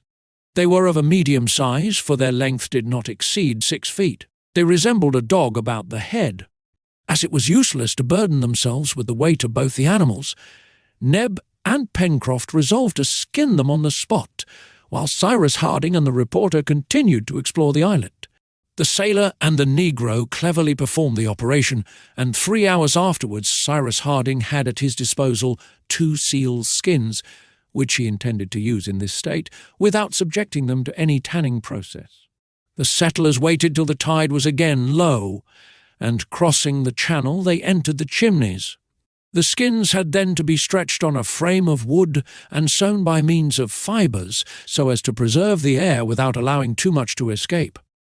Cyrus Harding had nothing but the 2 steel blades from Top's collar, and yet he was so clever, and his companions aided him with so much intelligence, that 3 days afterwards the little colony's stock of tools was augmented by a blowing machine, destined to inject the air into the midst of the ore when it should be subjected to heat, an indispensable condition to the success of the operation. On the morning of the 20th of April began the metallic period, as the reporter called it in his notes. The engineer had decided, as has been said, to operate near the veins both of coal and ore. Now, according to his observations, these veins were situated at the foot of the northeast spurs of Mount Franklin, that is to say, a distance of 6 miles from their home. It was impossible, therefore, to return every day to the Chimneys, and it was agreed that the little colony should camp under a hut of branches, so that the important operation could be followed night and day. This settled, they set out in the morning. Neb and Pencroft dragged the bellows on a hurdle, also a quantity of vegetables and animals, which they besides could renew on the way. The road led through Jacamar Wood, which they traversed obliquely from southeast to northwest, and in the thickest part it was necessary to beat a path, which would in the future form the most direct road to Prospect Heights and Mount Franklin. The trees, belonging to the species already discovered, were magnificent. Herbert found some new ones, among others some which Pencroft called chamliques, for in spite of their size, they were of the same liliaceous family as the onion, chive, shallot, or asparagus. These trees produce ligneous roots which, when cooked, are excellent. From them, by fermentation, a very agreeable liquor is made. They therefore made a good store of the roots. The journey through the wood was long, it lasted the whole day, and so allowed plenty of time for examining the flora and fauna. Top, who took special charge of the fauna, ran through the grass and brushwood, putting up all sorts of game. Herbert and Gideon Spilett killed 2 kangaroos with bows and arrows, and also an animal which strongly resembled both a hedgehog and an anteater. It was like the first because it rolled itself into a ball and bristled with spines, and the second because it had sharp claws, a long, slender snout which terminated in a bird's beak, and an extendable tongue, covered with little thorns which served to hold the insects. "And when it is in the pot?" asked Pencroff naturally. "What will it be like?" "An excellent piece of beef," replied Herbert. "We will not ask more from it," replied the sailor. During this excursion they saw several wild boars, which, however, did not offer to attack the little band, and it appeared as if they would not meet with any dangerous beasts. When in a thick part of the wood, the reporter thought he saw, some paces from him, among the lower branches of a tree, an animal which he took for a bear, and which he very tranquilly began to draw. Happily for Gideon Spilett, the animal in question did not belong to the redoubtable family of the plantigrades. It was only a koala, better known under the name of the sloth, being about the size of a large dog, and having stiff hair of a dirty colour, the paws armed with strong claws, which enabled it to climb trees and feed on the leaves. Having identified the animal, which they did not disturb, Gideon Spilett erased bear from the title of his sketch, putting koala in its place, and the journey was resumed. At 5 o'clock in the evening, Cyrus Harding gave the signal to halt. They were now outside the forest, at the beginning of the powerful spurs which supported Mount Franklin towards the west. At a distance of some 100 feet flowed the Red Creek, and consequently plenty of fresh water was within their reach. The camp was soon organized. In less than an hour, on the edge of the forest, among the trees, a hut of branches interlaced with creepers and pasted over with clay offered a tolerable shelter. Their geological researches were put off till the next day. Supper was prepared, a good fire blazed before the hut, the roast turned, and at 8 o'clock, while one of the settlers watched to keep up the fire. In case any wild beast should prowl in the neighbourhood, the others slept soundly. The next day, the 21st of April, Cyrus Harding, accompanied by Herbert, went to look for the soil of ancient formation, on which he had already discovered a specimen of ore. They found the vein above ground, near the source of the creek, at the foot of one of the northeastern spurs. This ore, very rich in iron, enclosed in its fusible veinstone, was perfectly suited to the mode of reduction which the engineer intended to employ, that is, the Catalan method, but simplified, as it is used in Corsica. In fact, the Catalan method, properly so called, requires the construction of kilns and crucibles, in which the ore and the coal, placed in alternate layers, are transformed and reduced. But Cyrus Harding intended to economize these constructions, and wished simply to form, with the ore and the coal, a cubic mass, to the centre of which he would direct the wind from his bellows. Doubtless, it was the proceeding employed by Tubal-Cain and the first metallurgists of the inhabited world. Now that which had succeeded with the grandson of Adam, and which still yielded good results in countries rich in ore and fuel, could not but succeed with the settlers in Lincoln Island. The coal, as well as the ore, was collected without trouble on the surface of the ground. They first broke the ore into little pieces, and cleansed them with the hand from the impurities which soiled their surface. Then coal and ore were arranged in heaps and in successive layers, as the charcoal burner does with the wood which he wishes to carbonize. In this way, under the influence of the air projected by the blowing machine, the coal would be transformed into carbonic acid, then into oxide of carbon, its use being to reduce the oxide of iron, that is to say, to rid it of the oxygen. Thus the engineer proceeded. The bellows of sealskin, furnished at its extremity with a nozzle of clay, which had been previously fabricated in the pottery kiln, was established near the heap of ore. Using the mechanism, which consisted of a frame, cords of fibre and counterpoise, he threw into the mass an abundance of air, which by raising the temperature also concurred with the chemical transformation to produce in time pure iron. The operation was difficult. All the patience, all the ingenuity of the settlers was needed, but at last it succeeded, and the result was a lump of iron, reduced to a spongy state, which it was necessary to shingle and faggot. That is to say, to forge so as to expel from it the liquefied vinestone. These amateur smiths had, of course, no hammer, but they were in no worse a situation than the first metallurgist, and therefore did what, no doubt, he had to do. A handle was fixed to the first lump, and was used as a hammer to forge the second on a granite anvil, and thus they obtained a coarse but useful metal. At length, after many trials and much fatigue, on the 25th of April, several bars of iron were forged and transformed into tools, crowbars, pincers, pickaxes, spades, etc., which Pencroft and Neb declared to be real jewels. But the metal was not yet in its most serviceable state, that is, of steel. Now steel is a combination of iron and coal, which is extracted either from the liquid ore by taking from it the excess of coal, or from the iron by adding to it the coal which was wanting. The first, obtained by the decarburation of the metal, gives natural or puddled steel. The second, produced by the carburation of the iron, gives steel of cementation. It was the last which Cyrus Harding intended to forge, as he possessed iron in a pure state. He succeeded by heating the metal with powdered coal in a crucible which had previously been manufactured from clay suitable for the purpose. He then worked this steel, which is malleable both when hot or cold, with the hammer. Neb and Pencroft, cleverly directed, made hatchets which heated red-hot and plunged suddenly into cold water, acquired an excellent temper. Other instruments, of course roughly fashioned, were also manufactured: blades for planes, axes, hatchets, pieces of steel to be transformed into saws, chisels, then iron for spades, pickaxes, hammers, nails, etc. At last, on the 5th of May, the metallic period ended. The smiths returned to the chimneys, and new work would soon authorize them to take a fresh title.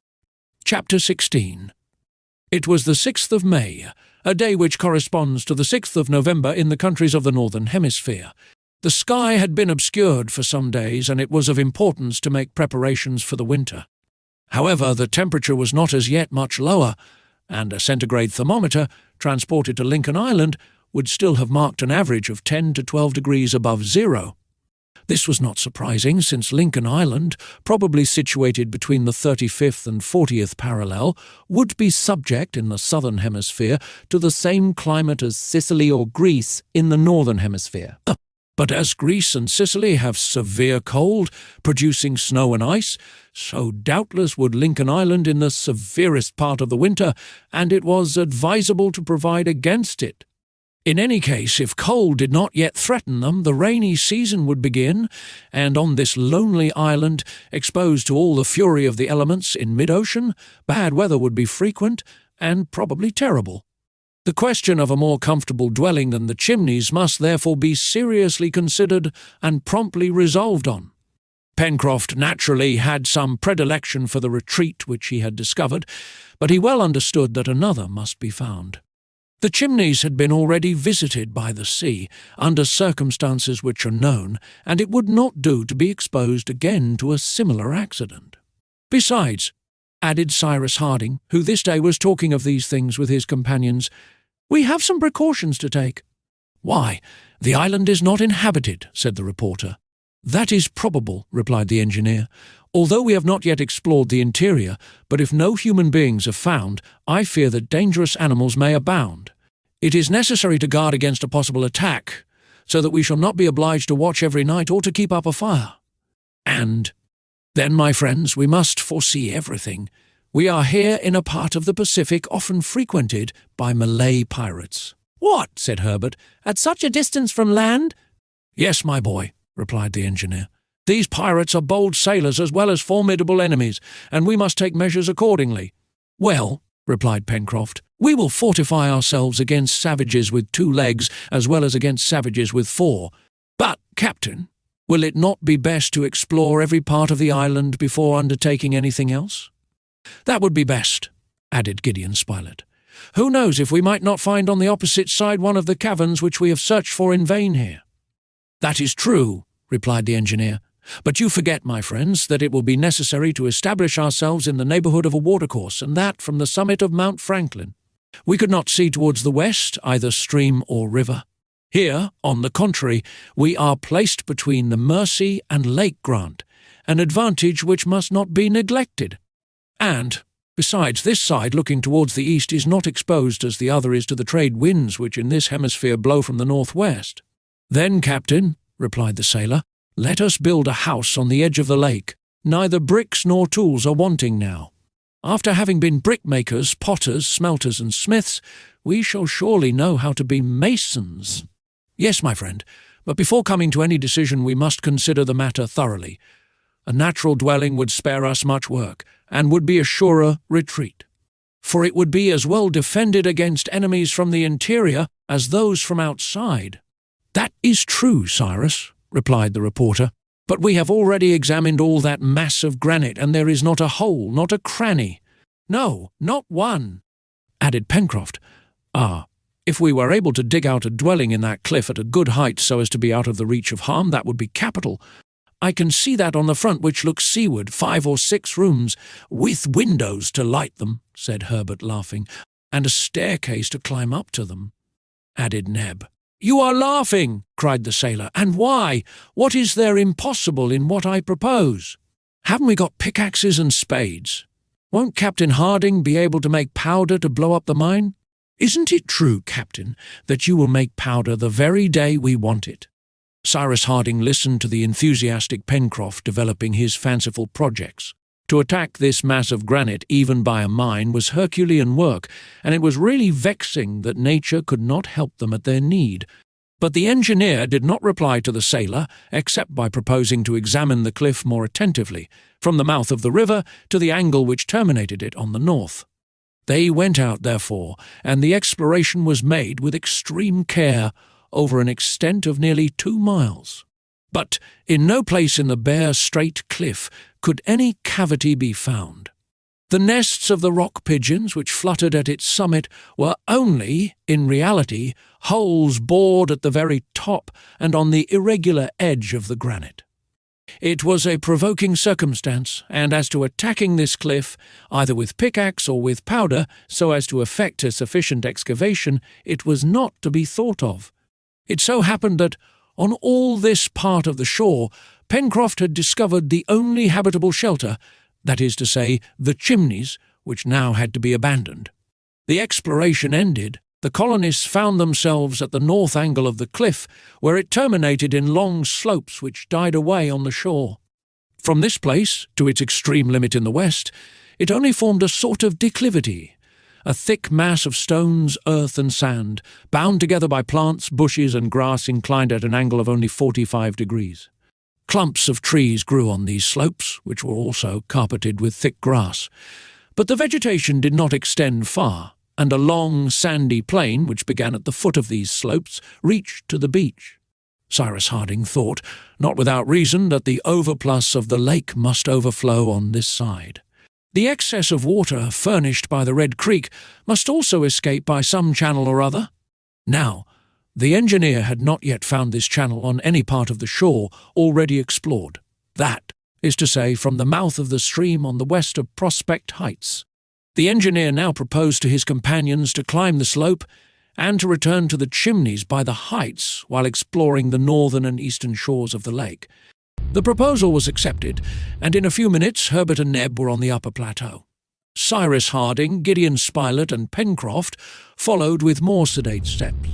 The beautiful sheet of water glittered through the trees under the rays of the sun. In this direction the country was charming. The eye feasted on the groups of trees. Some old trunks, bent with age, showed black against the verdant grass which covered the ground. Crowds of brilliant cockatoos screamed among the branches, moving prisms, hopping from one bough to another. The settlers, instead of going directly to the north bank of the lake, made a circuit round the edge of the plateau, so as to join the mouth of the creek on its left bank. It was a detour of more than 1.5 miles. Walking was easy, for the trees, widely spread, left a considerable space between them. The fertile zone evidently stopped at this point, and vegetation would be less vigorous in the part between the course of the creek and the Mersey. Cyrus Harding and his companions walked over this new ground with great care. Bows, arrows, and sticks with sharp iron points were their only weapons. However, no wild beast showed itself, and it was probable that these animals frequented rather the thick forests in the south. But the settlers had the disagreeable surprise of seeing Top stop before a snake of great size, measuring from 14 to 15 feet in length. Neb killed it by a blow from his stick. Cyrus Harding examined the reptile and declared it not venomous, for it belonged to that species of diamond serpents which the natives of New South Wales rear. But it was possible that others existed whose bite was mortal, such as the deaf vipers with forked tails, which rise up under the feet, or those winged snakes furnished with 2 ears, which enable them to proceed with great rapidity. Top, the first moment of surprise over, began a reptile chase with such eagerness that they feared for his safety. His master called him back directly. The mouth of the Red Creek, at the place where it entered into the lake, was soon reached. The explorers recognized on the opposite shore the point which they had visited on their descent from Mount Franklin. Cyrus Harding ascertained that the flow of water into it from the creek was considerable. Nature must therefore have provided some place for the escape of the overplus. This doubtless formed a fall, which, if it could be discovered, would be of great use. The colonists, walking apart but not straying far from each other, began to skirt the edge of the lake, which was very steep. The water appeared to be full of fish, and Pencroft resolved to make some fishing rods so as to try and catch some. The northeast point was first to be doubled. It might have been supposed that the discharge of water was at this place, for the extremity of the lake was almost on a level with the edge of the plateau. But no signs of this were discovered, and the colonists continued to explore the bank, which, after a slight bend, descended parallel to the shore. On this side the banks were less woody, but clumps of trees here and there added to the picturesqueness of the country. Lake Grant was viewed from thence in all its extent, and no breath disturbed the surface of its waters. Top, in beating the bushes, put up flocks of birds of different kinds, which Gideon Spilett and Herbert saluted with arrows. One was hit by the lad, and fell into some marshy grass. Top rushed forward and brought a beautiful swimming bird, of a slate-colour, short beak, very developed frontal plate, and wings edged with white. It was a coot, the size of a large partridge, belonging to the group of macrodactyls which form the transition between the order of wading birds and that of palmipeds. Sorry game, in truth, and its flavour is far from pleasant. But Top was not so particular in these things as his masters, and it was agreed that the coot should be for his supper. The settlers were now following the eastern bank of the lake, and they would not be long in reaching the part which they already knew. The engineer was much surprised at not seeing any indication of the discharge of water. The reporter and the sailor talked with him, and he could not conceal his astonishment. At this moment Top, who had been very quiet till then, gave signs of agitation. The intelligent animal went backwards and forwards on the shore, stopped suddenly and looked at the water, one paw raised, as if he was pointing at some invisible game. Then he barked furiously and was suddenly silent. Neither Cyrus Harding nor his companions had at first paid any attention to Top's behaviour, but the dog's barking soon became so frequent that the engineer noticed it. "What is there, Top?" he asked. The dog bounded towards his master, seeming to be very uneasy, and then rushed again towards the bank. Then, all at once, he plunged into the lake. "Here, Top!" cried Cyrus Harding, who did not like his dog to venture into the treacherous water. "What's happening down there?" asked Pencroft, examining the surface of the lake. "Top smells some amphibious creature," replied Herbert. "An alligator, perhaps," said the reporter. "I do not think so," replied Harding. "Alligators are only met with in regions less elevated in latitude." Meanwhile Top had returned at his master's call and had regained the shore, but he could not stay quiet. He plunged in among the tall grass, and guided by instinct, he appeared to follow some invisible being which was slipping along under the surface of the water. However, the water was calm, not a ripple disturbed its surface. Several times the settlers stopped on the bank and observed it attentively. Nothing appeared. There was some mystery there. The engineer was puzzled. "Let us pursue this exploration to the end," said he. Half an hour after they had all arrived at the southeast angle of the lake, on Prospect Heights. At this point the examination of the banks of the lake was considered finished, and yet the engineer had not been able to discover how and where the waters were discharged. "There is no doubt this overflow exists," he repeated, "and since it is not visible, it must go through the granite cliff at the west. But what importance do you attach to knowing that, my dear Cyrus?" asked Gideon Spilett. "Considerable importance," replied the engineer, "for if it flows through the cliff, there is probably some cavity which it would be easy to render habitable after turning away the water." "But is it not possible, Captain, that the water flows away at the bottom of the lake," said Herbert, "and that it reaches the sea by some subterranean passage?" "That might be," replied the engineer, "and should it be so, we shall be obliged to build our house ourselves, since nature has not done it for us." The colonists were about to begin to traverse the plateau to return to the chimneys, when Top gave new signs of agitation. He barked with fury, and before his master could restrain him, he had plunged a second time into the lake. All ran towards the bank. The dog was already more than 20 feet off, and Cyrus was calling him back, when an enormous head emerged from the water, which did not appear to be deep in that place. Herbert recognized directly the species of amphibian to which the tapering head, with large eyes and adorned with long, silky moustaches, belonged. "A lamantine," he cried. It was not a lamantine, but one of that species of the order of cetaceans which bear the name of the dugong, for its nostrils were open at the upper part of its snout. The enormous animal rushed on the dog, who tried to escape by returning towards the shore. His master could do nothing to save him, and before Gideon Spilett or Herbert thought of bending their bows, Top, seized by the dugong, had disappeared beneath the water. Neb, his iron-tipped spear in his hand, wished to go to Top's help and attack the dangerous animal in its own element. "No, Neb," said the engineer, restraining his courageous servant. Meanwhile, a struggle was going on beneath the water, an inexplicable struggle, for in his situation Top could not possibly resist. And judging by the bubbling of the surface, it must be also a terrible struggle, and could not but terminate in the death of the dog. But suddenly, in the middle of a foaming circle, Top reappeared. Thrown in the air by some unknown power, he rose 10 feet above the surface of the lake, fell again into the midst of the agitated waters, and then soon gained the shore without any severe wounds, miraculously saved.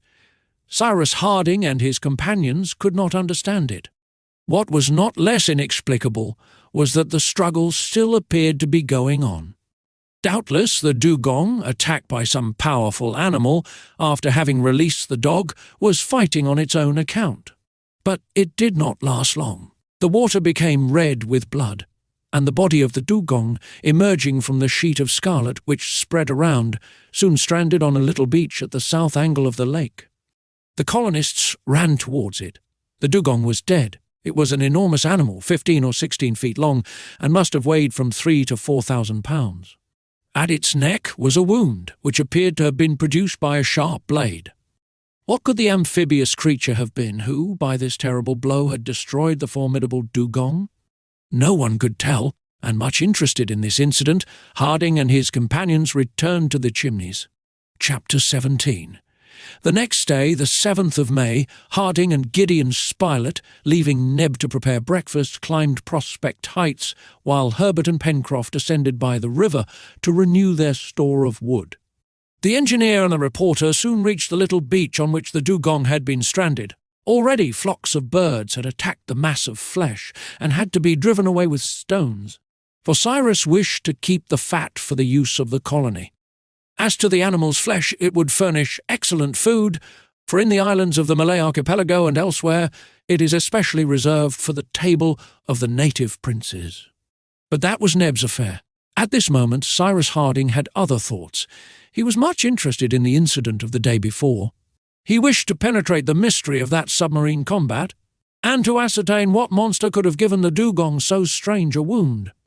He remained at the edge of the lake, looking, observing, but nothing appeared under the tranquil waters, which sparkled in the first rays of the rising sun. At the beach, on which lay the body of the dugong, the water was tolerably shallow, but from this point the bottom of the lake sloped gradually, and it was probable that the depth was considerable in the centre. The lake might be considered as a large centre basin, which was filled by the water from the Red Creek. "Well, Cyrus," said the reporter, "there seems to be nothing suspicious in this water." "No, my dear Spilett," replied the engineer, "and I really do not know how to account for the incident of yesterday. "I acknowledge," returned Spilett, "that the wound given this creature is at least very strange, and I cannot explain either how Top was so vigorously cast up out of the water. One could have thought that a powerful arm hurled him up, and that the same arm with a dagger killed the dugong." "Yes," replied the engineer, who had become thoughtful, "there is something there that I cannot understand. But do you better understand either, my dear Spilett, in what way I was saved myself, how I was drawn from the waves and carried to the downs? No, is it not true? Now I feel sure that there is some mystery there, which doubtless we shall discover some day. Let us observe, but do not dwell on these singular incidents before our companions. Let us keep our remarks to ourselves and continue our work." It will be remembered that the engineer had not as yet been able to discover the place where the surplus water escaped, but he knew it must exist somewhere. He was much surprised to see a strong current at this place. By throwing in some bits of wood, he found that it set towards the southern angle. He followed the current and arrived at the south point of the lake. There was there a sort of depression in the water, as if it was suddenly lost in some fissure in the ground. Harding listened. Placing his ear to the level of the lake, he very distinctly heard the noise of a subterranean fall. "There," said he, rising, "is the discharge of the water, there doubtless by a passage in the granite cliff. It joins the sea through cavities which we can use to our profit." "Well, I can find it." The engineer cut a long branch, stripped it of its leaves, and plunging it into the angle between the two banks, he found that there was a large hole 1 foot only beneath the surface of the water. This hole was the opening so long looked for in vain, and the force of the current was such that the branch was torn from the engineer's hands and disappeared. "There is no doubt about it now," repeated Harding. "There is the outlet, and I will lay it open to view." "How?" asked Gideon Spilett. "By lowering the level of the water of the lake 3 feet. "And how will you lower the level?" "By opening another outlet larger than this." "At what place, Cyrus?" "At the part of the bank nearest the coast." "But it is a mass of granite," observed Spilett. "Well," replied Cyrus Harding, "I will blow up the granite, and the water escaping will subside so as to lay bare this opening and make a waterfall." "By falling onto the beach," added the reporter. "A fall that we shall make use of," replied Cyrus. "Come, come!" The engineer hurried away his companion, whose confidence in Harding was such that he did not doubt the enterprise would succeed. And yet, how was this granite wall to be opened without powder and with imperfect instruments? Was not this work upon which the engineer was so bent above their strength? When Harding and the reporter entered the Chimneys, they found Herbert and Pencroft unloading their raft of wood. "The woodmen have just finished, Captain," said the sailor, laughing. "And when you want masons—" "Masons, no, but chemists," replied the engineer. "Yes," added the reporter, "we are going to blow up the island." "Blow up the island?" cried Pencroft. "Part of it, at least," replied Spilett. "Listen to me, my friends," said the engineer, and he made known to them the result of his observations. According to him, a cavity, more or less considerable, must exist in the mass of granite which supported Prospect Heights, and he intended to penetrate into it. To do this, the opening through which the water rushed must first be cleared, and the level lowered by making a larger outlet. Therefore, an explosive substance must be manufactured which would make a deep trench in some other part of the shore. This was what Harding was going to attempt with the minerals which nature placed at his disposal.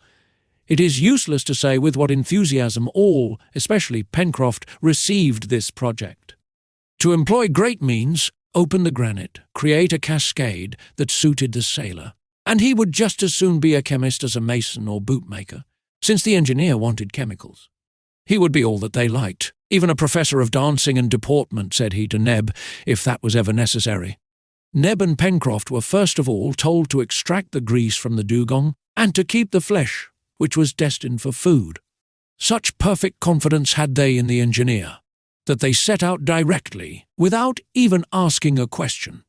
A few minutes after them, Cyrus Harding, Herbert, and Gideon Spilett, dragging the hurdle, went towards the vein of coals, where those schistose pyrites abound which are met with in the most recent transition soil, and of which Harding had already found a specimen.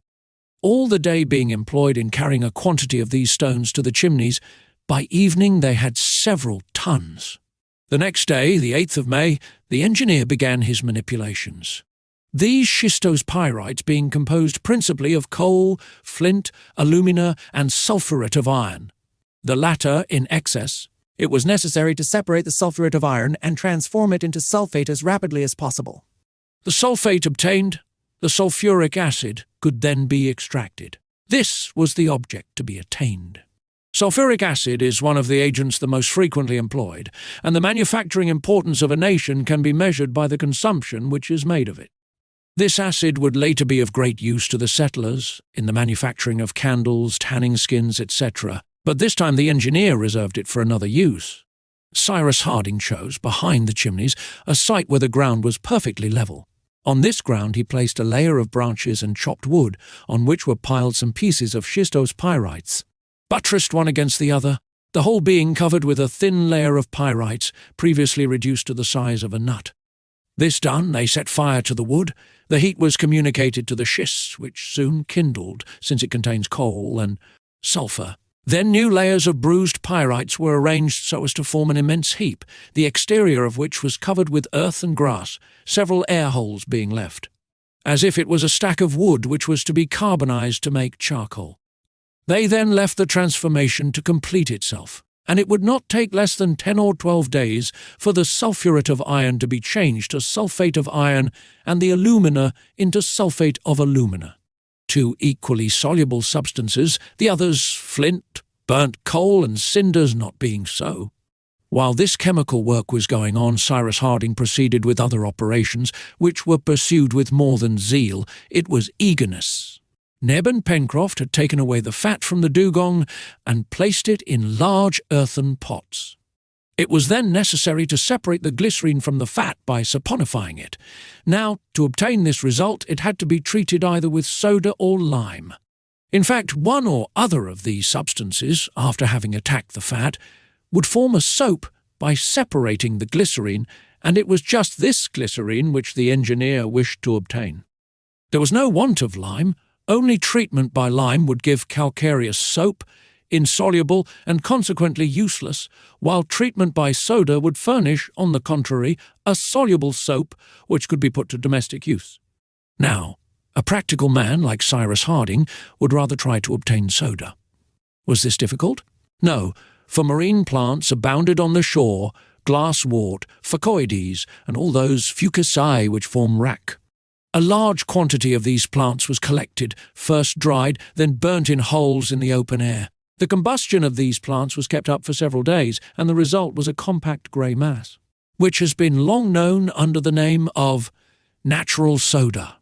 This obtained, the engineer treated the fat with soda, which gave both a soluble soap and that neutral substance glycerine. But this was not all. Cyrus Harding still needed, in view of his future preparation, another substance, nitrate of potash, which is better known under the name of salt niter, or of saltpeter.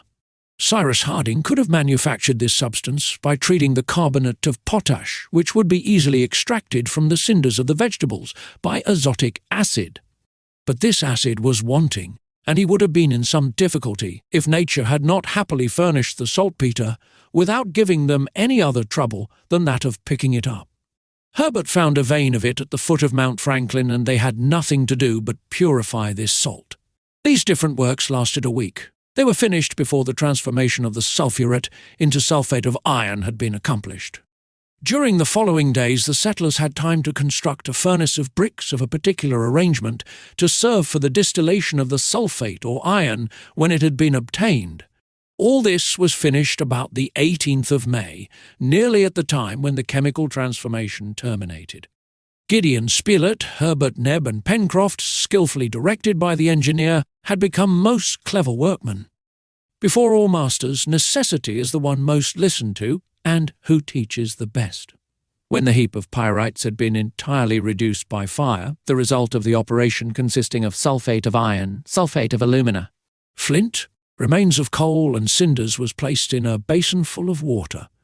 They stirred this mixture, let it settle, then decanted it, and obtained a clear liquid containing in solution sulfate of iron and sulfate of alumina, the other matters remaining solid since they are insoluble. Lastly, this liquid being partly evaporated, crystals of sulfate of iron were deposited, and the not evaporated liquid, which contained the sulfate of alumina, was thrown away. Cyrus Harding had now at his disposal a large quantity of these sulfate of iron crystals, from which the sulfuric acid had to be extracted. The making of sulfuric acid is a very expensive manufacture. Considerable works are necessary, a special set of tools, an apparatus of platina, leaden chambers, unassailable by the acid, and in which the transformation is performed, etc. The engineer had none of these at his disposal, but he knew that in Bohemia especially, sulfuric acid is manufactured by very simple means, which have also the advantage of producing it to a superior degree of concentration. It is thus that the acid known under the name of Nordhausen acid is made. To obtain sulfuric acid, Cyrus Harding had only one operation to make: to calcine the sulfate of iron crystals in a closed vase, so that the sulfuric acid should distill in vapour, which vapour, by condensation, would produce the acid. The crystals were placed in pots, and the heat from the furnace would distill the sulfuric acid. The operation was successfully completed, and on the 20th of May, 12 days after commencing it, the engineer was the possessor of the agent which later he hoped to use in so many different ways. Now, why did he wish for this agent? Simply to produce azotic acid, and that was easy, since saltpeter, attacked by sulfuric acid, gives azotic or nitric acid by distillation. But, after all, how was he going to employ this azotic acid? His companions were still ignorant of this, for he had not informed them of the result at which he aimed. However, the engineer had nearly accomplished his purpose, and by a last operation he would procure the substance which had given so much trouble. Taking some azotic acid, he mixed it with glycerine, which had been previously concentrated by evaporation, subjected to the water bath, and he obtained, without even employing a refrigerant mixture, several pints of an oily yellow mixture. This last operation Cyrus Harding had made alone, in a retired place, at a distance from the chimneys, for he feared the danger of an explosion, and when he showed a bottle of this liquid to his friends, he contented himself with saying, "Here is nitroglycerine." It was really this terrible production, of which the explosive power is perhaps tenfold that of ordinary powder, and which has already caused so many accidents. However, since a way has been found to transform it into dynamite, that is to say, to mix with it some solid substance, clay or sugar, porous enough to hold it, the dangerous liquid has been used with some security. But dynamite was not yet known at the time when the settlers worked on Lincoln Island. "And is it that liquid that is going to blow up our rocks?" said Pencroft incredulously. "Yes, my friend," replied the engineer, "and this nitroglycerine will produce so much the more effect, as the granite is extremely hard, and will oppose a greater resistance to the explosion." "And when shall we see this, Captain?" "Tomorrow, as soon as we have dug a hole for the mine," replied the engineer. The next day, the 21st of May, at daybreak, the miners went to the point which formed the eastern shore of Lake Grant, and was only 500 feet from the coast. At this place, the plateau inclined downwards from the waters, which were only restrained by their granite case. Therefore, if this case was broken, the water would escape by the opening and form a stream, which, flowing over the inclined surface of the plateau, would rush on to the beach. Consequently, the level of the lake would be greatly lowered, and the opening where the water escaped would be exposed, which was their final aim. Under the engineer's directions, Pencroft, armed with a pickaxe which he handled skilfully and vigorously, attacked the granite. The hole was made on the point of the shore, slanting, so that it should meet a much lower level than that of the water of the lake. In this way, the explosive force, by scattering the rock, would open a large place for the water to rush out. The work took some time, for the engineer, wishing to produce a great effect, intended to devote not less than 7 quarts of nitroglycerine to the operation. But Pencroft, relieved by Neb, did so well that towards 4 o'clock in the evening the mine was finished. Now the question of setting fire to the explosive substance was raised. Generally, nitroglycerine is ignited by caps of fulminate, which in bursting cause the explosion, A shock is therefore needed to produce the explosion, for, simply lighted, this substance would burn without exploding. Cyrus Harding could certainly have fabricated a percussion cap. In default of fulminate, he could easily obtain a substance similar to gun-cotton, since he had azotic acid at his disposal. This substance, pressed in a cartridge and introduced among the nitroglycerine, would burst by means of a fuse and cause the explosion. But Cyrus Harding knew that nitroglycerine would explode by a shock. He resolved to employ this means and try another way if this did not succeed. In fact, the blow of a hammer on a few drops of nitroglycerine spread out on a hard surface was enough to create an explosion. But the operator could not be there to give the blow without becoming a victim to the operation. Harding, therefore, thought of suspending a mass of iron weighing several pounds by means of a fibre to an upright just above the mine. Another long fibre, previously impregnated with sulphur, was attached to the middle of the first by one end, while the other lay on the ground several feet distant from the mine. The second fibre being set on fire, it would burn till it reached the first. This, catching fire in its turn, would break, and the mass of iron would fall on the nitroglycerine. This apparatus being then arranged, the engineer, after having sent his companions to a distance, filled the hole, so that the nitroglycerine was on a level with the opening. Then he threw a few drops of it on the surface of the rock, above which the mass of iron was already suspended. This done, Harding lit the end of the sulphured fibre, and leaving the place he returned with his companions to the chimneys. The fibre was intended to burn 25 minutes, and in fact, 25 minutes afterwards a most tremendous explosion was heard. The island appeared to tremble to its very foundation. Stones were projected in the air as if by the eruption of a volcano. The shock produced by the displacing of the air was such that the rocks of the chimneys shook. The settlers, although they were more than 2 miles from the mine, were thrown on the ground. They rose, climbed the plateau, and ran towards the place where the bank of the lake must have been shattered by the explosion. A cheer escaped them. A large rent was seen in the granite. A rapid stream of water rushed foaming across the plateau and dashed down a height of 300 feet onto the beach. Chapter 18. Cyrus Harding's project had succeeded, but, according to his usual habit, he showed no satisfaction. With closed lips and a fixed look, he remained motionless. Herbert was in ecstasies. Neb bounded with joy. Pencroft nodded his great head, murmuring these words, "Come, our engineer gets on capitally." The nitroglycerine had indeed acted powerfully. The opening which it had made was so large that the volume of water which escaped through this new outlet was at least treble that which before passed through the old one. The result was that a short time after the operation, the level of the lake would be lowered 2 feet or more.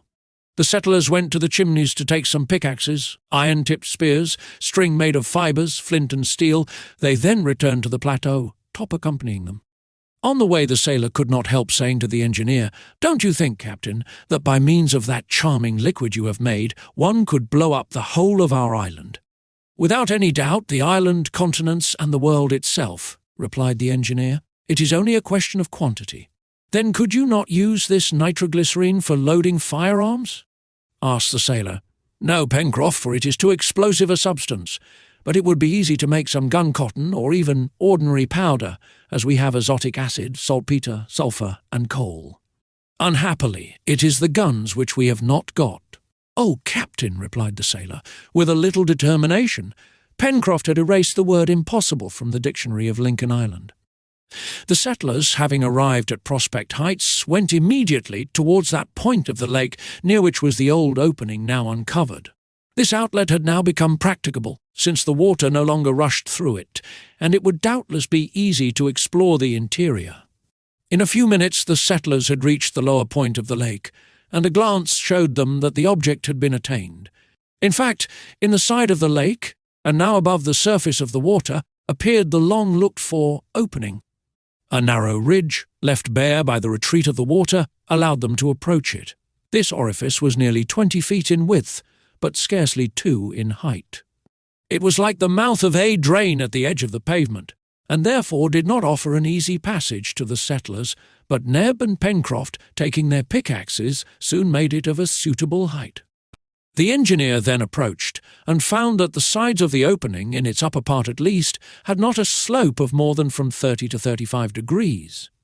It was therefore practicable, and provided that the declivity did not increase, it would be easy to descend even to the level of the sea. If then, as was probable, some vast cavity existed in the interior of the granite, it might perhaps be of great use.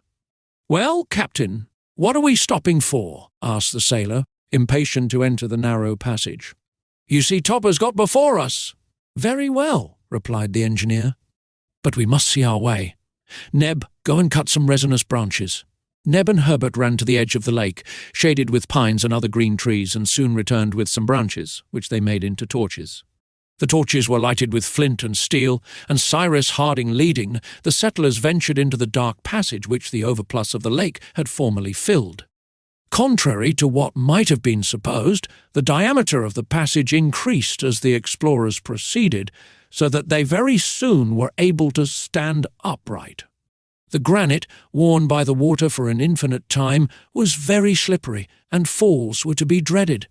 But the settlers were all attached to each other by a cord, as is frequently done in ascending mountains. Happily, some projections of the granite, forming regular steps, made the descent less perilous. Drops, still hanging from the rocks, shone here and there under the light of the torches, and the explorers guessed that the sides were clothed with innumerable stalactites.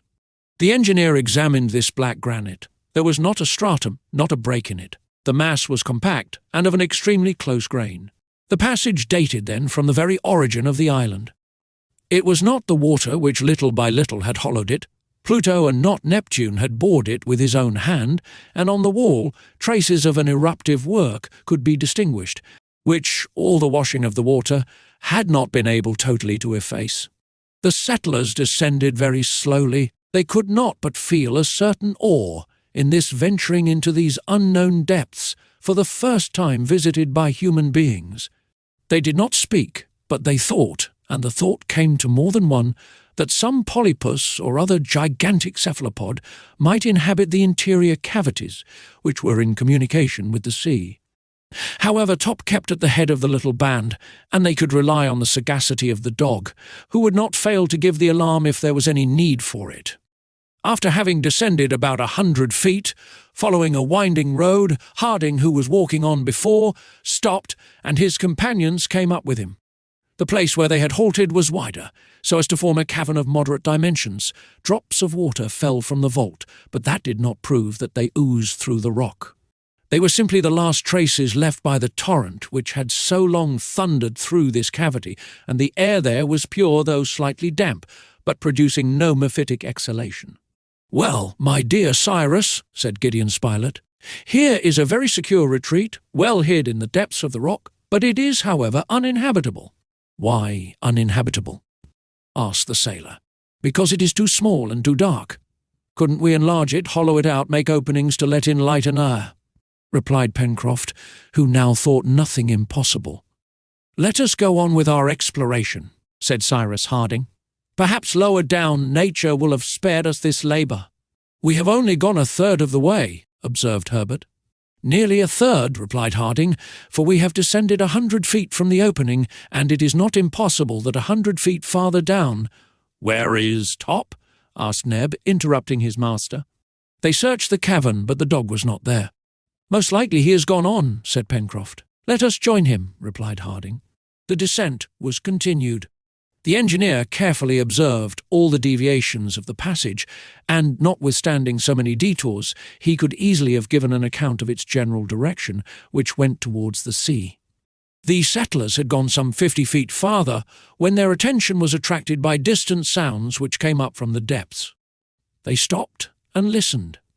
These sounds, carried through the passage as through an acoustic tube, came clearly to the ear. "That is Top barking!" cried Herbert. "Yes," replied Pencroft, "and our brave dog is barking furiously."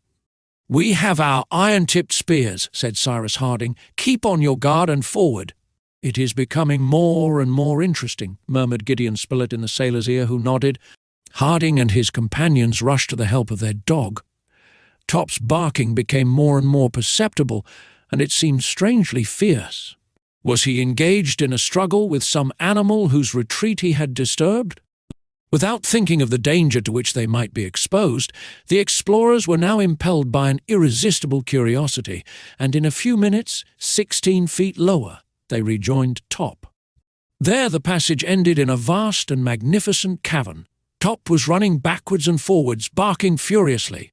Pencroft and Neb, waving their torches, threw the light into every crevice, and at the same time Harding, Gideon, Spilett, and Herbert, their spears raised, were ready for any emergency which might arise.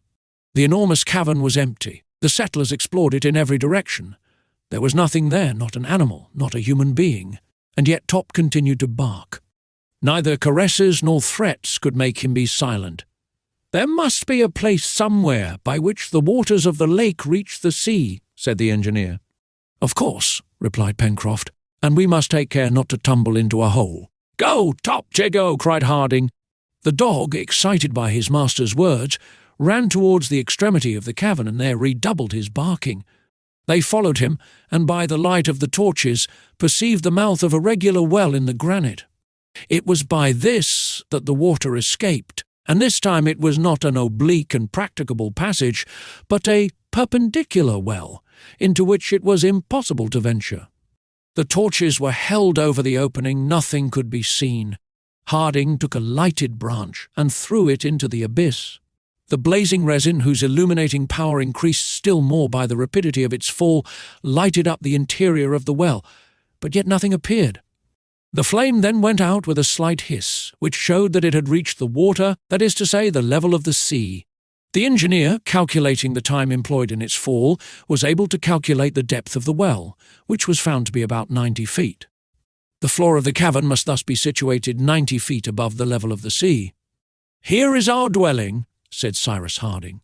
"But it was occupied by some creature," replied Gideon Spilett, whose curiosity was not yet satisfied. "Well, the creature, amphibious or otherwise, has made off through this opening," replied the engineer, "and has left the place for us." "Never mind," added the sailor. "I should like very much to be Top, just for a quarter of an hour, for he doesn't bark for nothing." Cyrus Harding looked at his dog, and those of his companions who were near him might have heard him murmur these words. "Yes, I believe that Top knows more than we do about a great many things." However, the wishes of the settlers were for the most part satisfied. Chance, aided by the marvellous sagacity of their leader, had done them great service. They had now at their disposal a vast cavern, the size of which could not be properly calculated by the feeble light of their torches, but it would certainly be easy to divide it into rooms, by means of brick partitions, or to use it, if not as a house, at least as a spacious apartment. The water which had left it could not return. The place was free. Two difficulties remained. Firstly, the possibility of lighting this excavation in the midst of solid rock. Secondly, the necessity of rendering the means of access more easy. It was useless to think of lighting it from above because of the enormous thickness of the granite which composed the ceiling, but perhaps the outer wall next the sea might be pierced. Cyrus Harding, during the descent, had roughly calculated its obliqueness and consequently the length of the passage, and was therefore led to believe that the outer wall could not be very thick. If light was thus obtained, so would a means of access, for it would be as easy to pierce a door as windows, and to establish an exterior ladder.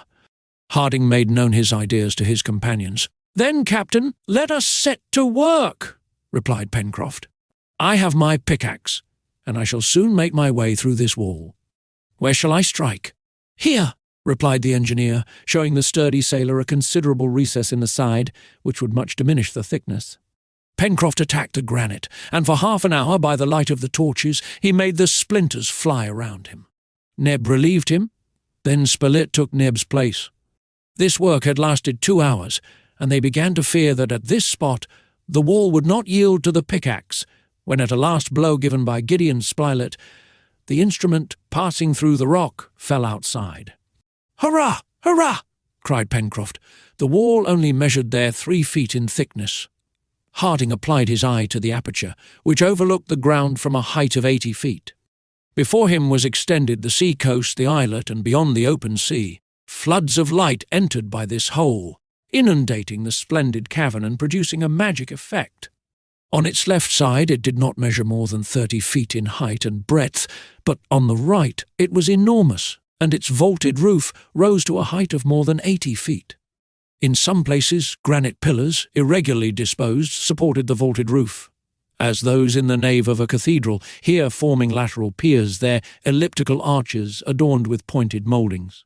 Losing themselves in dark bays, amid the fantastic arches of which glimpses could be caught in the shade, covered with a profusion of projections formed like so many pendants. This cavern was a picturesque mixture of all the styles of Byzantine, Roman, or Gothic architecture ever produced by the hand of man. And yet this was only the work of nature. She alone had hollowed this fairy Alhambra in a mass of granite. The settlers were overwhelmed with admiration. Where they had only expected to find a narrow cavity, they had found a sort of marvellous palace, and Neb had taken off his hat as if he had been transported into a temple. Cries of admiration issued from every mouth. Hurrahs resounded, and the echo was repeated again and again till it died away in the dark naves. "Ah, my friends," exclaimed Cyrus Harding, "when we have lighted the interior of this place, and have arranged our rooms and storehouses in the left part, we shall still have this splendid cavern, which we will make our study and our museum." "And we will call it?" asked Herbert. "Granite House," replied Harding, a name which his companions again saluted with a cheer. The torches were now almost consumed, and as they were obliged to return by the passage to reach the summit of the plateau, it was decided to put off the work necessary for the arrangement of their new dwelling till the next day. Before departing, Cyrus Harding leaned once more over the dark well, which descended perpendicularly to the level of the sea. He listened attentively. No noise was heard, not even that of the water, which the undulations of the surge must sometimes agitate in its depths. A flaming branch was again thrown in. The sides of the well were lighted up for an instant, but as at the first time, nothing suspicious was seen. If some marine monster had been surprised unawares by the retreat of the water, he would by this time have regained the sea by the subterranean passage, before the new opening had been offered to him. Meanwhile the engineer was standing motionless, his eyes fixed on the gulf, without uttering a word. The sailor approached him, and touching his arm, "Captain," said he. "What do you want, my friend?" asked the engineer, as if he had returned from the land of dreams. "The torches will soon go out." "Forward," replied Cyrus Harding. The little band left the cavern and began to ascend through the dark passage. Top closed the rear, still growling every now and then. The ascent was painful enough. The settlers rested a few minutes in the upper grotto, which made a sort of landing place halfway up the long granite staircase. Then they began to climb again. Soon fresher air was felt. The drops of water, dried by evaporation, no longer sparkled on the walls. The flaring torches began to grow dim. The one which Neb carried went out, and if they did not wish to find their way in the dark, they must hasten. This was done, and a little before 4 o'clock, at the moment when the sailor's torch went out in its turn, Cyrus Harding and his companions passed out of the passage. Chapter 19. The next day, the 22nd of May, the arrangement of their new dwelling was commenced.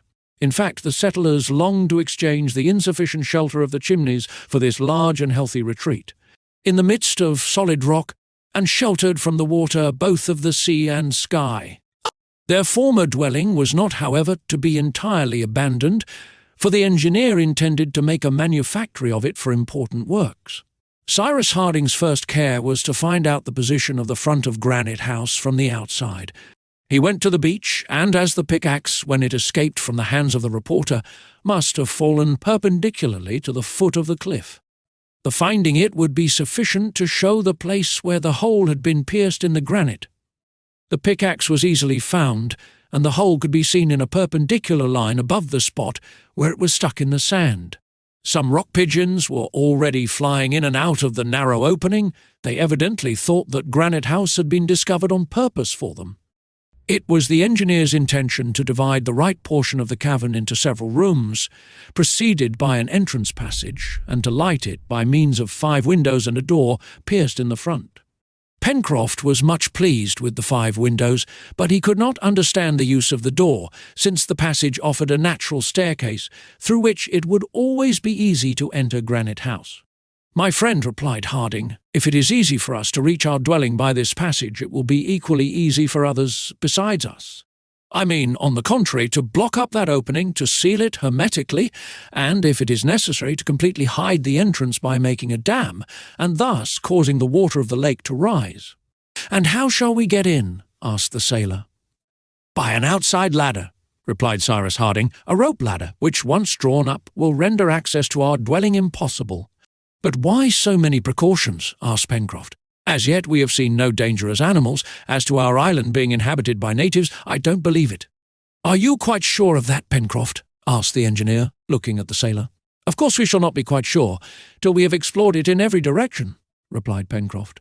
"Yes," said Harding, "for we know only a small portion of it as yet.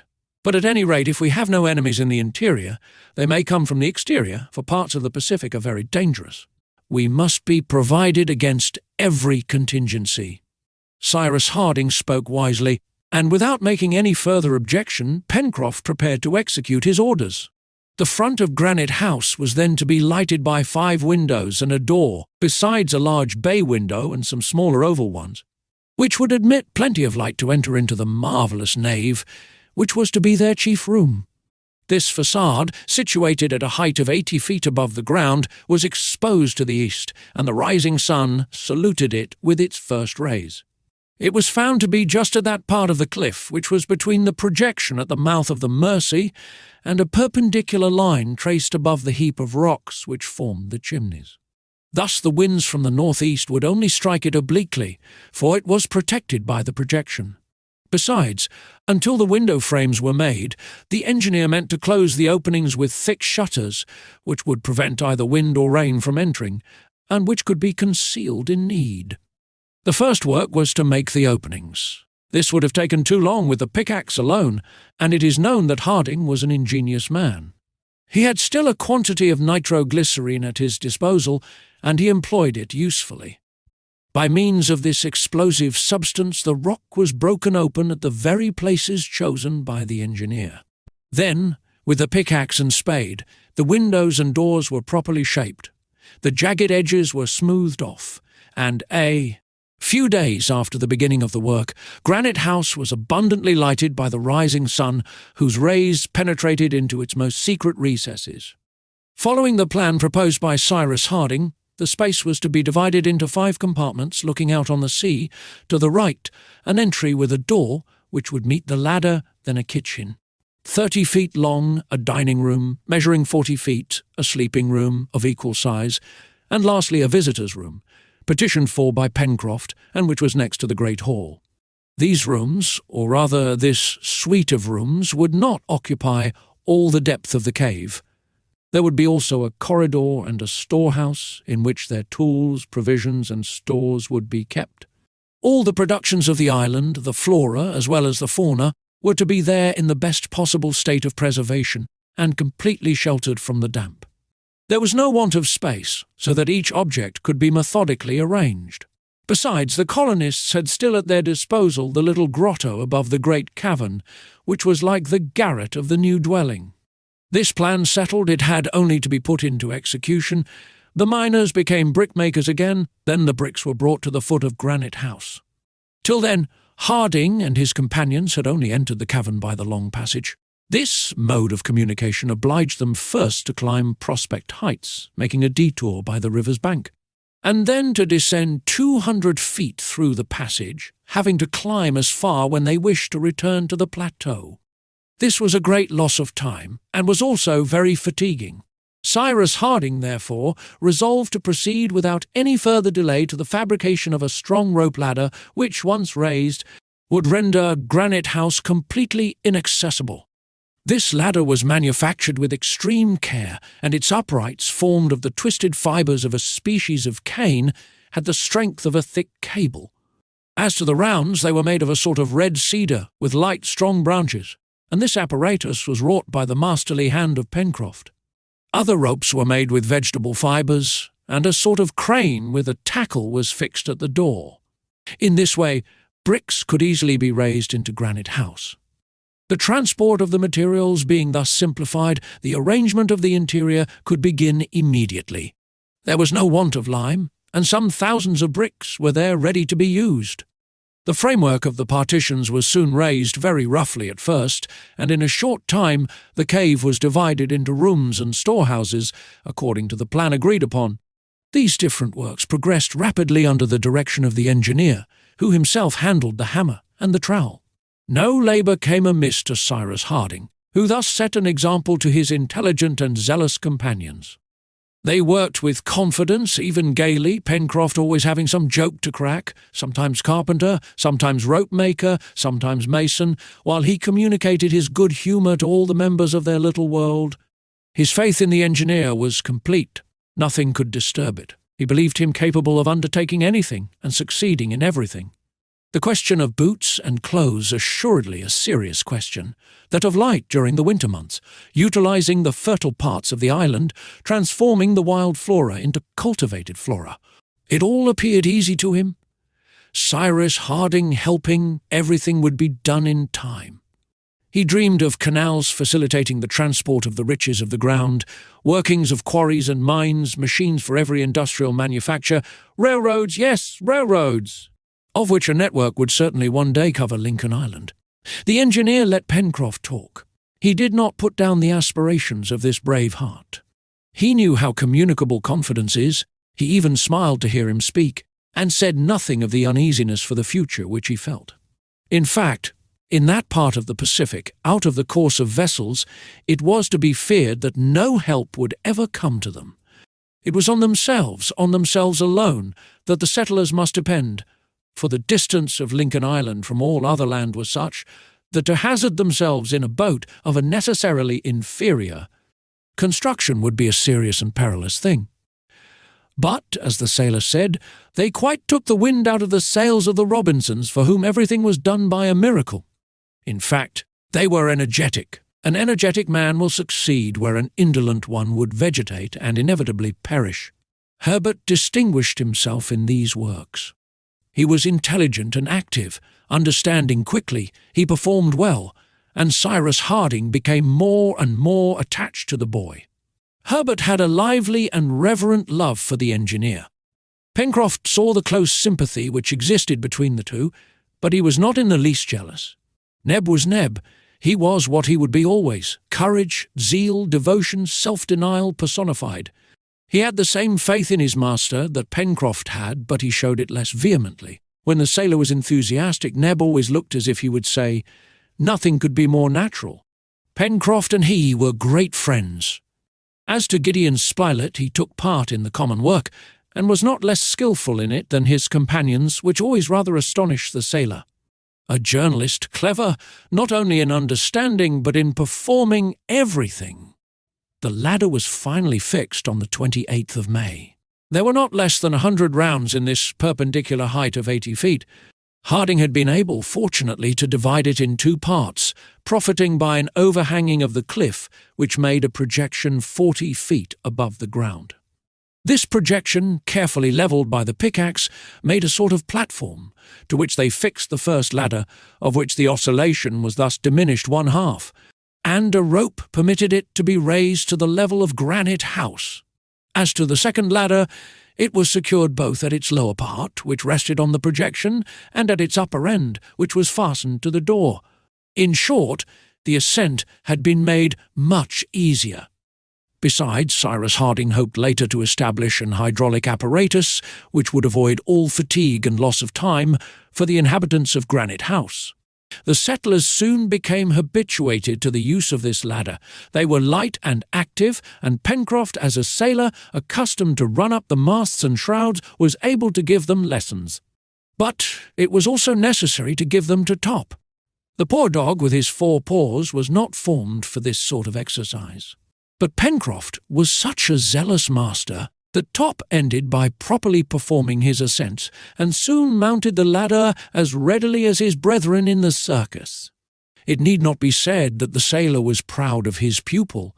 However, more than once, Pencroft hoisted him on his back, which Top never complained of. It must be mentioned here that during these works, which were actively conducted, for the bad season was approaching, the alimentary question was not neglected. Every day, the reporter and Herbert, who had been voted purveyors to the colony, devoted some hours to the chase. As yet, they only hunted in Jacamar Wood on the left of the river because, for want of a bridge or boat, the Mersey had not yet been crossed. All the immense woods, to which the name of the forests of the far west had been given, were not explored. They reserved this important excursion for the first fine days of the next spring. But Jacamar Wood was full of game, kangaroos and boars abounded, and the hunters' iron-tipped spears and bows and arrows did wonders. Besides, Herbert discovered towards the southwest point of the lagoon a natural warren, a slightly damp meadow, covered with willows and aromatic herbs which scented the air, such as thyme, basil, savory, all the sweet-scented species of the labiated plants which the rabbits appeared to be particularly fond of. On the reporter observing that since the table was spread for the rabbits, it was strange that the rabbits themselves should be wanting, the two sportsmen carefully explored the warren.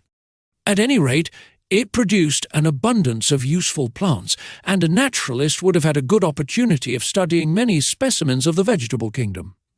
Herbert gathered several shoots of the basil, rosemary, balm, betony, etc., which possessed different medicinal properties, some pectoral, astringent, febrifuge, others antispasmodic or anti-rheumatic. When afterwards Pencroft asked the use of this collection of herbs for medicine, replied the lad, to treat us when we are ill. Why should we be ill, since there are no doctors in the island? Asked Pencroft quite seriously. There was no reply to be made to that, but the lad went on with his collection all the same, and it was well received at Granite House. Besides these medicinal herbs, he added a plant known in North America as Oswego tea, which made an excellent beverage. At last, by searching thoroughly, the hunters arrived at the real site of the warren. There the ground was perforated like a sieve. "Here are the burrows!" cried Herbert. "Yes," replied the reporter, "so I see. But are they inhabited? That is the question." This was soon answered. Almost immediately, hundreds of little animals similar to rabbits fled in every direction, with such rapidity that even Top could not overtake them. Hunters and dog ran in vain, these rodents escaped them easily, but the reporter resolved not to leave the place until he had captured at least half a dozen of the quadrupeds. He wished to stock their larder first, and domesticate those which they might take later. It would not have been difficult to do this with a few snares stretched at the openings of the burrows. But at this moment they had neither snares nor anything to make them of. They must therefore be satisfied with visiting each hole and rummaging in it with a stick, hoping by dint of patience to do what could not be done in any other way. At last, after half an hour, 4 rodents were taken in their holes. They were similar to their European brethren, and are commonly known by the name of American rabbits. This produce of the chase was brought back to Granite House, and figured at the evening repast. The tenants of the warren were not at all to be despised, for they were delicious. It was a valuable resource of the colony, and it appeared to be inexhaustible. On the 31st of May the partitions were finished. The rooms had now only to be furnished, and this would be work for the long winter days. A chimney was established in the first room, which served as a kitchen. The pipe destined to conduct the smoke outside gave some trouble to these amateur bricklayers. It appeared simplest to Harding to make it of brick clay, as creating an outlet for it to the upper plateau was not to be thought of. A hole was pierced in the granite above the window of the kitchen, and the pipe met it like that of an iron stove. Perhaps the winds which blew directly against the facade would make the chimney smoke, but these winds were rare, and besides, Master Neb, the cook, was not so very particular about that. When these interior arrangements were finished, the engineer occupied himself in blocking up the outlet by the lake so as to prevent any access by that way. Masses of rock were rolled to the entrance and strongly cemented together. Cyrus Harding did not yet realize his plan of drowning this opening under the waters of the lake, by restoring them to their former level by means of a dam.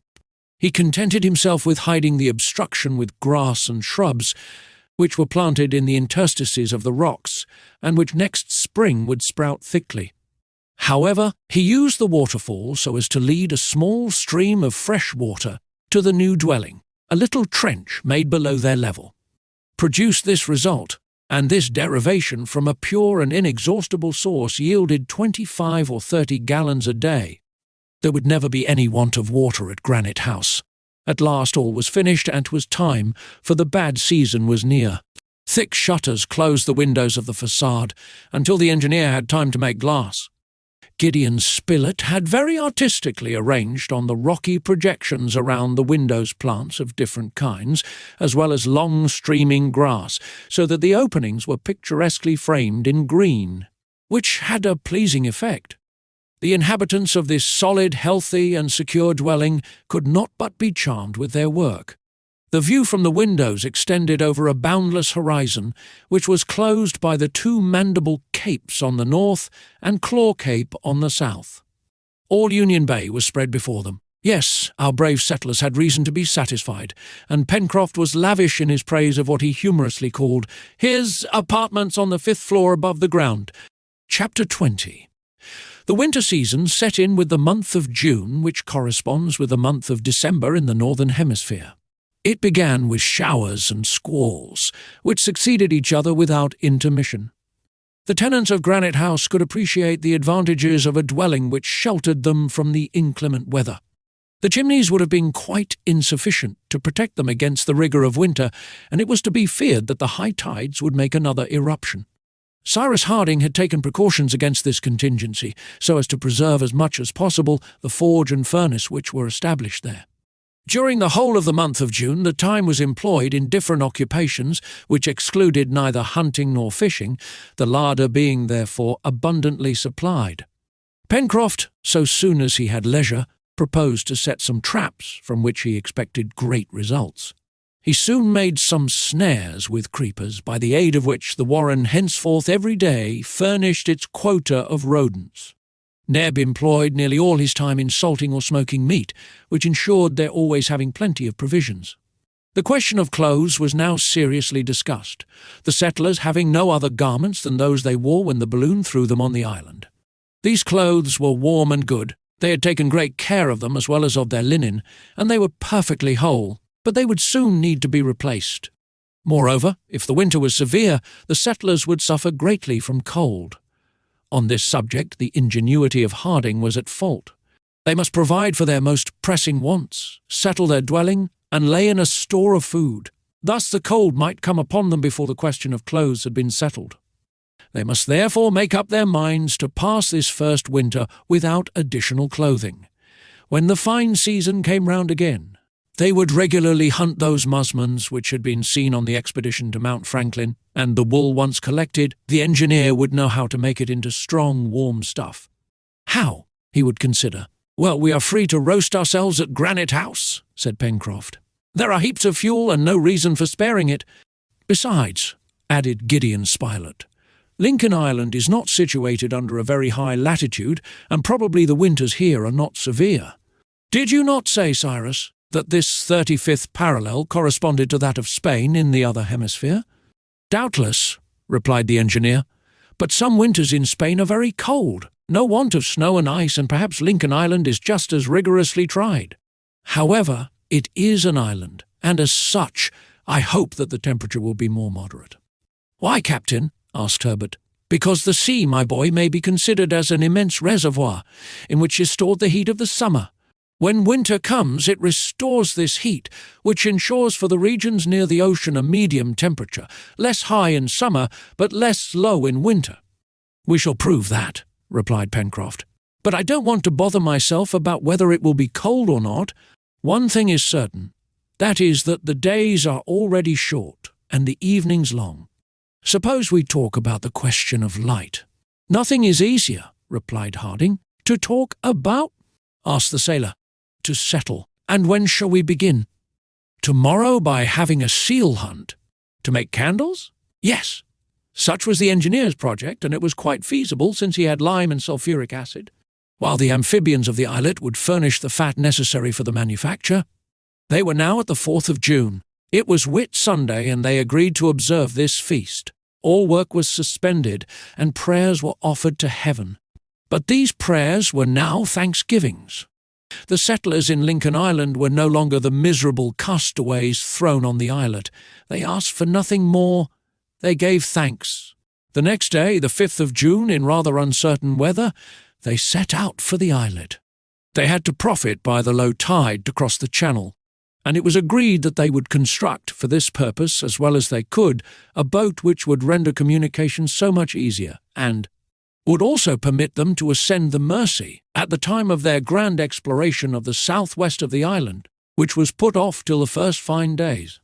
The seals were numerous, and the hunters, armed with their iron-tipped spears, easily killed half a dozen. Neb and Pencroft skinned them, and only brought back to Granite House their fattened skin, this skin being intended for the manufacture of boots. The result of the hunt was this: nearly 300 pounds of fat, all to be employed in the fabrication of candles. The operation was extremely simple, and if it did not yield absolutely perfect results, they were at least very useful. Cyrus Harding would only have had at his disposal sulfuric acid, but by heating this acid with the neutral fatty bodies he could separate the glycerine. Then from this new combination he easily separated the oleine, the margarine, and the stearine by employing boiling water. But to simplify the operation he preferred to saponify the fat by means of lime. By this he obtained a calcareous soap, easy to decompose by sulfuric acid, which precipitated the lime into the state of sulfate, and liberated the fatty acids. From these three acids, oleic, margaric, and stearic, the first, being liquid, was driven out by a sufficient pressure. As to the two others, they formed the very substance of which the candles were to be moulded.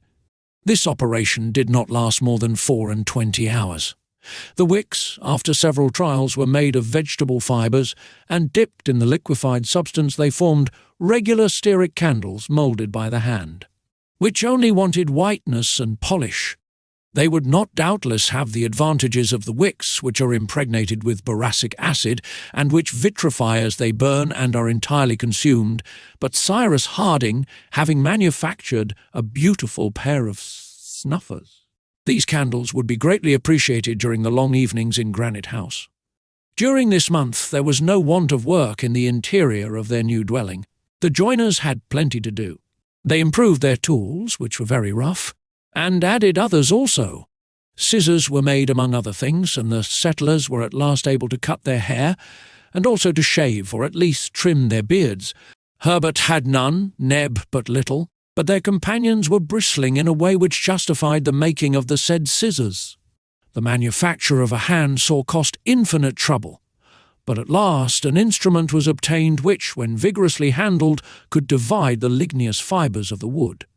They then made tables, seats, cupboards to furnish the principal rooms and bedsteads, of which all the bedding consisted of grass mattresses. The kitchen, with its shelves on which rested the cooking utensils, its brick stove, looked very well, and Neb worked away there as earnestly as if he was in a chemist's laboratory. But the joiners had soon to be replaced by carpenters. In fact, the waterfall created by the explosion rendered the construction of two bridges necessary, one on Prospect Heights, the other on the shore. Now the plateau and the shore were transversely divided by a watercourse, which had to be crossed to reach the northern part of the island. To avoid it, the colonists had been obliged to make a considerable detour by climbing up to the source of the Red Creek. The simplest thing was to establish on the plateau and on the shore two bridges from 20 to 5 and 20 feet in length. All the carpenter's work that was needed was to clear some trees of their branches. This was a business of some days. Directly the bridges were established, Neb and Pencroft profited by them to go to the oyster bed which had been discovered near the downs. They dragged with them a sort of rough cart which replaced the former inconvenient hurdle and brought back some thousands of oysters, which soon increased among the rocks and formed a bed at the mouth of the Mersey. These mollusks were of excellent quality, and the colonists consumed some daily. It has been seen that Lincoln Island, although its inhabitants had as yet only explored a small portion of it, already contributed to almost all their wants. It was probable that if they hunted into its most secret recesses, in all the wooded part between the Mersey and Reptile Point, they would find new treasures. The settlers in Lincoln Island had still one privation. There was no want of meat, nor of vegetable products. Those ligneous roots which they had found, when subjected to fermentation, gave them an acid drink which was preferable to cold water. They also made sugar without canes or beet roots by collecting the liquor which distills from the Acer sassaharinum, a sort of maple tree which flourishes in all the temperate zones, and of which the island possessed a great number. They made a very agreeable tea by employing the herbs brought from the warren. Lastly, they had an abundance of salt, the only mineral which is used in food, but bread was wanting. Perhaps in time the settlers could replace this want by some equivalent. It was possible that they might find the sago or the breadfruit tree among the forests of the south, but they had not as yet met with these precious trees. However, Providence came directly to their aid, in an infinitesimal proportion, it is true, but Cyrus Harding, with all his intelligence, all his ingenuity, would never have been able to produce that which, by the greatest chance, Herbert one day found in the lining of his waistcoat, which he was occupied in setting to rights. On this day, as it was raining in torrents, the settlers were assembled in the great hall in Granite House, when the lad cried out all at once, "Look here, Captain, a grain of corn!" And he showed his companions a grain, a single grain, which from a hole in his pocket had got into the lining of his waistcoat. The presence of this grain was explained by the fact that Herbert, when at Richmond, used to feed some pigeons, of which Pencroft had made him a present. "A grain of corn?" said the engineer quickly. "Yes, Captain, but one, only one." "Well, my boy," said Pencroft, laughing, "we're getting on capitally, upon my word. What shall we make with one grain of corn?" "We will make bread of it," replied Cyrus Harding. "Bread, cakes, tarts," replied the sailor. "Come, the bread that this grain of corn will make won't choke us very soon." Herbert, not attaching much importance to his discovery, was going to throw away the grain in question.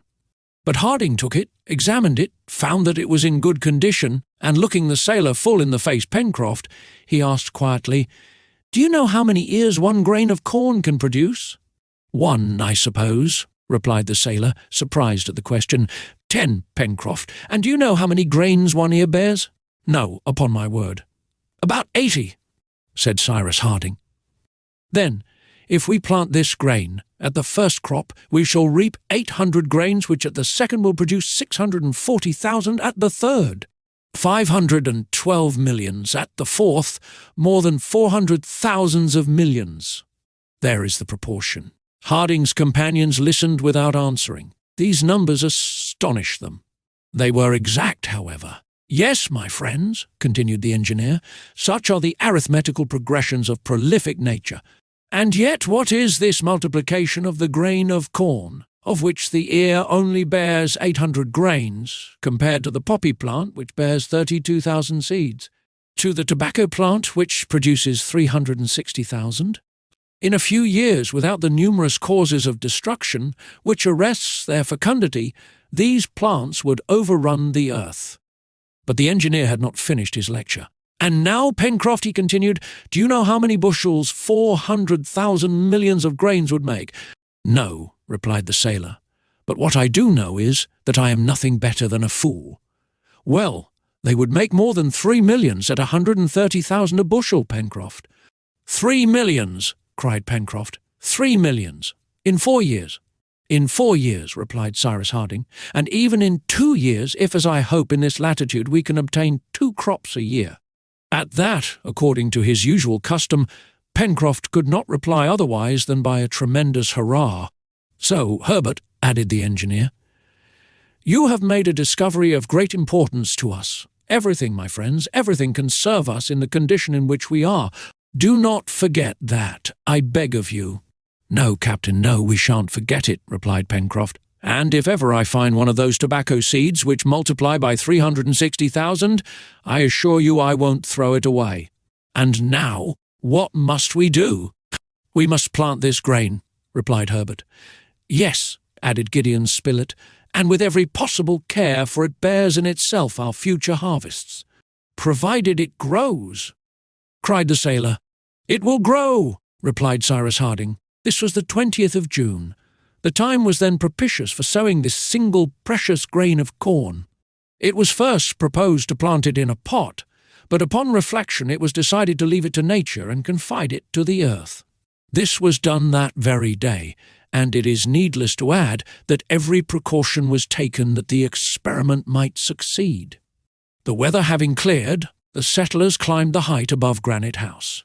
There, on the plateau, they chose a spot well sheltered from the wind and exposed to all the heat of the midday sun. The place was cleared, carefully weeded and searched for insects and worms. Then a bed of good earth, improved with a little lime, was made. It was surrounded by a railing, and the grain was buried in the damp earth. Did it not seem as if the settlers were laying the first stone of some edifice? It recalled to Pencroft the day on which he lighted his only match, and all the anxiety of the operation. But this time the thing was more serious. In fact, the castaways would have been always able to procure fire, in some mode or other, but no human power could supply another grain of corn if unfortunately this should be lost. Chapter 21. From this time Pencroft did not let a single day pass without going to visit what he gravely called his cornfield. And woe to the insects which dared to venture there. No mercy was shown them. Towards the end of the month of June, after incessant rain, the weather became decidedly colder, and on the 29th a Fahrenheit thermometer would certainly have announced only 20 degrees above zero. That is considerably below the freezing point. The next day, the 30th of June, the day which corresponds to the 31st of December in the northern year, was a Friday. Neb remarked that the year finished on a bad day, but Pencroft replied that naturally the next would begin on a good one, which was better.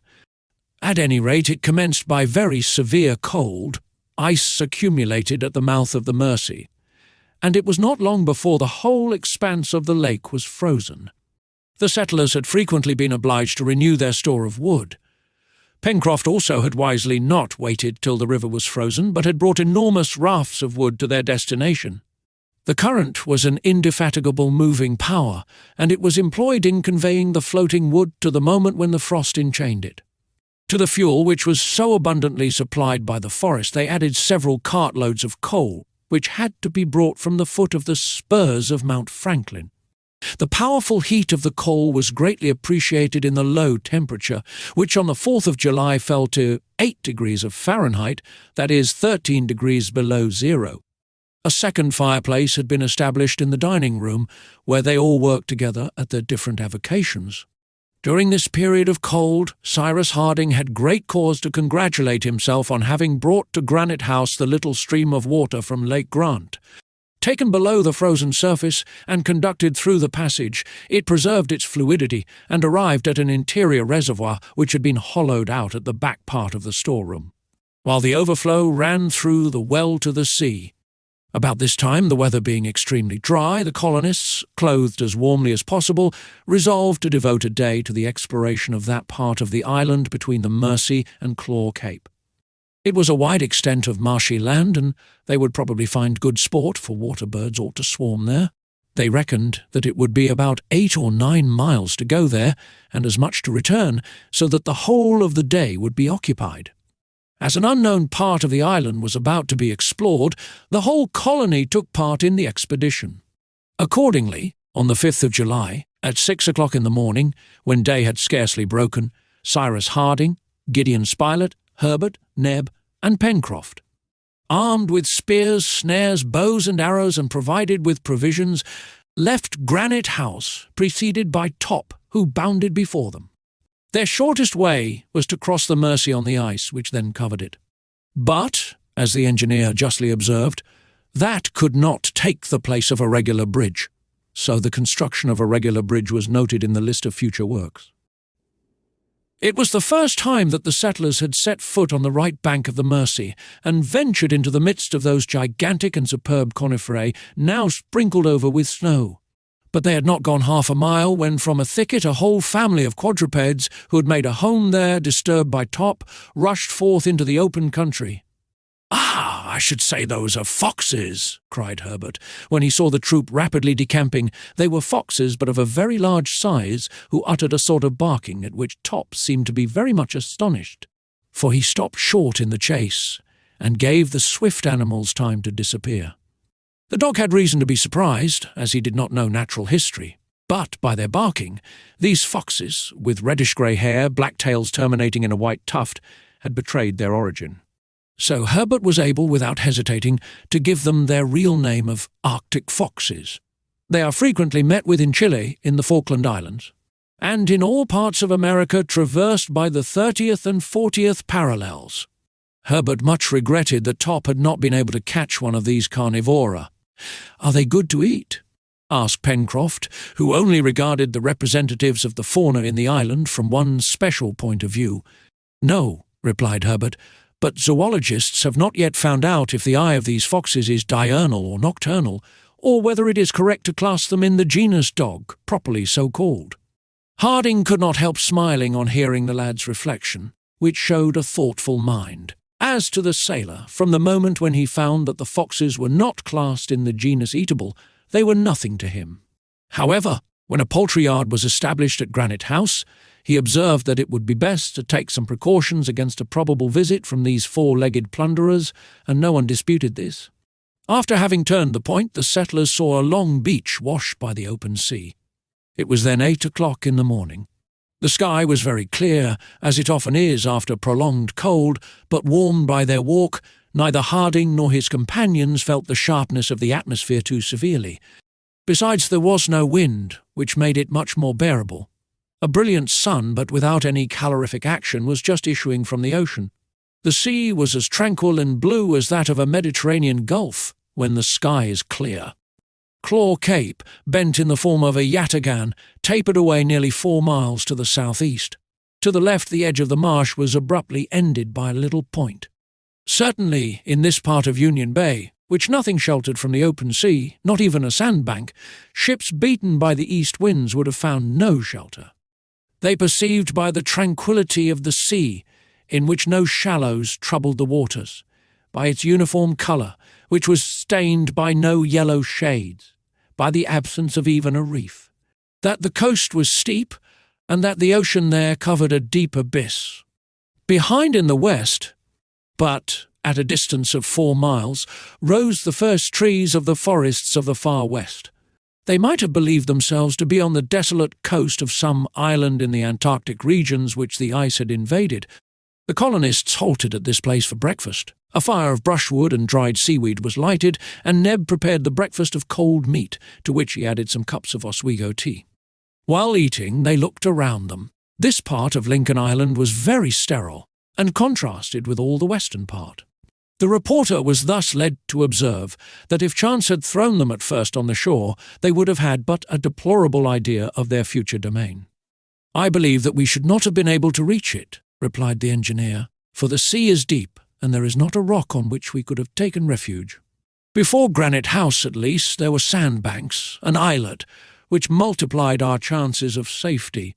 Here, nothing but the depths. It is singular enough," remarked Spilett, "that this comparatively small island should present such varied ground. This diversity of aspect logically only belongs to continents of a certain extent. One would really say that the western part of Lincoln Island, so rich and so fertile, is washed by the warm waters of the Gulf of Mexico, and that its shores to the north and the southeast extend over a sort of Arctic Sea." "You are right, my dear Spilett," replied Cyrus Harding. "I have also observed this. I think the form and also the nature of this island strange. It is a summary of all the aspects which a continent presents, and I should not be surprised if it was a continent formerly." "What, a continent in the middle of the Pacific?" cried Pencroft. "Why not?" replied Cyrus Harding. "Why should not Australia, New Ireland, Australasia, united to the archipelagos of the Pacific, have once formed a sixth part of the world, as important as Europe or Asia, as Africa or the 2 Americas? To my mind, it is quite possible that all these islands, emerging from this vast ocean, are but the summits of a continent, now submerged, but which was above the waters at a prehistoric period." "As the Atlantis was formerly," replied Herbert. "Yes, my boy. If, however, it existed, and would Lincoln Island have been a part of that continent?" asked Pencroft. "It is probable," replied Cyrus Harding, "and that would sufficiently explain the variety of productions which are seen on its surface, and the great number of animals which still inhabit it," added Herbert.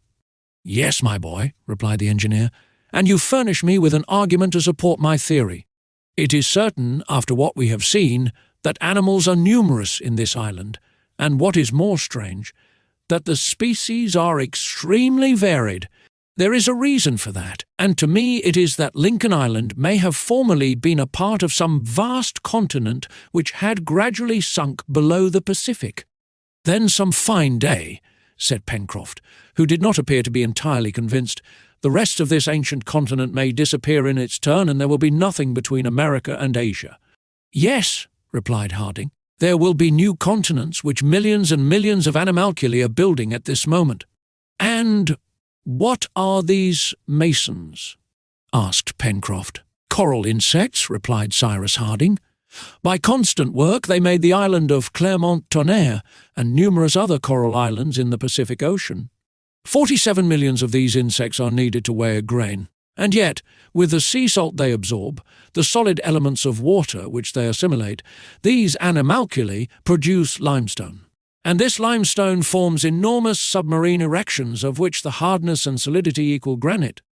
Formerly, at the first periods of creation, nature, employing fire, heaved up the land, but now she entrusts to these microscopic creatures the task of replacing this agent, of which the dynamic power in the interior of the globe has evidently diminished, which is proved by the number of volcanoes on the surface of the earth, now actually extinct. And I believe that centuries succeeding to centuries, and insects to insects, This Pacific may one day be changed into a vast continent, which new generations will inhabit and civilize in their turn. That will take a long time, said Pencroft. Nature has time for it, replied the engineer. But what would be the use of new continents? Asked Herbert. It appears to me that the present extent of habitable countries is sufficient for humanity, yet nature does nothing uselessly. Nothing uselessly, certainly, replied the engineer, but this is how the necessity of new continents for the future, and exactly on the tropical zone occupied by the coral islands, may be explained. At least to me this explanation appears plausible. We are listening, Captain, said Herbert. This is my idea. Philosophers generally admit that some day our globe will end, or rather that animal and vegetable life will no longer be possible, because of the intense cold to which it will be subjected. What they are not agreed upon is the cause of this cold. Some think that it will arise from the falling of the temperature, which the sun will experience after millions of years. Others, from the gradual extinction of the fires in the interior of our globe, which have a greater influence on it than is generally supposed. I hold to this last hypothesis, grounding it on the fact that the moon is really a cold star, which is no longer habitable, although the sun continues to throw on its surface the same amount of heat. If, then, the moon has become cold, it is because the interior fires to which, as do all the stars of the stellar world, it owes its origin, are completely extinct. Lastly, whatever may be the cause, our globe will become cold some day, but this cold will only operate gradually. What will happen then? The temperate zones at a more or less distant period will not be more habitable than the polar regions now are. Then the population of men, as well as the animals, will flow towards the latitudes which are more directly under the solar influence. An immense emigration will take place. Europe, Central Asia, North America will gradually be abandoned, as well as Australasia and the lower parts of South America. The vegetation will follow the human emigration. The flora will retreat towards the equator at the same time as the fauna. The central parts of South America and Africa will be the continents chiefly inhabited. The Laplanders and the Samoides will find the climate of the polar regions on the shores of the Mediterranean. Who can say that at this period the equatorial regions will not be too small to contain and nourish terrestrial humanity?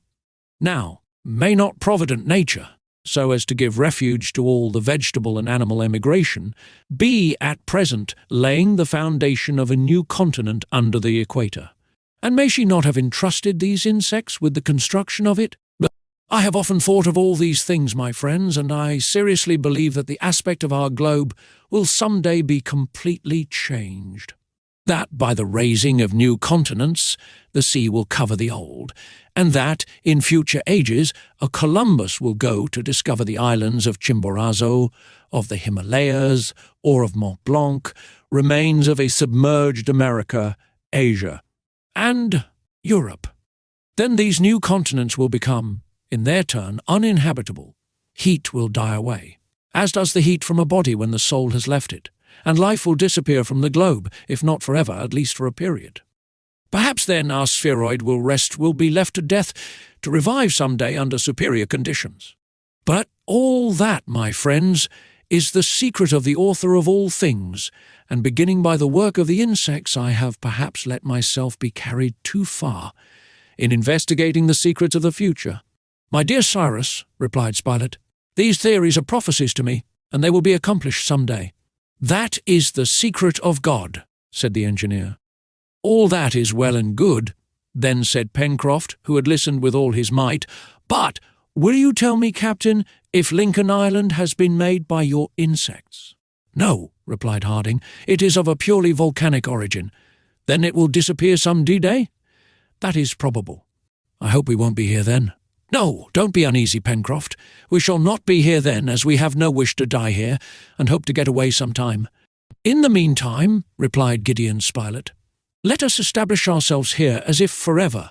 There is no use in doing things by halves. This ended the conversation. Breakfast was finished, the exploration was continued, and the settlers arrived at the border of the marshy region. It was a marsh of which the extent to the rounded coast which terminated the island at the southeast was about 20 square miles. The soil was formed of clay flint earth, mingled with vegetable matter, such as the remains of rushes, reeds, grass, etc. here and there. Beds of grass thick as a carpet covered it. In many places icy pools sparkled in the sun. Neither rain nor any river, increased by a sudden swelling, could supply these ponds. They therefore naturally concluded that the marsh was fed by the infiltrations of the soil, and it was really so. It was also to be feared that during the heat miasmas would arise which might produce fevers. Above the aquatic plants on the surface of the stagnant water fluttered numbers of birds. Wild duck, teal, snipe lived there in flocks, and those fearless birds allowed themselves to be easily approached. One shot from a gun would certainly have brought down some dozen of the birds, they were so close together. The explorers were, however, obliged to content themselves with bows and arrows. The result was less, but the silent arrow had the advantage of not frightening the birds, while the noise of firearms would have dispersed them to all parts of the marsh.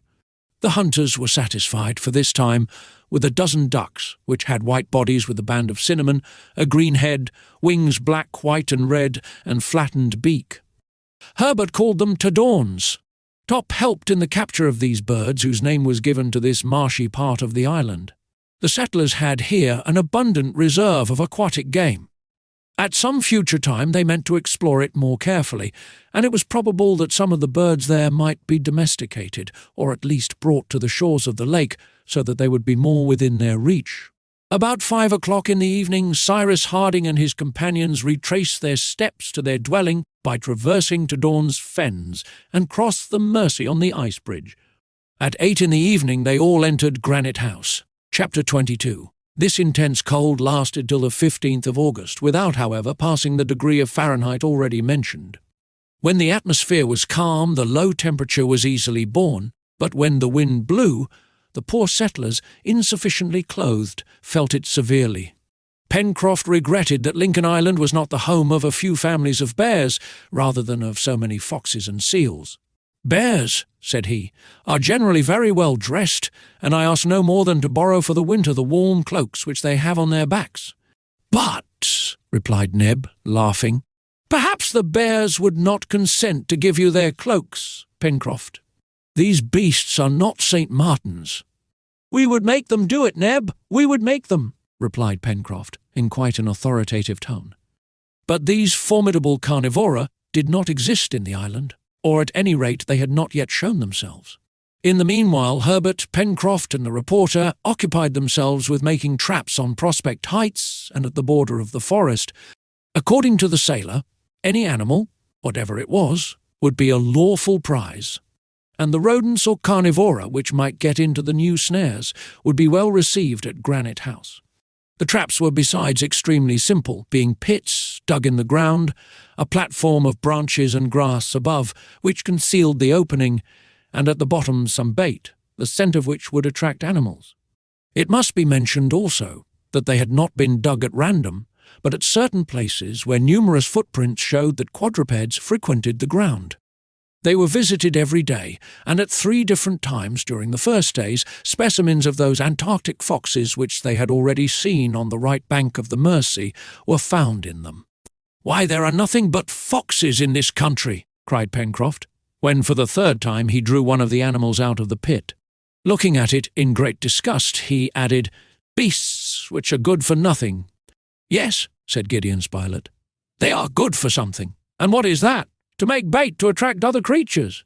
The reporter was right, and the traps were henceforward baited with the foxes' carcasses. The sailor had also made snares from the long tough fibres of a certain plant, and they were even more successful than the traps. Rarely a day passed without some rabbits from the warren being caught. It was always rabbit, but Neb knew how to vary his sources, and the settlers did not think of complaining. However, once or twice in the 2nd week of August, the traps supplied the hunters with other animals more useful than foxes, namely several of those small wild boars which had already been seen to the north of the lake. Pencroft had no need to ask if these beasts were eatable. He could see that by their resemblance to the pig of America and Europe. "But these are not pigs," said Herbert to him. "I warn you of that, Pencroft." "My boy," replied the sailor, bending over the trap and drawing out one of these representatives of the family of sus by the little appendage which served it as a tail, "let me believe that these are pigs." "Why?" "Because that pleases Ma." "Are you very fond of pig, then, Pencroft?" "I am very fond of pig," replied the sailor, "particularly of its feet, and if it had 8 instead of 4, I should like it twice as much." As to the animals in question, they were peccaries, belonging to one of the 4 species which are included in the family. And they were also of the species of tajacu, recognizable by their deep colour and the absence of those long teeth with which the mouths of their congeners are armed. These peccaries generally live in herds, and it was probable that they abounded in the woody parts of the island. At any rate, they were eatable from head to foot, and Pencroft did not ask more from them. Towards the 15th of August, the state of the atmosphere was suddenly moderated by the wind shifting to the northwest. The temperature rose some degrees, and the accumulated vapour in the air was not long in resolving into snow. All the island was covered with a sheet of white, and showed itself to its inhabitants under a new aspect. The snow fell abundantly for several days, and it soon reached a thickness of 2 feet. The wind also blew with great violence, and at the height of Granite House the sea could be heard thundering against the reefs. In some places the wind, eddying round the corners, formed the snow into tall whirling columns, resembling those waterspouts which turn round on their base, and which vessels attack with a shot from a gun. However, the storm, coming from the northwest, blew across the island, and the position of Granite House preserved it from a direct attack. But in the midst of this snowstorm, as terrible as if it had been produced in some polar country, neither Cyrus Harding nor his companions could, notwithstanding their wish for it, venture forth. And they remained shut up for 5 days, from the 20th to the 25th of August. They could hear the tempest raging in Jacamar Wood, which would surely suffer from it. Many of the trees would no doubt be torn up by the roots, but Pencroft consoled himself by thinking that he would not have the trouble of cutting them down. "The wind is turning woodman. Let it alone," he repeated. Besides, there was no way of stopping it, if they had wished to do so. How grateful the inhabitants of Granite House then were to heaven for having prepared for them this solid and immovable retreat. Cyrus Harding had also his legitimate share of thanks, but after all, it was nature who had hollowed out this vast cavern, and he had only discovered it.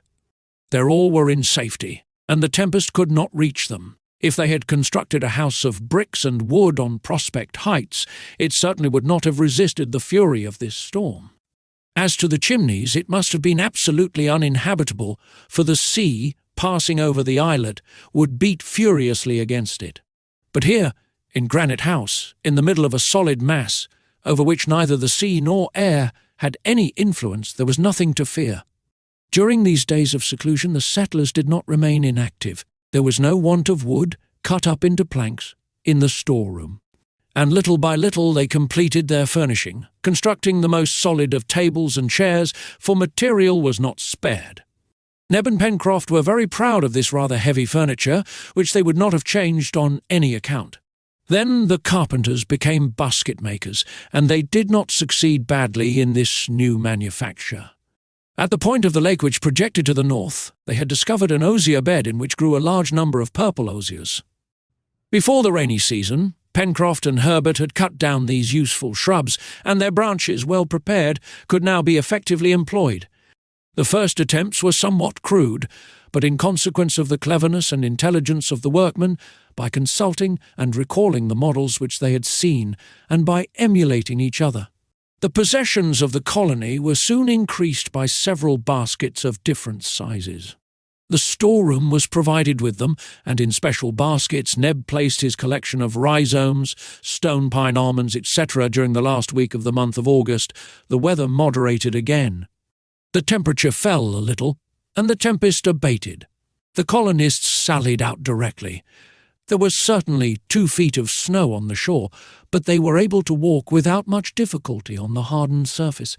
Cyrus, Harding and his companions climbed Prospect Heights. What a change! The woods, which they had left green, especially in the part at which the firs predominated, had disappeared under a uniform colour. All was white.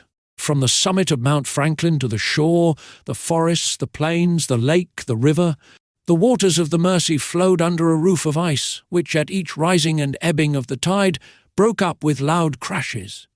Numerous birds fluttered over the frozen surface of the lake. Ducks and snipe, teal and guillemots were assembled in thousands.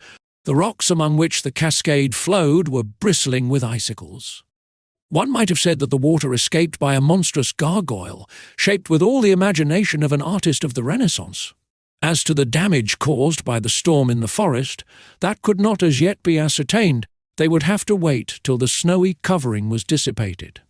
Gideon Spilett, Pencroft and Herbert did not miss this opportunity of going to visit their traps. They did not find them easily, under the snow with which they were covered.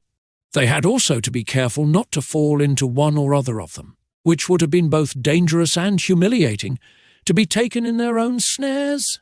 But happily they avoided this unpleasantness and found their traps perfectly intact. No animal had fallen into them, and yet the footprints in the neighbourhood were very numerous, among others. Certain very clear marks of claws. Herbert did not hesitate to affirm that some animal of the feline species had passed there, which justified the engineer's opinion that dangerous beasts existed in Lincoln Island. These animals doubtless generally lived in the forests of the far west, but pressed by hunger, they had ventured as far as Prospect Heights. Perhaps they had smelled out the inhabitants of Granite House. "Now, what are these feline creatures?" asked Pencroft. "They are tigers," replied Herbert. "I thought those beasts were only found in hot countries." "On the new continent," replied the lad. "They are found from Mexico to the pampas of Buenos Aires." Now, as Lincoln Island is nearly under the same latitude as the provinces of La Plata, it is not surprising that tigers are to be met with in it.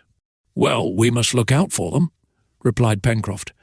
However, the snow soon disappeared, quickly dissolving under the influence of the rising temperature. Rain fell, and the sheet of white soon vanished. Notwithstanding the bad weather, the settlers renewed their stores of different things: stone pine almonds, rhizomes, syrup from the maple tree. For the vegetable part, rabbits from the warren, agates, and kangaroos for the animal part. This necessitated several excursions into the forest, and they found that a great number of trees had been blown down by the last hurricane. Pencroft and Neb also pushed with the cart as far as the vein of coal, and brought back several tons of fuel. They saw in passing that the pottery kiln had been severely damaged by the wind, at least 6 feet of it having been blown off. At the same time as the coal, the store of wood was renewed at Granite House, and they profited by the current of the Mersey having again become free, to float down several rafts. They could see that the cold period was not ended, A visit was also paid to the chimneys, and the settlers could not but congratulate themselves on not having been living there during the hurricane. The sea had left unquestionable traces of its ravages. Sweeping over the islet, it had furiously assailed the passages, half filling them with sand, while thick beds of seaweed covered the rocks.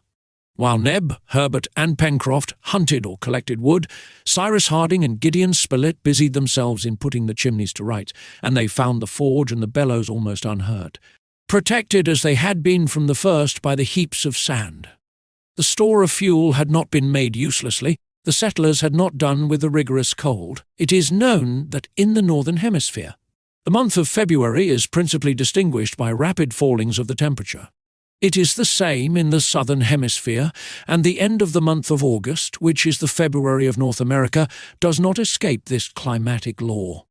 About the 25th, after another change from snow to rain, the wind shifted to the southeast, and the cold became, suddenly, very severe. According to the engineer's calculation, the mercurial column of a Fahrenheit thermometer would not have marked less than 8 degrees below zero, and this intense cold, rendered still more painful by a sharp gale, lasted for several days. The colonists were again shut up in Granite House, and, as it was necessary to hermetically seal all the openings of the facade, only leaving a narrow passage for renewing the air, the consumption of candles was considerable. To economize them, the cavern was often only lighted by the blazing hearths, on which fuel was not spared. Several times one or other of the settlers descended to the beach in the midst of ice, which the waves heaped up at each tide, but they soon climbed up again to Granite House, and it was not without pain and difficulty that their hands could hold to the rounds of the ladder. In consequence of the intense cold, their fingers felt as if burned when they touched the rounds. To occupy the leisure hours which the tenants of Granite House now had at their disposal, Cyrus Harding undertook an operation which could be performed indoors. We know that the settlers had no other sugar at their disposal than the liquid substance which they drew from the maple by making deep incisions in the tree. They contented themselves with collecting this liquor in jars and employing it in this state for different culinary purposes, and the more so, as on growing old, this liquid began to become white and to be of a syrupy consistence. But there was something better to be made of it, and one day Cyrus Harding announced that they were going to turn into refiners. "Refiners," replied Pencroft. "That is rather a warm trade, I think." "Very warm," answered the engineer. "Then it will be seasonable," said the sailor. This word refining need not awake in the mind thoughts of an elaborate manufactory with apparatus and numerous workmen. No, to crystallize this liquor, only an extremely easy operation is required. Placed on the fire in large earthen pots, it was simply subjected to evaporation, and soon a scum arose to its surface. As soon as this began to thicken, Neb carefully removed it with a wooden spatula. This accelerated the evaporation and at the same time prevented it from contracting an empyreumatic flavour. After boiling for several hours on a hot fire, which did as much good to the operators as the substance operated upon, the latter was transformed into a thick syrup. This syrup was poured into clay moulds previously fabricated in the kitchen stove and to which they had given various shapes. The next day this syrup had become cold and formed cakes and tablets. This was sugar of rather a reddish colour but nearly transparent and of a delicious taste. The cold continued to the middle of September, and the prisoners in Granite House began to find their captivity rather tedious. Nearly every day they attempted sorties which they could not prolong. They constantly worked at the improvement of their dwelling. They talked while working. Harding instructed his companions in many things, principally explaining to them the practical applications of science. The colonists had no library at their disposal, but the engineer was a book which was always at hand, always open at the page which one wanted, a book which answered all their questions and which they often consulted. The time thus passed away pleasantly, these brave men not appearing to have any fears for the future. However, all were anxious to see, if not the fine season, at least the cessation of the insupportable cold. If only they had been clothed in a way to meet it, how many excursions they would have attempted, either to the Downs or to Don's Fens. Game would have been easily approached, and the chase would certainly have been most productive. But Cyrus Harding considered it of importance that no one should injure his health, for he had need of all his hands, and his advice was followed. But it must be said that the one who was most impatient of this imprisonment, after Pencroft perhaps, was Top. The faithful dog found Granite House very narrow. He ran backwards and forwards from one room to another, showing in his way how weary he was of being shut up. Harding often remarked that when he approached the dark well, which communicated with the sea, and of which the orifice opened at the back of the storeroom, Top uttered singular growlings. He ran round and round this hole, which had been covered with a wooden lid. Sometimes even he tried to put his paws under the lid, as if he wished to raise it. He then yelped in a peculiar way, which showed at once anger and uneasiness. The engineer observed this manoeuvre several times. What could there be in this abyss to make such an impression on the intelligent animal? The well led to the sea, that was certain. Could narrow passages spread from it through the foundations of the island? Did some marine monster come from time to breathe at the bottom of this well? The engineer did not know what to think, and could not refrain from dreaming of many strange improbabilities. Accustomed to go far into the regions of scientific reality, he would not allow himself to be drawn into the regions of the strange and almost of the supernatural. But yet, how to explain why Top, one of those sensible dogs who never waste their time in barking at the moon, should persist in trying with scent and hearing to fathom this abyss? If there was nothing there to cause his uneasiness, Top's conduct puzzled Cyrus Harding even more than he cared to acknowledge to himself. At all events, the engineer only communicated his impressions to Gideon Spilett, for he thought it useless to explain to his companions the suspicions which arose from what perhaps was only Top's fancy. At last the cold ceased. There had been rain, squalls mingled with snow, hailstorms, gusts of wind, but these inclemencies did not last. The ice melted, the snow disappeared, the shore, the plateau, the banks of the Mersey, the forest again became practicable. This return of spring delighted the tenants of Granite House, and they soon only passed in it the hours necessary for eating and sleeping. They hunted much in the second part of September, which led Pencroft to again entreat for the firearms, which he asserted had been promised by Cyrus Harding.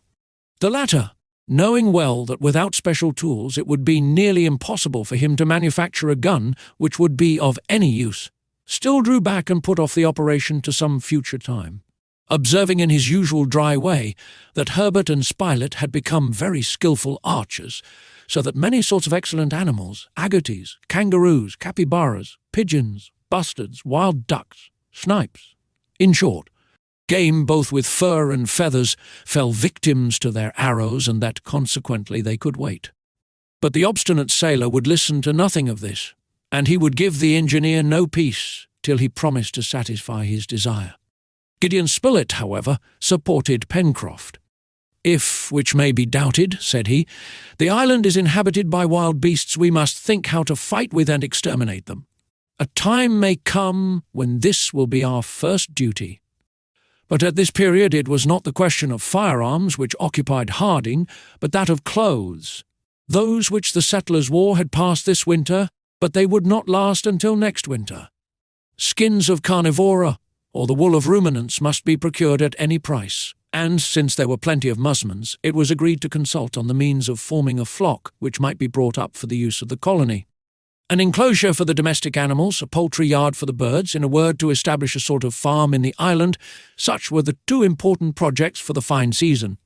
In consequence, and in view of these future establishments, it became of much importance that they should penetrate into all the yet unknown parts of Lincoln Island, that is to say, through that thick forest which extended on the right bank of the Mersey, from its mouth to the extremity of the Serpentine Peninsula, as well as on the whole of its western side.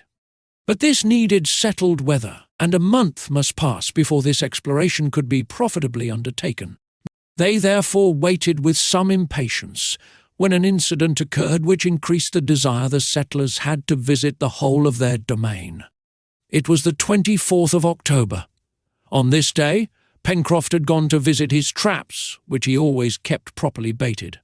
In one of them he found 3 animals, which would be very welcome for the larder. They were a female peccary and her 2 young ones. Pencroft then returned to Granite House, enchanted with his capture, and, as usual, he made a great show of his game. "Come, we shall have a grand feast, Captain," he exclaimed. "And you too, Mr. Spilett, you will eat some." "I shall be very happy," replied the reporter. "But what is it that I am going to eat?" "Suckling pig." "Oh, indeed, suckling pig, Pencroft. To hear you, I thought that you were bringing back a young partridge stuffed with truffles." "What?" cried Pencroft. "Do you mean to say that you turn up your nose at suckling pig?" "No," replied Gideon Spilett without showing any enthusiasm, "provided one doesn't eat too much." That's right," returned the sailor, who was not pleased whenever he heard his chase made light of. "You like to make objections. 7 months ago, when we landed on the island, you would have been only too glad to have met with such game." "Well, well," replied the reporter, "man is never perfect nor contented." "Now," said Pencroft, "I hope that Neb will distinguish himself. Look here, these 2 little peccaries are not more than 3 months old. They will be as tender as quails. Come along, Neb, come. I will look after the cooking myself." And the sailor, followed by Neb, entered the kitchen, where they were soon absorbed in their culinary labours. They were allowed to do it in their own way. Neb, therefore, prepared a magnificent repast: the 2 little peccaries, kangaroo soup, a smoked ham, stone pine almonds, Oswego tea. In fact, all the best that they had, but among all the dishes figured in the first rank the savoury peccaries. At 5 o'clock dinner was served in the dining-room of Granite House. The kangaroo soup was smoking on the table. They found it excellent. To the soup succeeded the peccaries, which Pencroft insisted on carving himself, and of which he served out monstrous portions to each of the guests. These suckling pigs were really delicious, and Pencroft was devouring his share with great gusto, when all at once a cry and an oath escaped him. "What's the matter?" asked Cyrus Harding. The matter is that I have just broken a tooth," replied the sailor. "What, are there pebbles in your peccaries?" said Gideon Spilett. "I suppose so," replied Pencroft, drawing from his lips the object which had cost him a grinder. It was not a pebble, it was a leaden bullet. Part 2. Abandoned. Chapter 1. It was now exactly 7 months since the balloon voyagers had been thrown on Lincoln Island. During that time, notwithstanding the researches they had made, no human being had been discovered. No smoke even had betrayed the presence of man on the surface of the island. No vestiges of his handiwork showed that either at an early or at a late period had man lived there. Not only did it now appear to be uninhabited by any but themselves, but the colonists were compelled to believe that it never had been inhabited. And now all this scaffolding of reasonings fell before a simple ball of metal, found in the body of an inoffensive rodent. In fact, this bullet must have issued from a firearm, and who but a human being could have used such a weapon? When Pencroft had placed the bullet on the table, his companions looked at it with intense astonishment. All the consequences likely to result from this incident, notwithstanding its apparent insignificance, immediately took possession of their minds. The sudden apparition of a supernatural being could not have startled them more completely. Cyrus Harding did not hesitate to give utterance to the suggestions which this fact, at once surprising and unexpected, could not fail to raise in his mind.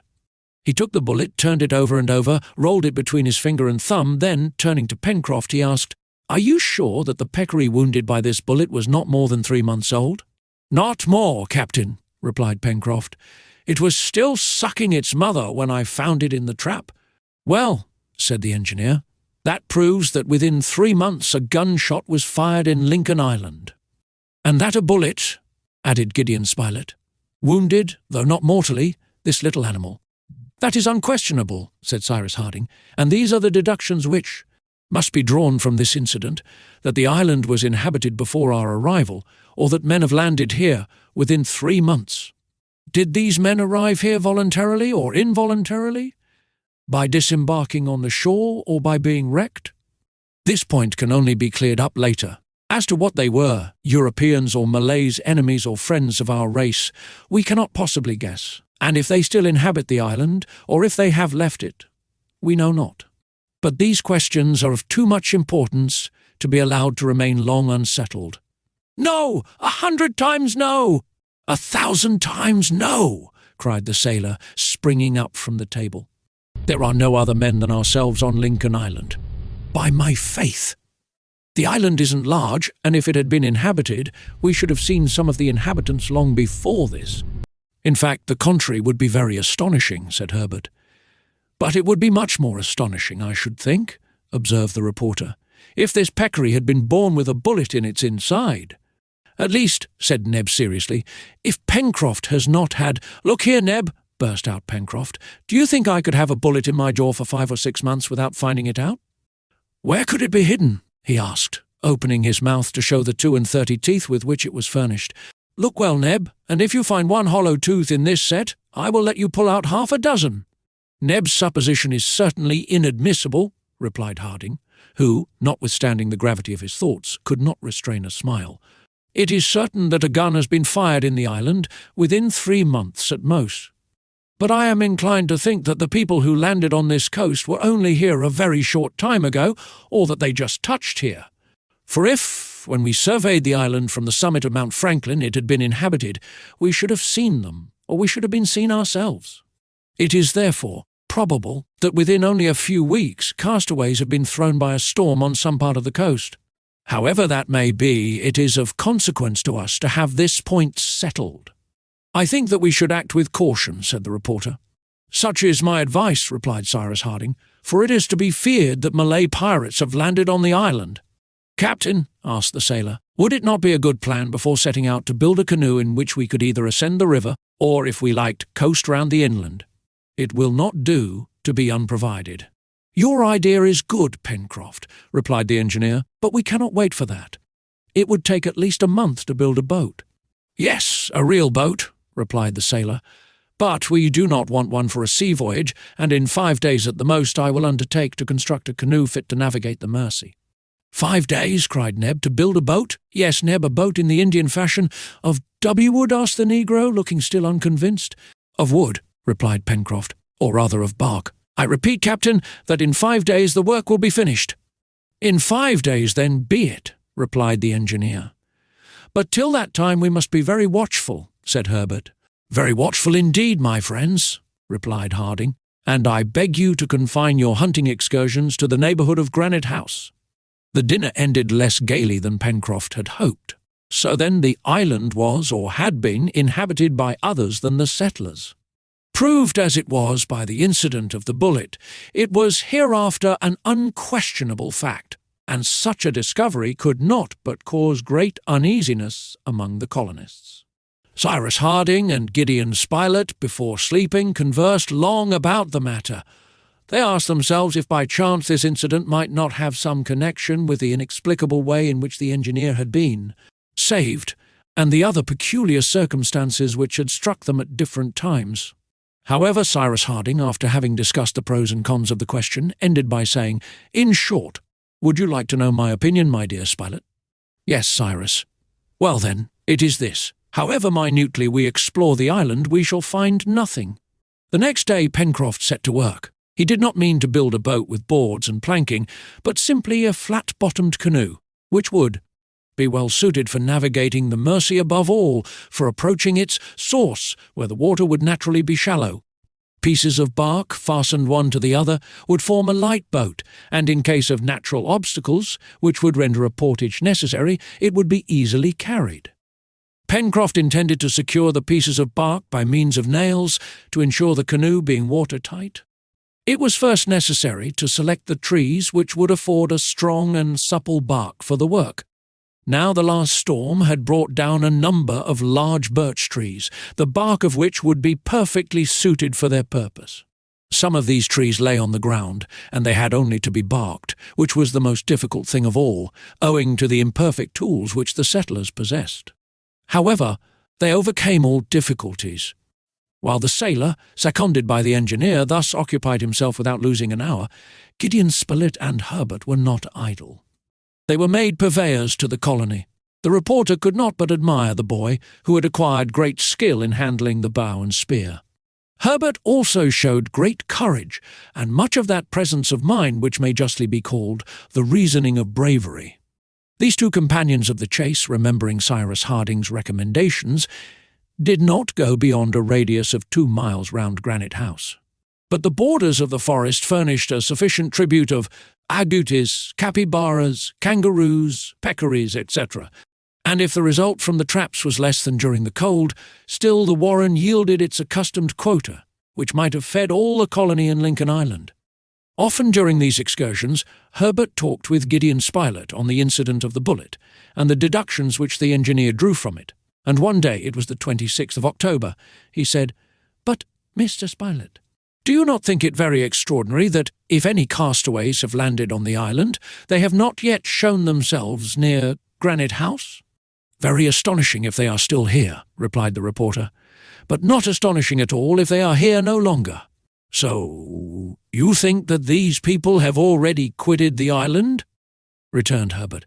"It is more than probable, my boy, for if their stay was prolonged, and above all, if they were still here, some accident would have at last betrayed their presence."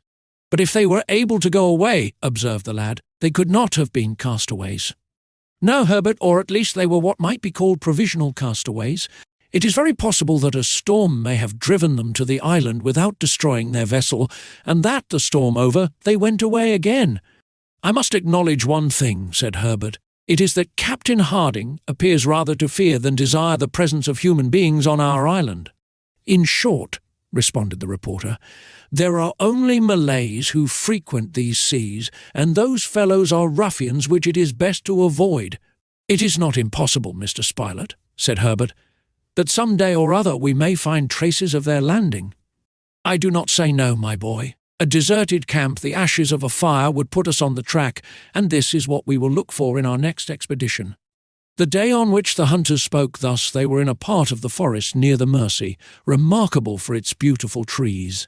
There, among others, rose, to a height of nearly 200 feet above the ground, some of those superb coniferae, to which, in New Zealand, the natives give the name of kauris.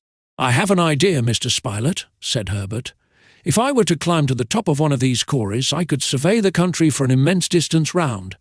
"The idea is good," replied the reporter, "but could you climb to the top of those giants?" "I can at least try," replied Herbert. The light and active boy then sprang on the first branches, the arrangement of which made the ascent of the kauri easy, and in a few minutes he arrived at the summit, which emerged from the immense plain of verdure.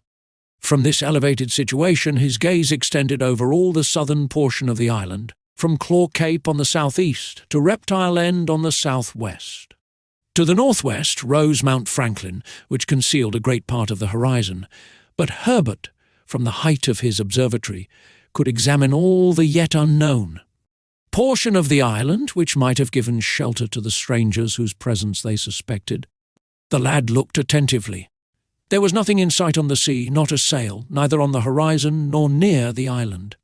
However, as the bank of trees hid the shore, it was possible that a vessel, especially if deprived of her masts, might lie close to the land and thus be invisible to Herbert. Neither in the forests of the far west was anything to be seen.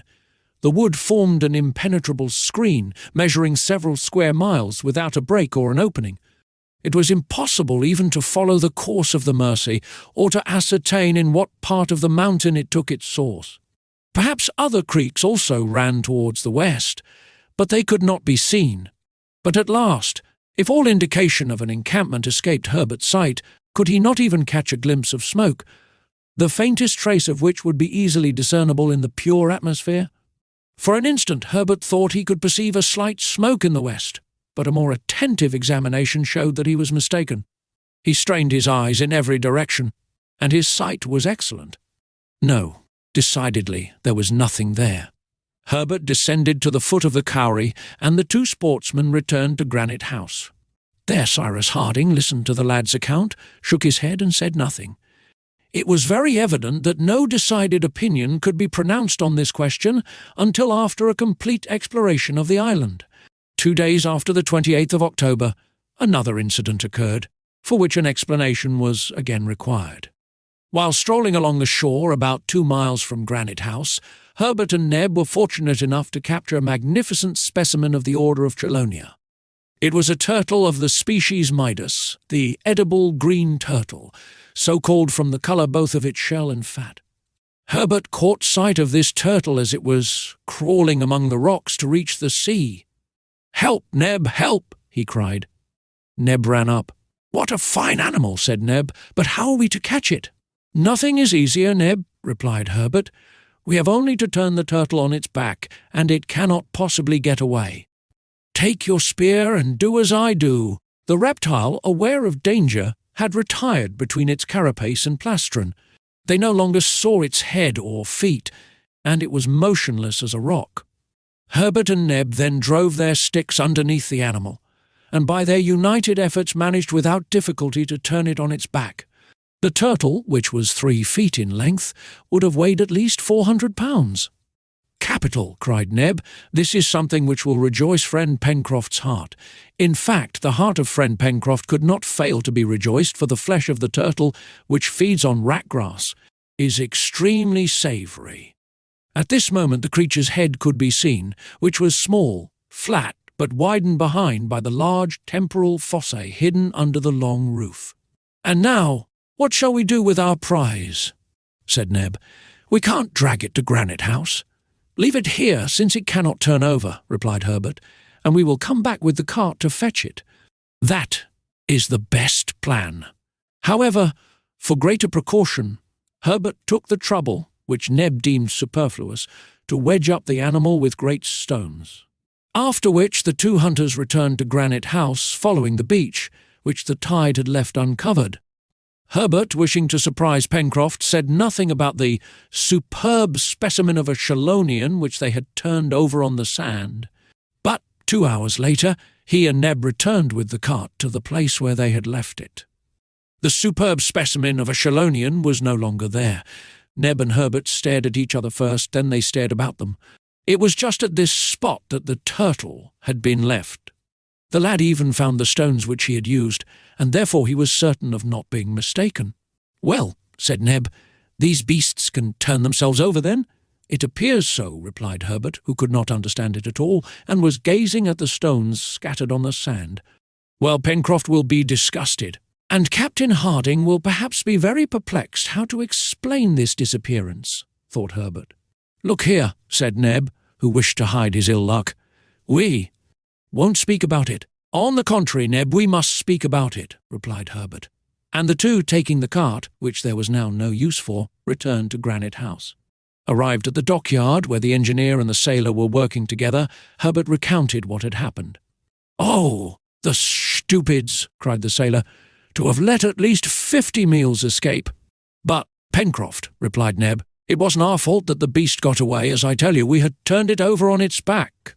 "Then you didn't turn it over enough," returned the obstinate sailor. "Not enough!" cried Herbert, and he told how he had taken care to wedge up the turtle with stones. "It is a miracle, then," replied Pencroft.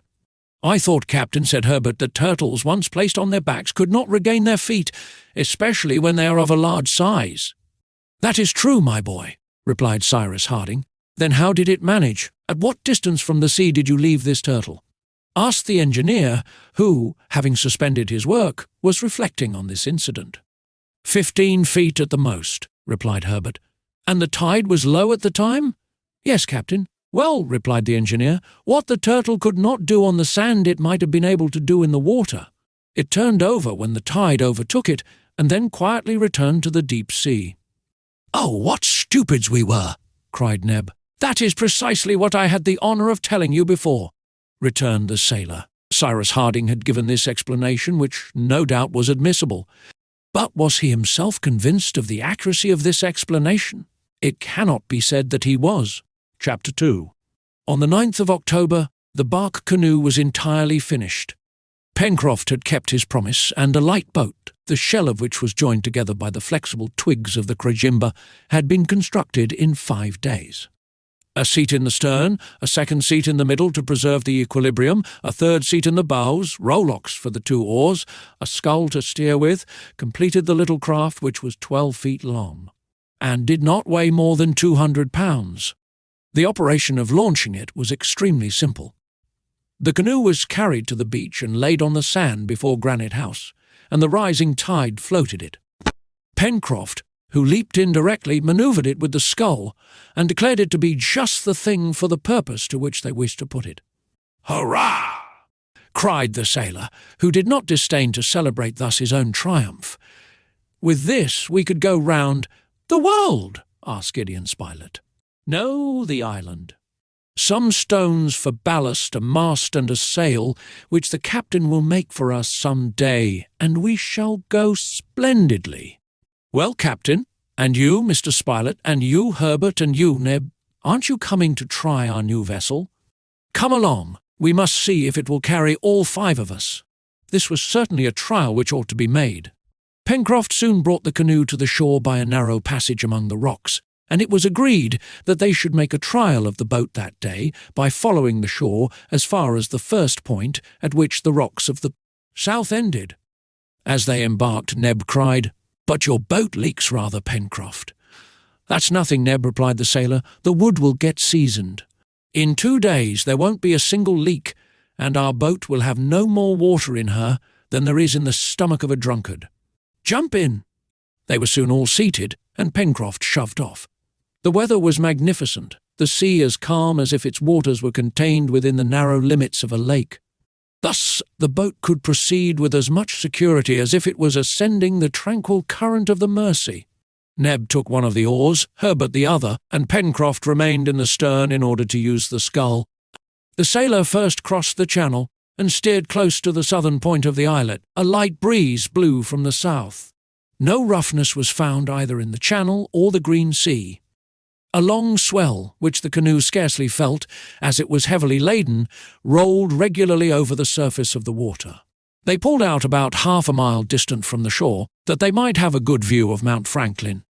Pencroft afterwards returned towards the mouth of the river. The boat then skirted the shore, which, extending to the extreme point, hid all Tadorn's fens. This point, of which the distance was increased by the irregularity of the coast, was nearly 3 miles from the Mersey. The settlers resolved to go to its extremity and only go beyond it as much as was necessary to take a rapid survey of the coast as far as Claw Cape. The canoe followed the windings of the shore, avoiding the rocks which fringed it and which the rising tide began to cover. The cliff gradually sloped away from the mouth of the river to the point. This was formed of granite rocks, capriciously distributed, very different from the cliff at Prospect Heights, and of an extremely wild aspect. It might have been said that an immense cartload of rocks had been emptied out there. There was no vegetation on this sharp promontory, which projected 2 miles from the forest, and it thus represented a giant's arm stretched out from a leafy sleeve. The canoe, impelled by the 2 oars, advanced without difficulty. Gideon Spilett, pencil in one hand and notebook in the other, sketched the coast in bold strokes. Neb, Herbert, and Pencroft chatted, while examining this part of their domain, which was new to them, and in proportion as the canoe proceeded towards the south, the 2 Mandible Capes appeared to move, and surround Union Bay more closely. As to Cyrus Harding, he did not speak. He simply gazed, and by the mistrust which his look expressed, it appeared that he was examining some strange country. In the meantime, after a voyage of 3/4 of an hour, the canoe reached the extremity of the point, and Pencroft was preparing to return, when Herbert, rising, pointed to a black object, saying, "What do I see down there on the beach?" All eyes turned towards the point indicated. "Why," said the reporter, "there is something. It looks like part of a wreck half buried in the sand." "Ah!" cried Pencroft, "I see what it is." "What?" asked Neb. Barrels, which perhaps are full," replied the sailor. "Pull to the shore, Pencroft," said Cyrus. A few strokes of the oar brought the canoe into a little creek, and its passengers leaped on shore. Pencroft was not mistaken. 2 barrels were there, half buried in the sand, but still firmly attached to a large chest, which, sustained by them, had floated to the moment when it stranded on the beach. "There has been a wreck, then, in some part of the island?" said Herbert. "Evidently," replied Spilett. "But what's in this chest?" cried Pencroft, with very natural impatience. "What's in this chest? It is shut up, and nothing to open it with. Well, perhaps a stone." And the sailor, raising a heavy block, was about to break in one of the sides of the chest, when the engineer arrested his hand. "Pencroft," said he, "can you restrain your impatience for 1 hour only? But, Captain, just think! Perhaps there is everything we want in there." "We shall find that out, Pencroft," replied the engineer. "But trust to me, and do not break the chest, which may be useful to us. We must convey it to Granite House, where we can open it easily, and without breaking it. It is quite prepared for a voyage, and since it has floated here, it may just as well float to the mouth of the river." "You are right, Captain, and I was wrong, as usual," replied the sailor. The engineer's advice was good. In fact, the canoe probably would not have been able to contain the articles possibly enclosed in the chest, which doubtless was heavy, since 2 empty barrels were required to buoy it up. It was therefore much better to tow it to the beach at Granite House. And now, whence had this chest come? That was the important question. Cyrus Harding and his companions looked attentively around them and examined the shore for several hundred steps. No other articles or pieces of wreck could be found. Herbert and Neb climbed a high rock to survey the sea, but there was nothing in sight, neither a dismasted vessel nor a ship under sail. However, there was no doubt that there had been a wreck. Perhaps this incident was connected with that of the bullet? Perhaps strangers had landed on another part of the island? Perhaps they were still there? But the thought which came naturally to the settlers was that these strangers could not be Malay pirates, for the chest was evidently of American or European make. All the party returned to the chest, which was of an unusually large size. It was made of oak wood, very carefully closed and covered with a thick hide, which was secured by copper nails. The 2 great barrels, hermetically sealed, but which sounded hollow and empty, were fastened to its sides by strong ropes, knotted with a skill which Pencroft directly pronounced sailors alone could exhibit. It appeared to be in a perfect state of preservation, which was explained by the fact that it had stranded on a sandy beach and not among rocks. They had no doubt whatever, on examining it carefully, that it had not been long in the water, and that its arrival on this coast was recent. The water did not appear to have penetrated to the inside, and the articles which it contained were no doubt uninjured. It was evident that this chest had been thrown overboard from some dismasted vessel driven towards the island, and that in the hope that it would reach the land, where they might afterwards find it. The passengers had taken the precaution to buoy it up by means of this floating apparatus. "We will tow this chest to Granite House," said the engineer, "where we can make an inventory of its contents. Then, if we discover any of the survivors from the supposed wreck, we can return it to those to whom it belongs. If we find no one—" "We will keep it for ourselves," cried Pencroft. "But what in the world can there be in it?" The sea was already approaching the chest, and the high tide would evidently float it. One of the ropes which fastened the barrels was partly unlashed and used as a cable to unite the floating apparatus with the canoe. Pencroft and Neb then dug away the sand with their oars, so as to facilitate the moving of the chest, towing which the boat soon began to double the point, to which the name of Flotsam Point was given. The chest was heavy, and the barrels were scarcely sufficient to keep it above water. The sailor also feared every instant that it would get loose and sink to the bottom of the sea. But happily his fears were not realized, and an hour and a half after they set out, all that time had been taken up in going a distance of 3 miles, the boat touched the beach below Granite House. Canoe and chest were then hauled up on the sands, and as the tide was then going out, they were soon left high and dry. Neb, hurrying home, brought back some tools with which to open the chest in such a way that it might be injured as little as possible, and they proceeded to its inventory. Pencroft did not try to hide that he was greatly excited. The sailor began by detaching the 2 barrels, which, being in good condition, would of course be of use. Then the locks were forced with a cold chisel and hammer, and the lid thrown back. A second casing of zinc lined the interior of the chest, which had been evidently arranged that the articles which it enclosed might under any circumstances be sheltered from damp. "Oh!" cried Neb, "suppose it's jam!" "Hope not," replied the reporter. "If only there was—" said the sailor in a low voice. "What?" asked Neb, who overheard him. "Nothing. The covering of zinc was torn off and thrown back over the sides of the chest, and by degrees numerous articles of very varied character were produced and strewn about on the sand. At each new object, Pencroft uttered fresh hurrahs, Herbert clapped his hands, and Neb danced up and down. There were books which made Herbert wild with joy, and cooking utensils which Neb covered with kisses. In short, the colonists had reason to be extremely satisfied, for this chest contained tools, weapons, instruments, clothes, books, and this is the exact list of them as stated in Gideon Spilett's notebook: tools, 3 knives with several blades, 2 woodman's axes, 2 carpenter's hatchets, planes, 2 adzes, 1 twibble or mattock, 6 chisels, 2 files, 3 hammers, 3 gimlets, 2 augers, 10 bags of nails and screws, 3 saws of different sizes, 2 boxes of needles. Weapons: 2 flint-lock guns, 2 for percussion caps, 2 breech-loader carbines, 5 boarding cutlasses, 4 sabres, barrels of powder, each containing 25 pounds, 12 boxes of percussion caps.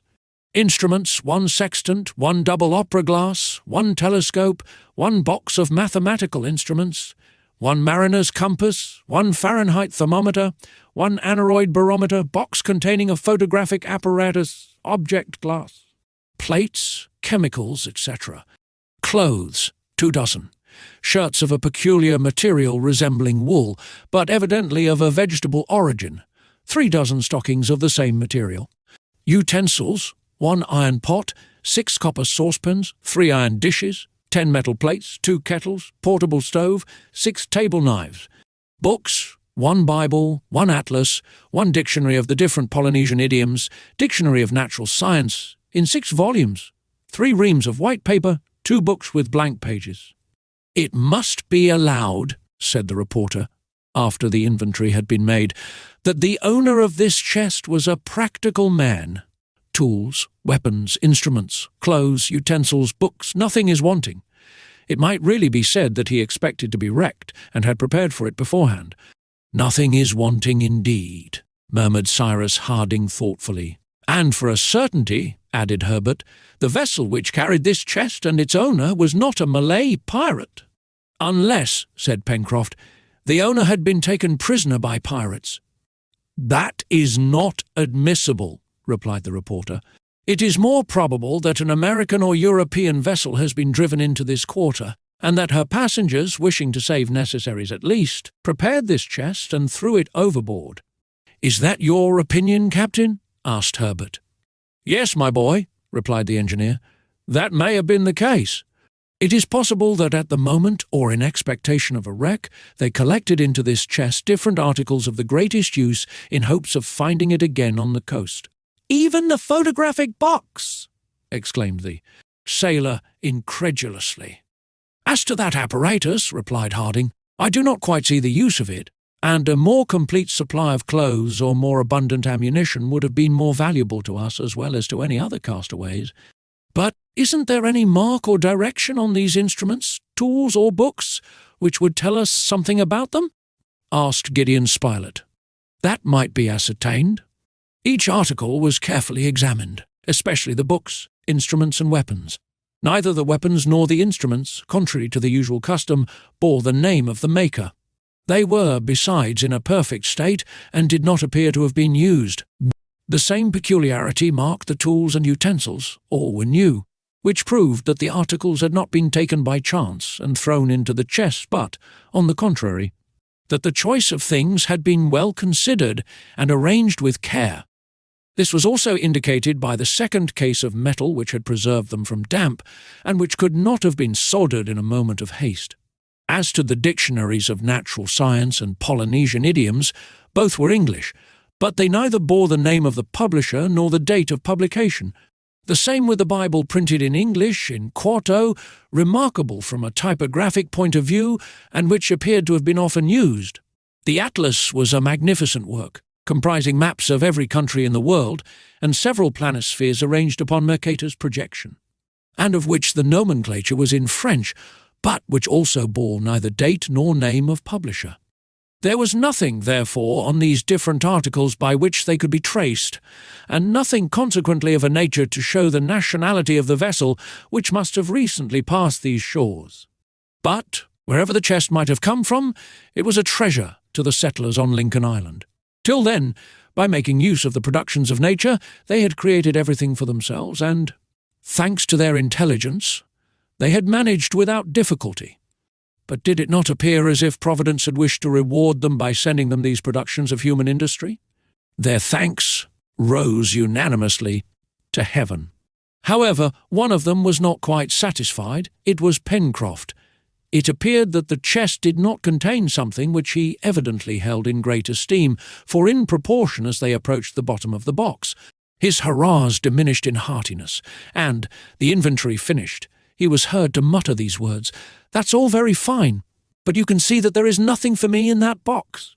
This led Neb to say, "Why, friend Pencroft, what more do you expect? 1/2 pound of tobacco," replied Pencroft seriously, "and nothing would have been wanting to complete my happiness." No one could help laughing at this speech of the sailors, but the result of this discovery of the chest was that it was now more than ever necessary to explore the island thoroughly. It was therefore agreed that the next morning at break of day they should set out, by ascending the Mersey so as to reach the western shore. If any castaways had landed on the coast, it was to be feared they were without resources, and it was therefore the more necessary to carry help to them without delay. During the day the different articles were carried to Granite House, where they were methodically arranged in the great hall. This day, the 29th of October, happened to be a Sunday, and, before going to bed, Herbert asked the engineer if he would not read them something from the Gospel. "Willingly," replied Cyrus Harding. He took the sacred volume and was about to open it when Pencroft stopped him, saying, "Captain, I am superstitious." "Open at random and read the first verse, which your eye falls upon. We will see if it applies to our situation." Cyrus Harding smiled at the sailor's idea, and yielding to his wish, he opened exactly at a place where the leaves were separated by a marker. Immediately his eyes were attracted by a cross which, made with a pencil, was placed against the 8th verse of the 7th chapter of the Gospel of St. Matthew. He read the verse, which was this: "For every one that asketh receiveth, and he that seeketh findeth." Chapter 3. The next day, the 30th of October, all was ready for the proposed exploring expedition, which recent events had rendered so necessary. In fact, things had so come about that the settlers in Lincoln Island no longer needed help for themselves, but were even able to carry it to others. It was therefore agreed that they should ascend the Mersey as far as the river was navigable. A great part of the distance would thus be traversed without fatigue, and the explorers could transport their provisions and arms to an advanced point in the west of the island. It was necessary to think not only of the things which they should take with them, but also of those which they might have by chance to bring back to Granite House. If there had been a wreck on the coast, as was supposed, there would be many things cast up, which would be lawfully their prizes. In the event of this, the cart would have been of more use than the light canoe, but it was heavy and clumsy to drag, and therefore more difficult to use. This led Pencroft to express his regret that the chest had not contained, besides his 1/2 pound of tobacco, a pair of strong New Jersey horses, which would have been very useful to the colony. The provisions which Neb had already packed up consisted of a store of meat and of several gallons of beer, that is to say, enough to sustain them for 3 days, the time which Harding assigned for the expedition. They hoped, besides, to supply themselves on the road, and Neb took care not to forget the portable stove. The only tools the settlers took were the 2 woodmen's axes, which they could use to cut a path through the thick forests, as also the instruments, the telescope, and pocket compass.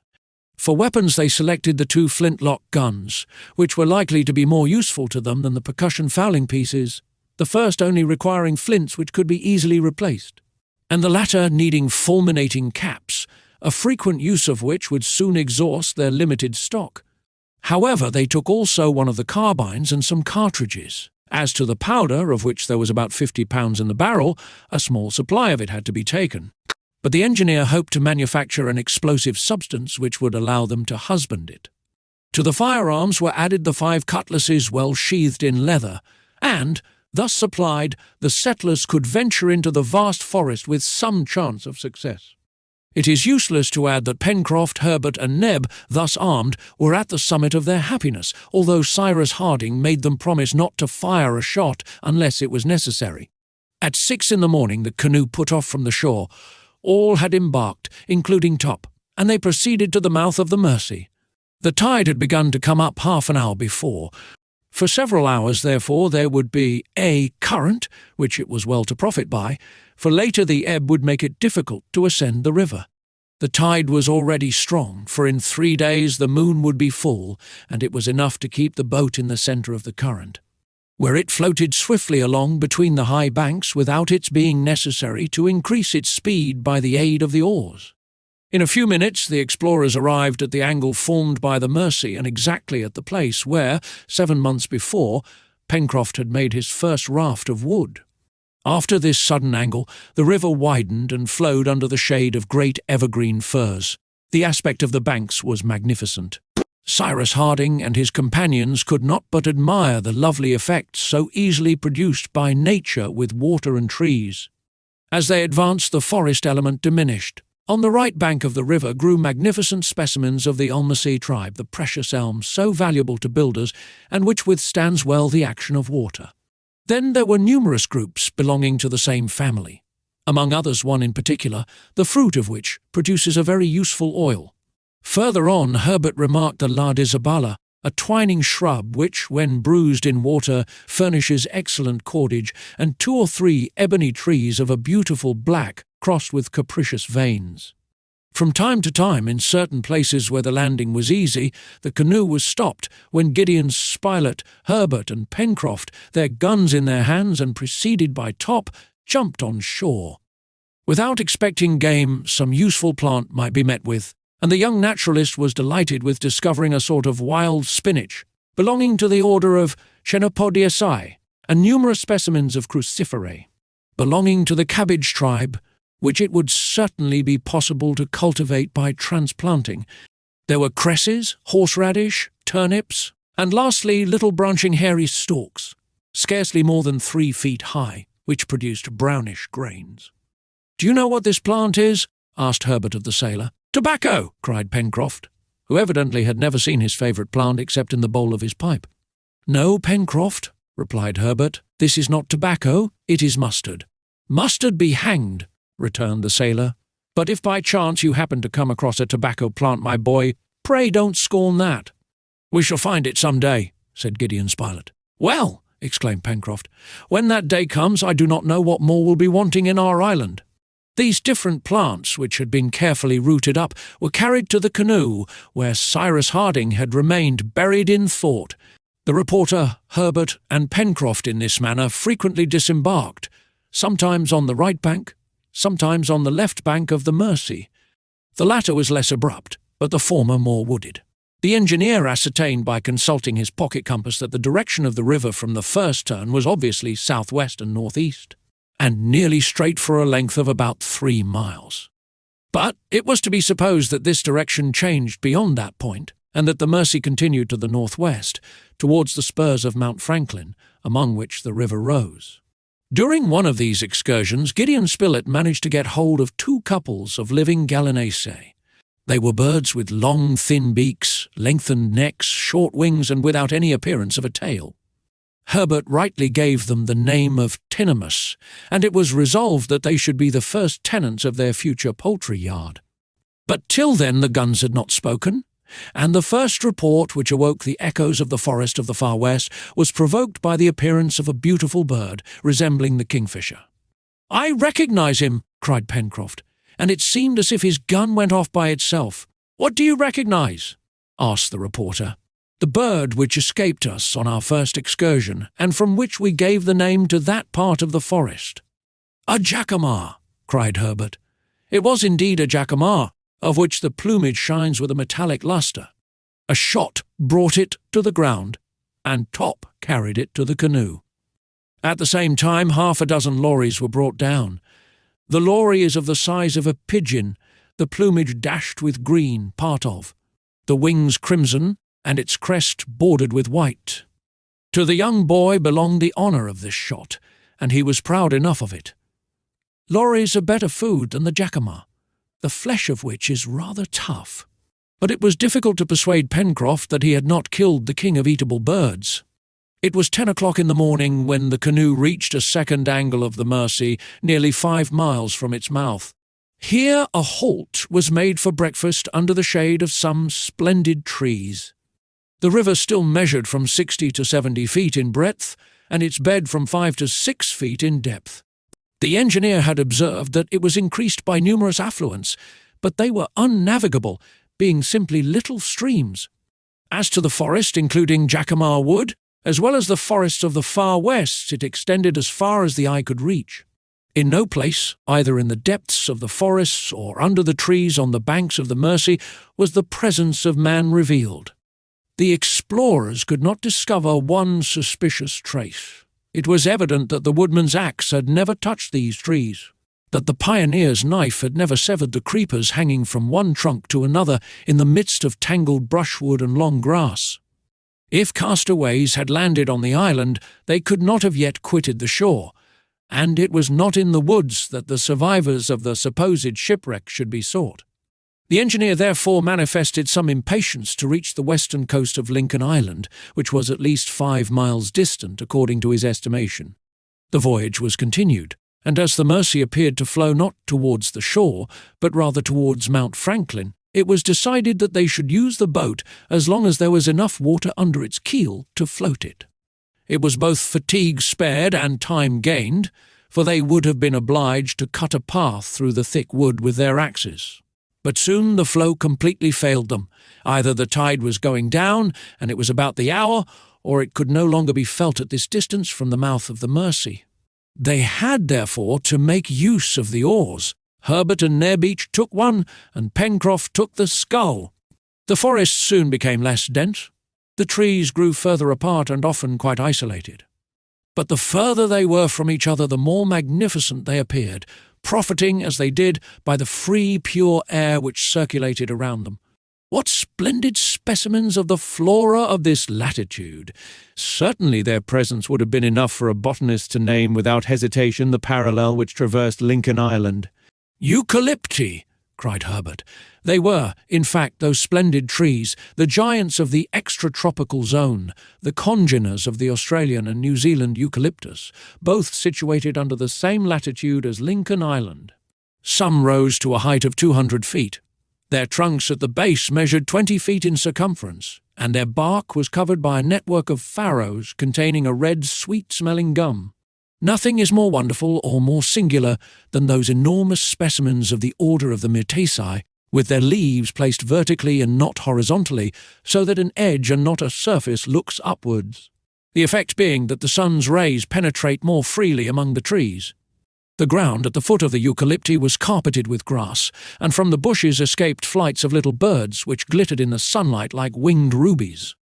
"These are something like trees," cried Neb, "but are they good for anything?" "Pooh!" replied Pencroft.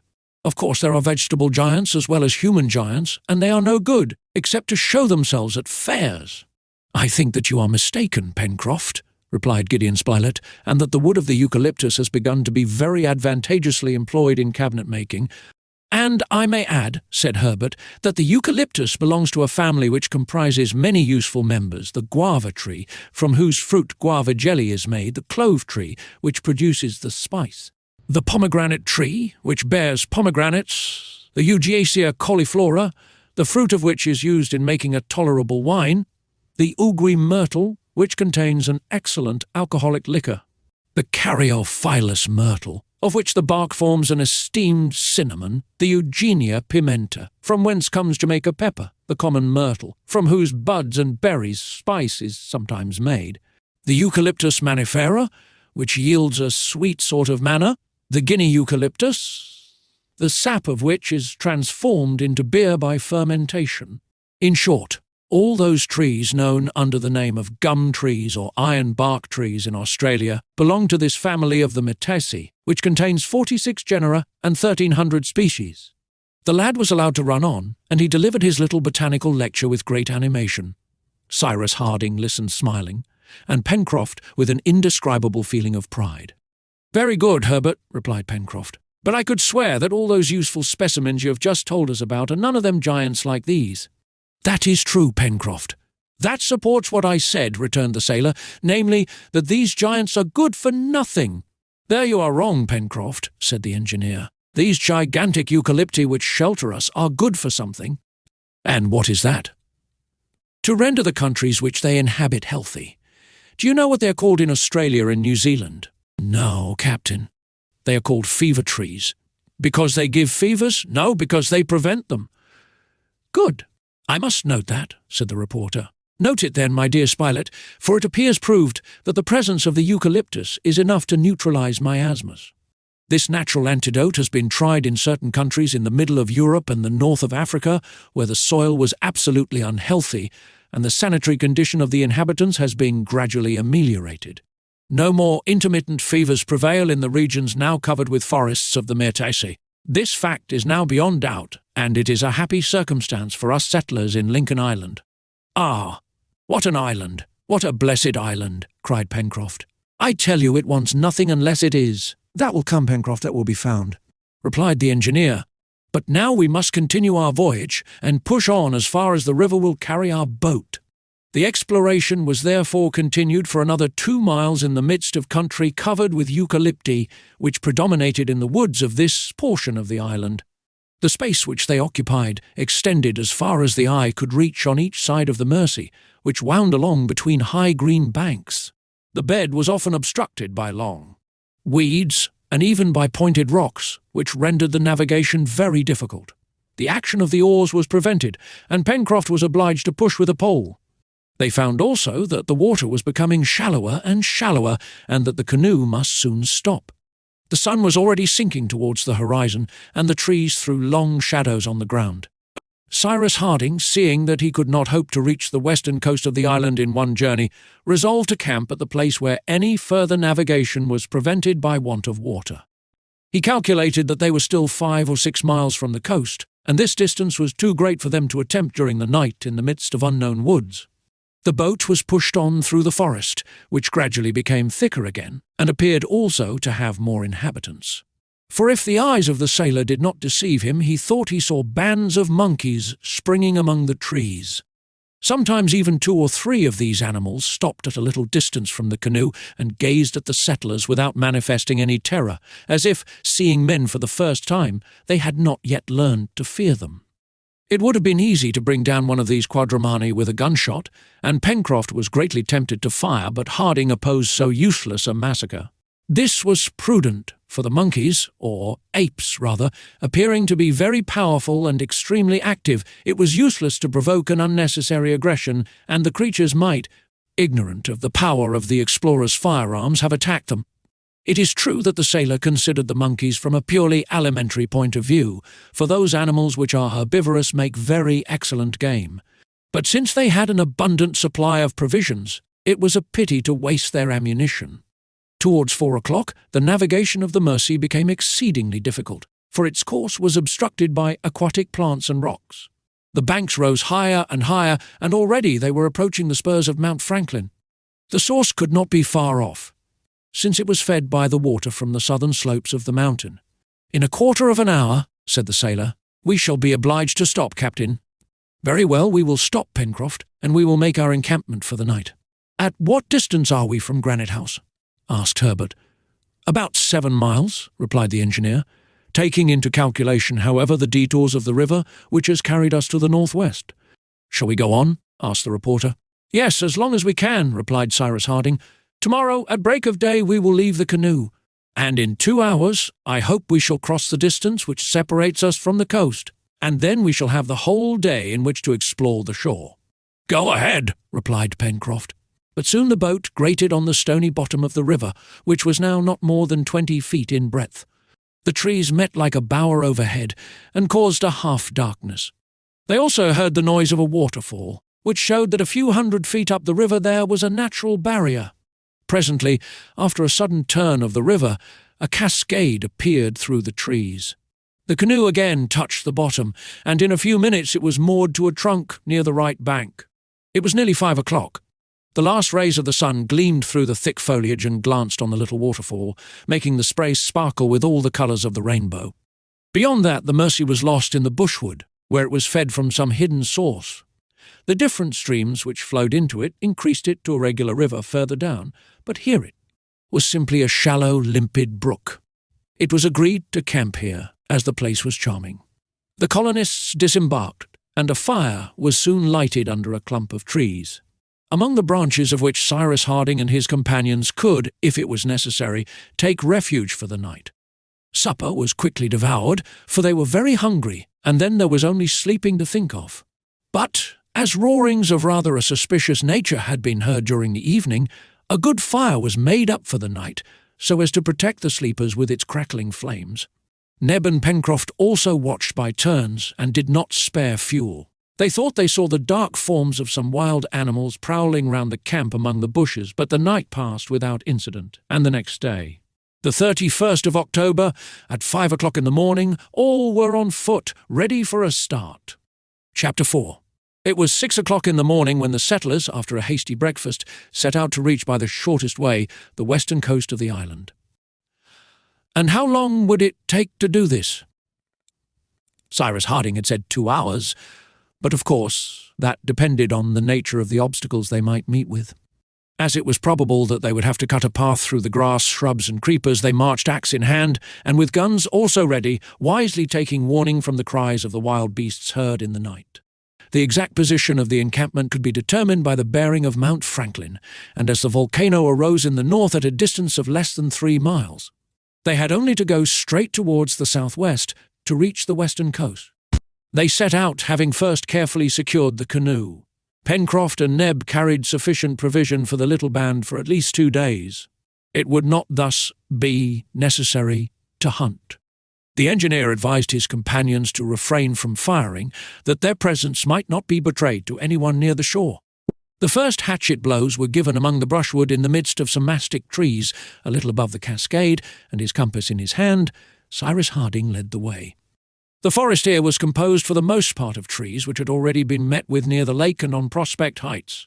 There were deodars, Douglas firs, casuarinas, gum trees, eucalypti, hibiscus, cedars, and other trees, generally of a moderate size, for their number prevented their growth.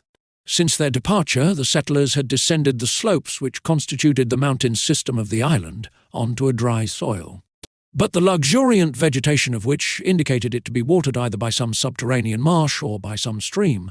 However, Cyrus Harding did not remember having seen, at the time of his excursion to the crater, any other watercourses but the Red Creek and the Mersey. During the first part of their excursion, they saw numerous troops of monkeys who exhibited great astonishment at the sight of men whose appearance was so new to them. Gideon Spilett jokingly asked whether these active and merry quadrupeds did not consider him and his companions as degenerate brothers. And certainly, pedestrians, hindered at each step by bushes, caught by creepers, barred by trunks of trees, did not shine beside those supple animals who, bounding from branch to branch, were hindered by nothing on their course. The monkeys were numerous, but happily they did not manifest any hostile disposition. Several pigs, agoutis, kangaroos, and other rodents were seen, also 2 or 3 koalas, at which Pencroft longed to have a shot. "But," said he, "you may jump and play just now. We shall have 1 or 2 words to say to you on our way back." At 9:30, the way was suddenly found to be barred by an unknown stream, from 30 to 40 feet broad, whose rapid current dashed foaming over the numerous rocks which interrupted its course. This creek was deep and clear, but it was absolutely unnavigable. "We are cut off," cried Neb. "No," replied Herbert, "it is only a stream, and we can easily swim over."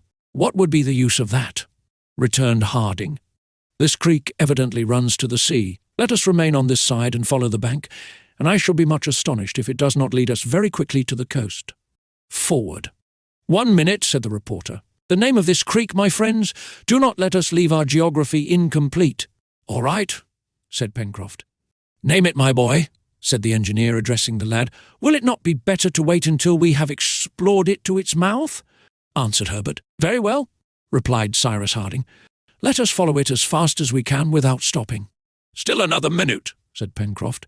"What's the matter?" asked the reporter. "Though hunting is forbidden, fishing is allowed, I suppose," said the sailor.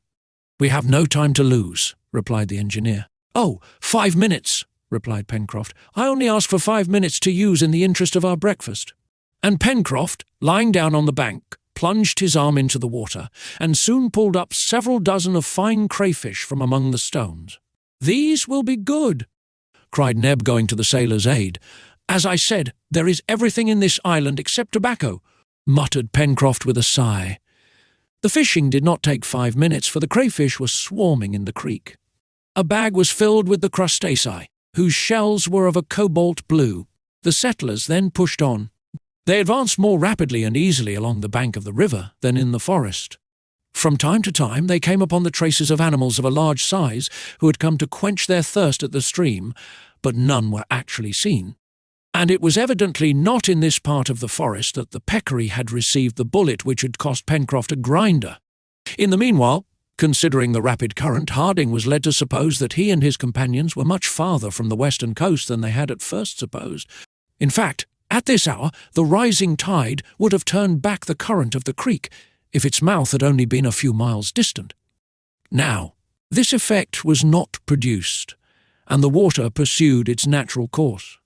The engineer was much astonished at this, and frequently consulted his compass to assure himself that some turn of the river was not leading them again into the far west. However, the creek gradually widened, and its waters became less tumultuous. The trees on the right bank were as close together as on the left bank, and it was impossible to distinguish anything beyond them, but these masses of wood were evidently uninhabited, for Top did not bark, and the intelligent animal would not have failed to signal the presence of any stranger in the neighbourhood. At 10:30, to the great surprise of Cyrus Harding, Herbert, who was a little in front, suddenly stopped and exclaimed, "The sea!" In a few minutes more, the whole western shore of the island lay extended before the eyes of the settlers. But what a contrast between this and the eastern coast, upon which chance had first thrown them! No granite cliff, no rocks, not even a sandy beach. The forest reached the shore, and the tall trees bending over the water were beaten by the waves. It was not such a shore as is usually formed by nature, either by extending a vast carpet of sand, or by grouping masses of rock, but a beautiful border consisting of the most splendid trees. The bank was raised a little above the level of the sea, and on this luxuriant soil supported by a granite base, the fine forest trees seemed to be as firmly planted as in the interior of the island. The colonists were then on the shore of an unimportant little harbour, which would scarcely have contained even 2 or 3 fishing boats. It served as a neck to the new creek, of which the curious thing was that its waters, instead of joining the sea by a gentle slope, fell from a height of more than 40 feet, which explained why the rising tide was not felt up the stream. In fact, the tides of the Pacific, even at their maximum elevation, could never reach the level of the river, and doubtless millions of years would pass before the water would have worn away the granite and hollowed a practicable mouth. It was settled that the name of Falls River should be given to this stream. Beyond, towards the north, the forest border was prolonged for a space of nearly 2 miles. Then the trees became scarcer, and beyond that again the picturesque heights described a nearly straight line which ran north and south.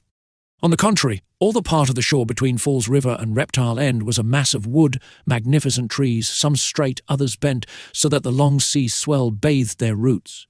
Now it was this coast, that is, all the Serpentine Peninsula, that was to be explored, for this part of the shore offered a refuge to castaways, which the other wild and barren side must have refused.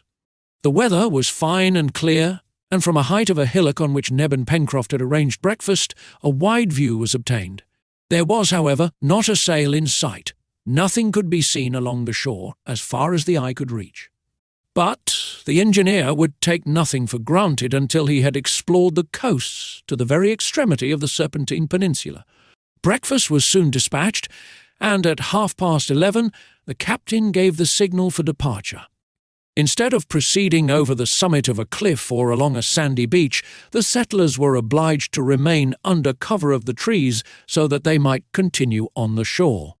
The distance which separated Falls River from Reptile End was about 12 miles.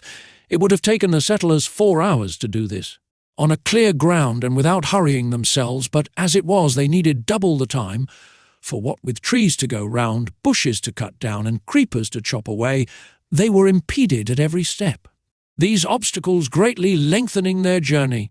There was, however, nothing to show that a shipwreck had taken place recently. It is true that, as Gideon Spilett observed, any remains of it might have drifted out to sea. and they must not take it for granted that because they could find no traces of it, a ship had not been cast away on the coast. The reporter's argument was just, and besides, the incident of the bullet proved that a shot must have been fired in Lincoln Island within 3 months. It was already 5 o'clock, and there was still 2 miles between the settlers and the extremity of the Serpentine Peninsula. It was evident that after having reached Reptile End, Harding and his companions would not have time to return before dark to their encampment near the source of the Mersey.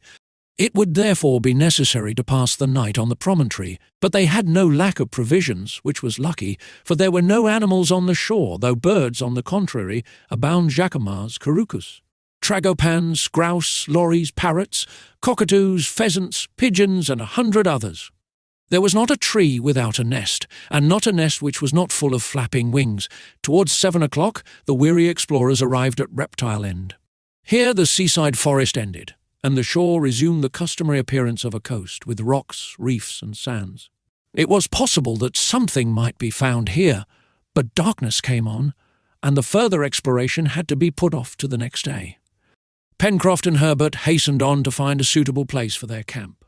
Among the last trees of the forest of the far west, the boy found several thick clumps of bamboos. "Good," said he, "this is a valuable discovery." "Valuable?" returned Pencroft. "Certainly," replied Herbert. "I may say, Pencroft, that the bark of the bamboo cut into flexible laths is used for making baskets, that this bark mashed into a paste is used for the manufacture of Chinese paper, that the stalks furnish, according to their size, canes and pipes and are used for conducting water, that large bamboos make excellent material for building, being light and strong, and being never attacked by insects. I will add that by sawing the bamboo in two at the joint, keeping for the bottom the part of the transverse film which forms the joint, useful cups are obtained, which are much in use among the Chinese." "No, you don't care for that." But what?" "But I can tell you, if you are ignorant of it, that in India these bamboos are eaten like asparagus." "Asparagus 30 feet high!" exclaimed the sailor. "And are they good?" "Excellent," replied Herbert. "Only it is not the stems of 30 feet high which are eaten, but the young shoots." "Perfect, my boy, perfect," replied Pencroft. "I will also add that the pith of the young stalks preserved in vinegar makes a good pickle." "Better and better, Herbert. And lastly, that the bamboos exude a sweet liquor which can be made into a very agreeable drink." "Is that all?" asked the sailor. "That is all. And they don't happen to do for smoking?" "No, my poor Pencroft." Herbert and the sailor had not to look long for a place in which to pass the night. The rocks, which must have been violently beaten by the sea under the influence of the winds of the southwest, presented many cavities in which shelter could be found against the night air. But just as they were about to enter one of these caves, a loud roaring arrested them. "Back!" cried Pencroft. "Our guns are only loaded with small shot, and beasts which can roar as loud as that would care no more for it than for grains of salt." And the sailor, seizing Herbert by the arm, dragged him behind a rock, just as a magnificent animal showed itself at the entrance of the cavern.